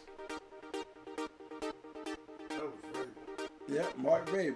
Yep. I'm talking about the other one. The one that played for Miami. Talking about Jay Brophy, man. Jay played, he's from Akron too. Yeah, Jay Brophy, he was a tight end. No, Jay was a linebacker. Yeah, but he also played tight end on offense. Johnson. Oh, you talking about the one that played at Akron U. What was his name? Jason. Dang, I forgot his name, but yeah. Jason. Yeah, he came out of Akron. Light-skinned dude. Yeah. Bald head, light-skinned. Yeah. Bad boy. Yeah. You know, we get old, so you know we forget all kinds of shit. But they all come back. I mean, That's every all one kid of these about guys that we talking about, guys, all these guys, they always came back to our neighborhoods. Their fame wasn't what was important. That's how this game need to be working. Yeah. This game is not meant to be sold for real. I don't remember paying one dime to not one mentor, anybody who offered or did anything out the goodness of their heart. You know, people always say the game is meant to be sold, not told. I don't know where that comes from. You know what I mean? I never got that part. I missed that class. Because again, we learned because somebody took the time to teach us. I've carried that and I've taught many men, a trade, and they never had to pay me a dime. You know, it's always about giving back and doing your part. You know, maybe that's, you know, and like my mom said, you know, I believe God blesses us for things like that. You know, I don't run around and shy away from my beliefs. I believe in what I believe, and I believe strong and hard. And I don't push my beliefs on other people. But you shouldn't have to. I mean, you can be a godly, given person by just in your actions. That a person will recognize what's in your heart without you even having to mention God's name. What's wrong with being that person? You know what I'm saying? God got a pit for me to coming up to heaven. I'd be ready to see y'all later. You know what I'm saying? Get me out. All you gotta do is just let me know. Twin, I got a bad one too. I got tornado waiting for you. Okay, we gonna go internal. Go internal life. I go hook up with Tudor and all of them. Hang out with the big boys. Hang out with the big boys. You know, in that spirit world. You know, you never know. I mean, Diane, you don't never know what's on the other end. No, I just know, I'm a dog man. Yeah, it's going to be a part of it. I train dogs, I fight dogs, I love dogs. It's all about the spirit. You know what I'm saying? If it's about that, I'm pretty sure, hey, there might be something on the other end if that's who you are. That's what this is all about. Y'all need to take that ride with us, and at least while we amongst the living, enjoy it, learn from it, and somebody step up to the plate and at least be willing to do as much as that little bit. Just that little bit. Just that little bit of just giving back something. Because you can talk about it all day. But you know what? Talking ain't shit when it comes to having to do it, take care of your business. That's why I say, don't talk about it, be about it. You know, like that little thing say on the Marine thing, when the foes hear you coming, when just the fact that they know you coming, they already know what you coming with. You know what I'm saying? They're coming to save you. Save the day and some destruction on the way. On the way. That's just how it roll. Cause if you ain't looking to take care of your business, then why you in the business? Get out. Look here, y'all. Tuesday. You know what I'm saying? I know what Talk Shit Tuesday be like. Need everybody to enjoy your weekends. Stay safe. Everybody need to stay safe. Get back to checking your cameras. As you notice, I started the show out just a little different today. Because again, I ain't even get the chance to do my shout outs. Because I mean, I'm trying to prove a point here. I'm trying to get a point across here. You know, that little opening I'm gonna let that run a little bit. I'm not trying to get on nobody's nerves, but it's time to get back on somebody's nerves. The game is full of some shit. Tuesday, this past Tuesday, caused a quick change in the foreplan. You know what I mean? So now we're not gonna be talking at you. See, we were thinking that we sitting out there trying to give out some information and trying to help people, but that Tuesday show make you want to revamp. Now we're going back to the drill instructor shit. Now we're going to clamp down like everybody really fixing to get on the bus. And I don't know, we might lose some views behind this. But this is our time. And when we get away from what our time is supposed to be spent on, then we're going to have to like pull up the chin straps, put the caps back on, start paying a lot more closer attention to what's going on in the chat. Because again, I know damn well we ain't talking to no kids, so we dealing with grown folk now. And then I know we dealing with grown folk. Guess what? Some might like it, some won't. But that's a good thing about being grown. You can always turn the goddamn channel. We're gonna get deep in this dog. Now it's finna get deep. The fake, all that other crazy shit that going on, that y'all seem to get, you seem to be like caught up in. Everybody want to see drama, want to be a part of drama. Don't bring your roaches here. I mean, this is not going to be the place at all for the drama. We moving forward with the knowledge and the improvement of the American Pit Bull Terrier. This ain't got nothing to do with dog fighting. It has something to do with the breed. You want to have good dogs? You do what they did in the past and keep getting those good dogs. Everybody's business. Your business ain't everybody's business. So let's get everybody back on track and let's get back to teaching you what we did back there. So maybe you can take a little bit of this what's going on back here and bring it and use it up here.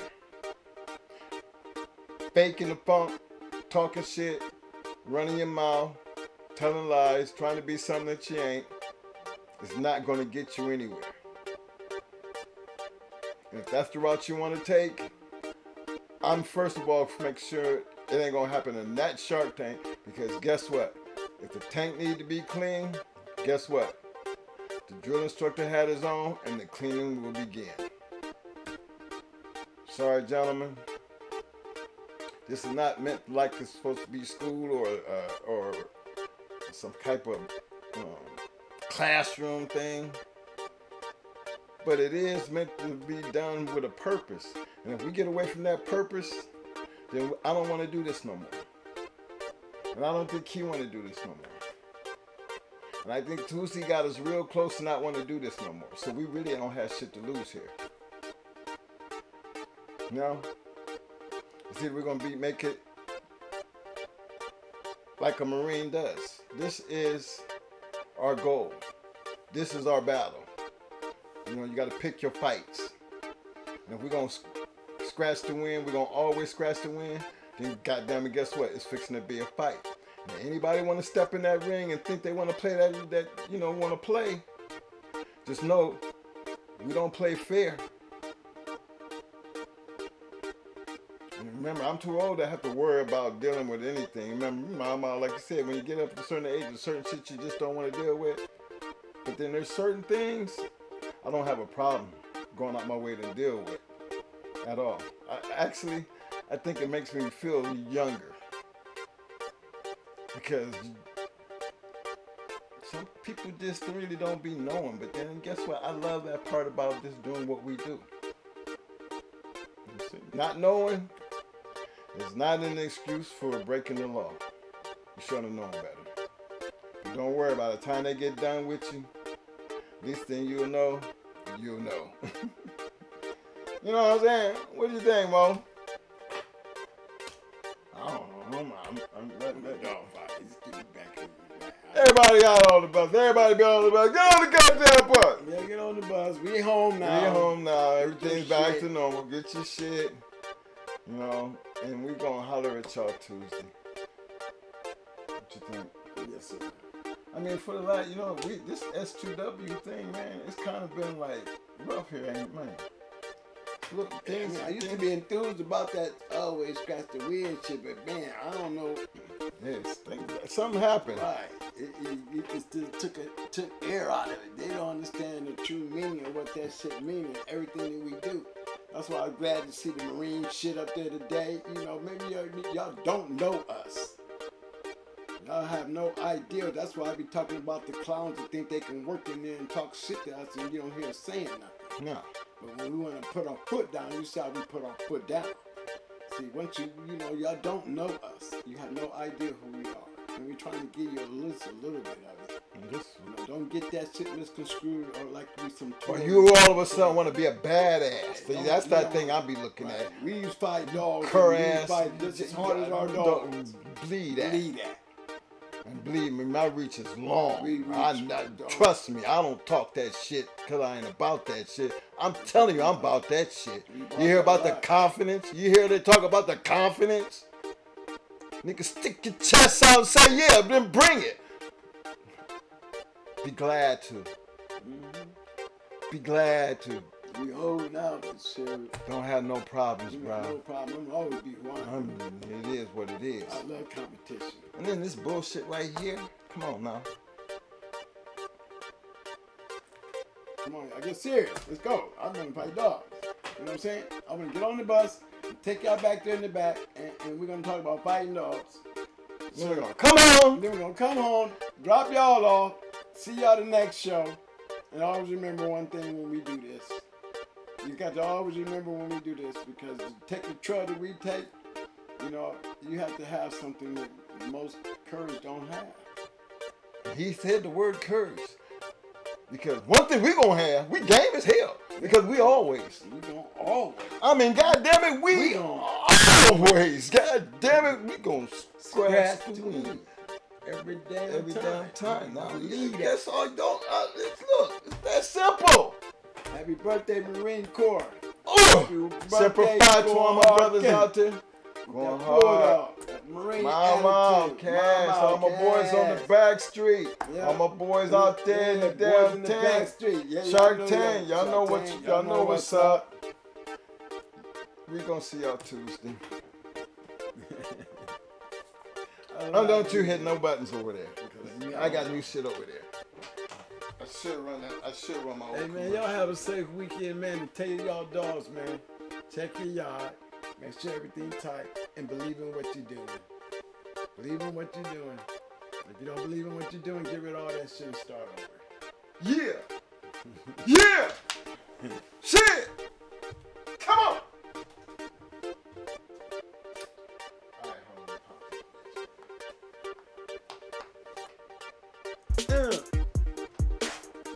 Yeah. Oh, yeah. That's right, y'all. We out of here. Come on.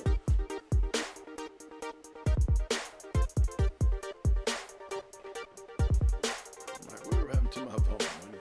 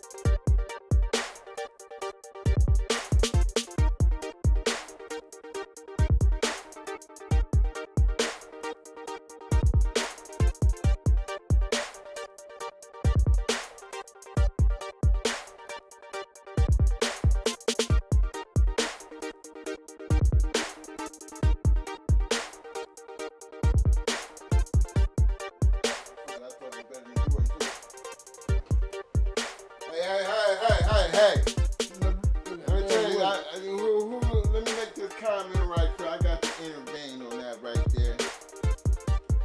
You know, it was, my man Larry Willis said it was a guy from Cincy that was better than LeBron. Also beat him. Well, he didn't do it in high school. He didn't do it in high school, so everything else outside of high school, and believe me, we've seen all his high school shit. You already know about his high school. Y'all already know that, so when did he beat him? If he did beat him, it was that one year that we lost. It was that 1 year we lost in the finals and came back and won the next 3. Yeah, I think it was his sophomore year. His junior year. It wasn't even his junior. He was a freshman. His freshman His year. freshman year. But I'm just saying, you know. Look, I knew a guy that I thought named Harold Suggs out of North Carolina. Kinston, North Carolina. The boy was cold-blooded. I thought, and I seen him and Michael Jordan on the floor in high school. And he was in high school. Battling against each other in the state championship game. Now I thought he was better than, I thought he would get just as much recognition as Jordan would coming out of high school. But you know what? I can still hear him talk about Jordan. I don't know what happened to old Suggs. So that guy that you talk about in Cincy, they might have beat LeBron, but we can still talk about LeBron almost 20 years into the game. But whatever happened to that other guy out of Cincy? It's funny how life works, right? You know a guy that knew a guy that knew a guy. Guess what? We know a guy that still know a guy. They knew a guy. They knew a guy. Guess what? We know this guy. We know that guy. And that's our boy. He's still out there. He's still out there, showing his ass. Gonna be in the Hall of Fame. I mean, he's just one of the top 2 that ever played the game. Your boy from Cincy didn't just probably didn't have a break. I ain't taking nothing away from him. No, but we're going to put him in that category of what happened Tuesday on our poll. He was one of the great ones that never made it out the park. But there's nothing wrong with that because in those type of stories, there's a story behind it. You know, so they ain't going to take nothing away from my man out of Cincy because anything out of Ohio, there's a whole lot of damn good players that didn't make it out of Ohio that were great players. You know, I had a little brother. All-American. First year in college, came home out playing basketball and dropped dead. You know, don't be for that happening. Being an All-American in high school, probably would have been an All-American in college, probably would have made it to the NFL. But shit happens. So that's why, that's the moral of my story, There's a lot of people that were good, that had some unfortunate things happen. So don't take that away from nobody. I'm just don't hate on the ones that's out there doing it though. That's right. Don't hate on the ones that's out there doing it. If they made it, give them the love. Give them the love. Don't be a hater. Don't hate. Make me look at you like a hater. Yeah, I don't want to look at you like haters. That's right, Mr. Willis. We all are kings, bro. You're right about that. Kings we are. Ain't nothing wrong with saying it either. Right. I'm a confident king. I tell you in a heartbeat, I run this. I'm the king of this kingdom right over here. I run this. And be proud of it. There's nothing wrong with being able to do that, fam. Don't make you better than nobody else. Just make you the king of what's yours. Damn it, it's getting too cold out there to be in the woods. I'll catch you in the basement, okay, baby boy? Damian Johnson, it's too cold to be in the woods, baby. Can we meet in the basement, baby boy? Shout out to you, bro. I see my man Dredd in the house tonight. I ain't seen you in a while, fam, but just want you to know I seen you, fam. Well, Steph Curry, y'all. You know Steph Curry daddy was from Akron, Ohio. Y'all know that, right? He was actually born in Akron. Steph Curry was actually born in Akron, Ohio, y'all. Let me just remind y'all that Steph Curry was born in Akron. lived in Akron. A little news on that tip. Oh, y'all ain't know that? You know, they really two homeboys. That's right. They really are two homeboys. They really are two homeboys.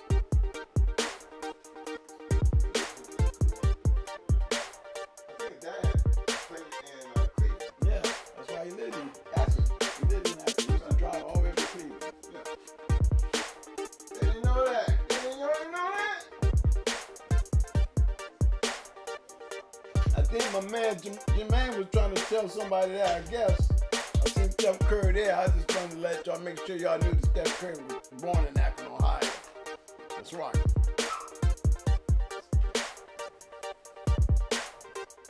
Y'all enjoy y'all weekend, man. I love all y'all, man. Stay safe.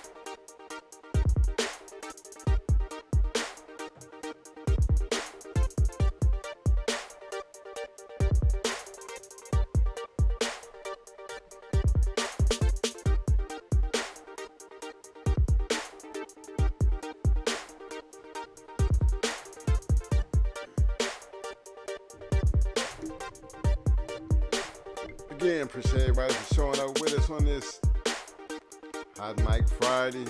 Big shout out, special guest, my man Ohio Cash, my main man, the legendary Mau Mau. Hey, I know what time it is. Parking lot, light been flashing. So we're gonna call it a night. Everybody have a safe weekend. Don't forget, live within the disclaimer, keep them cameras going, take care of them dogs. Everybody stay safe. We'll see you Tuesday for Talk Shit Tuesday. And we'll get back to our normal programming network. Until then, I'm out of here.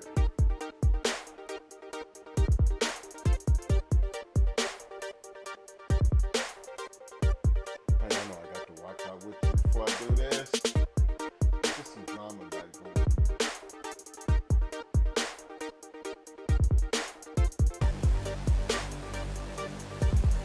Yeah.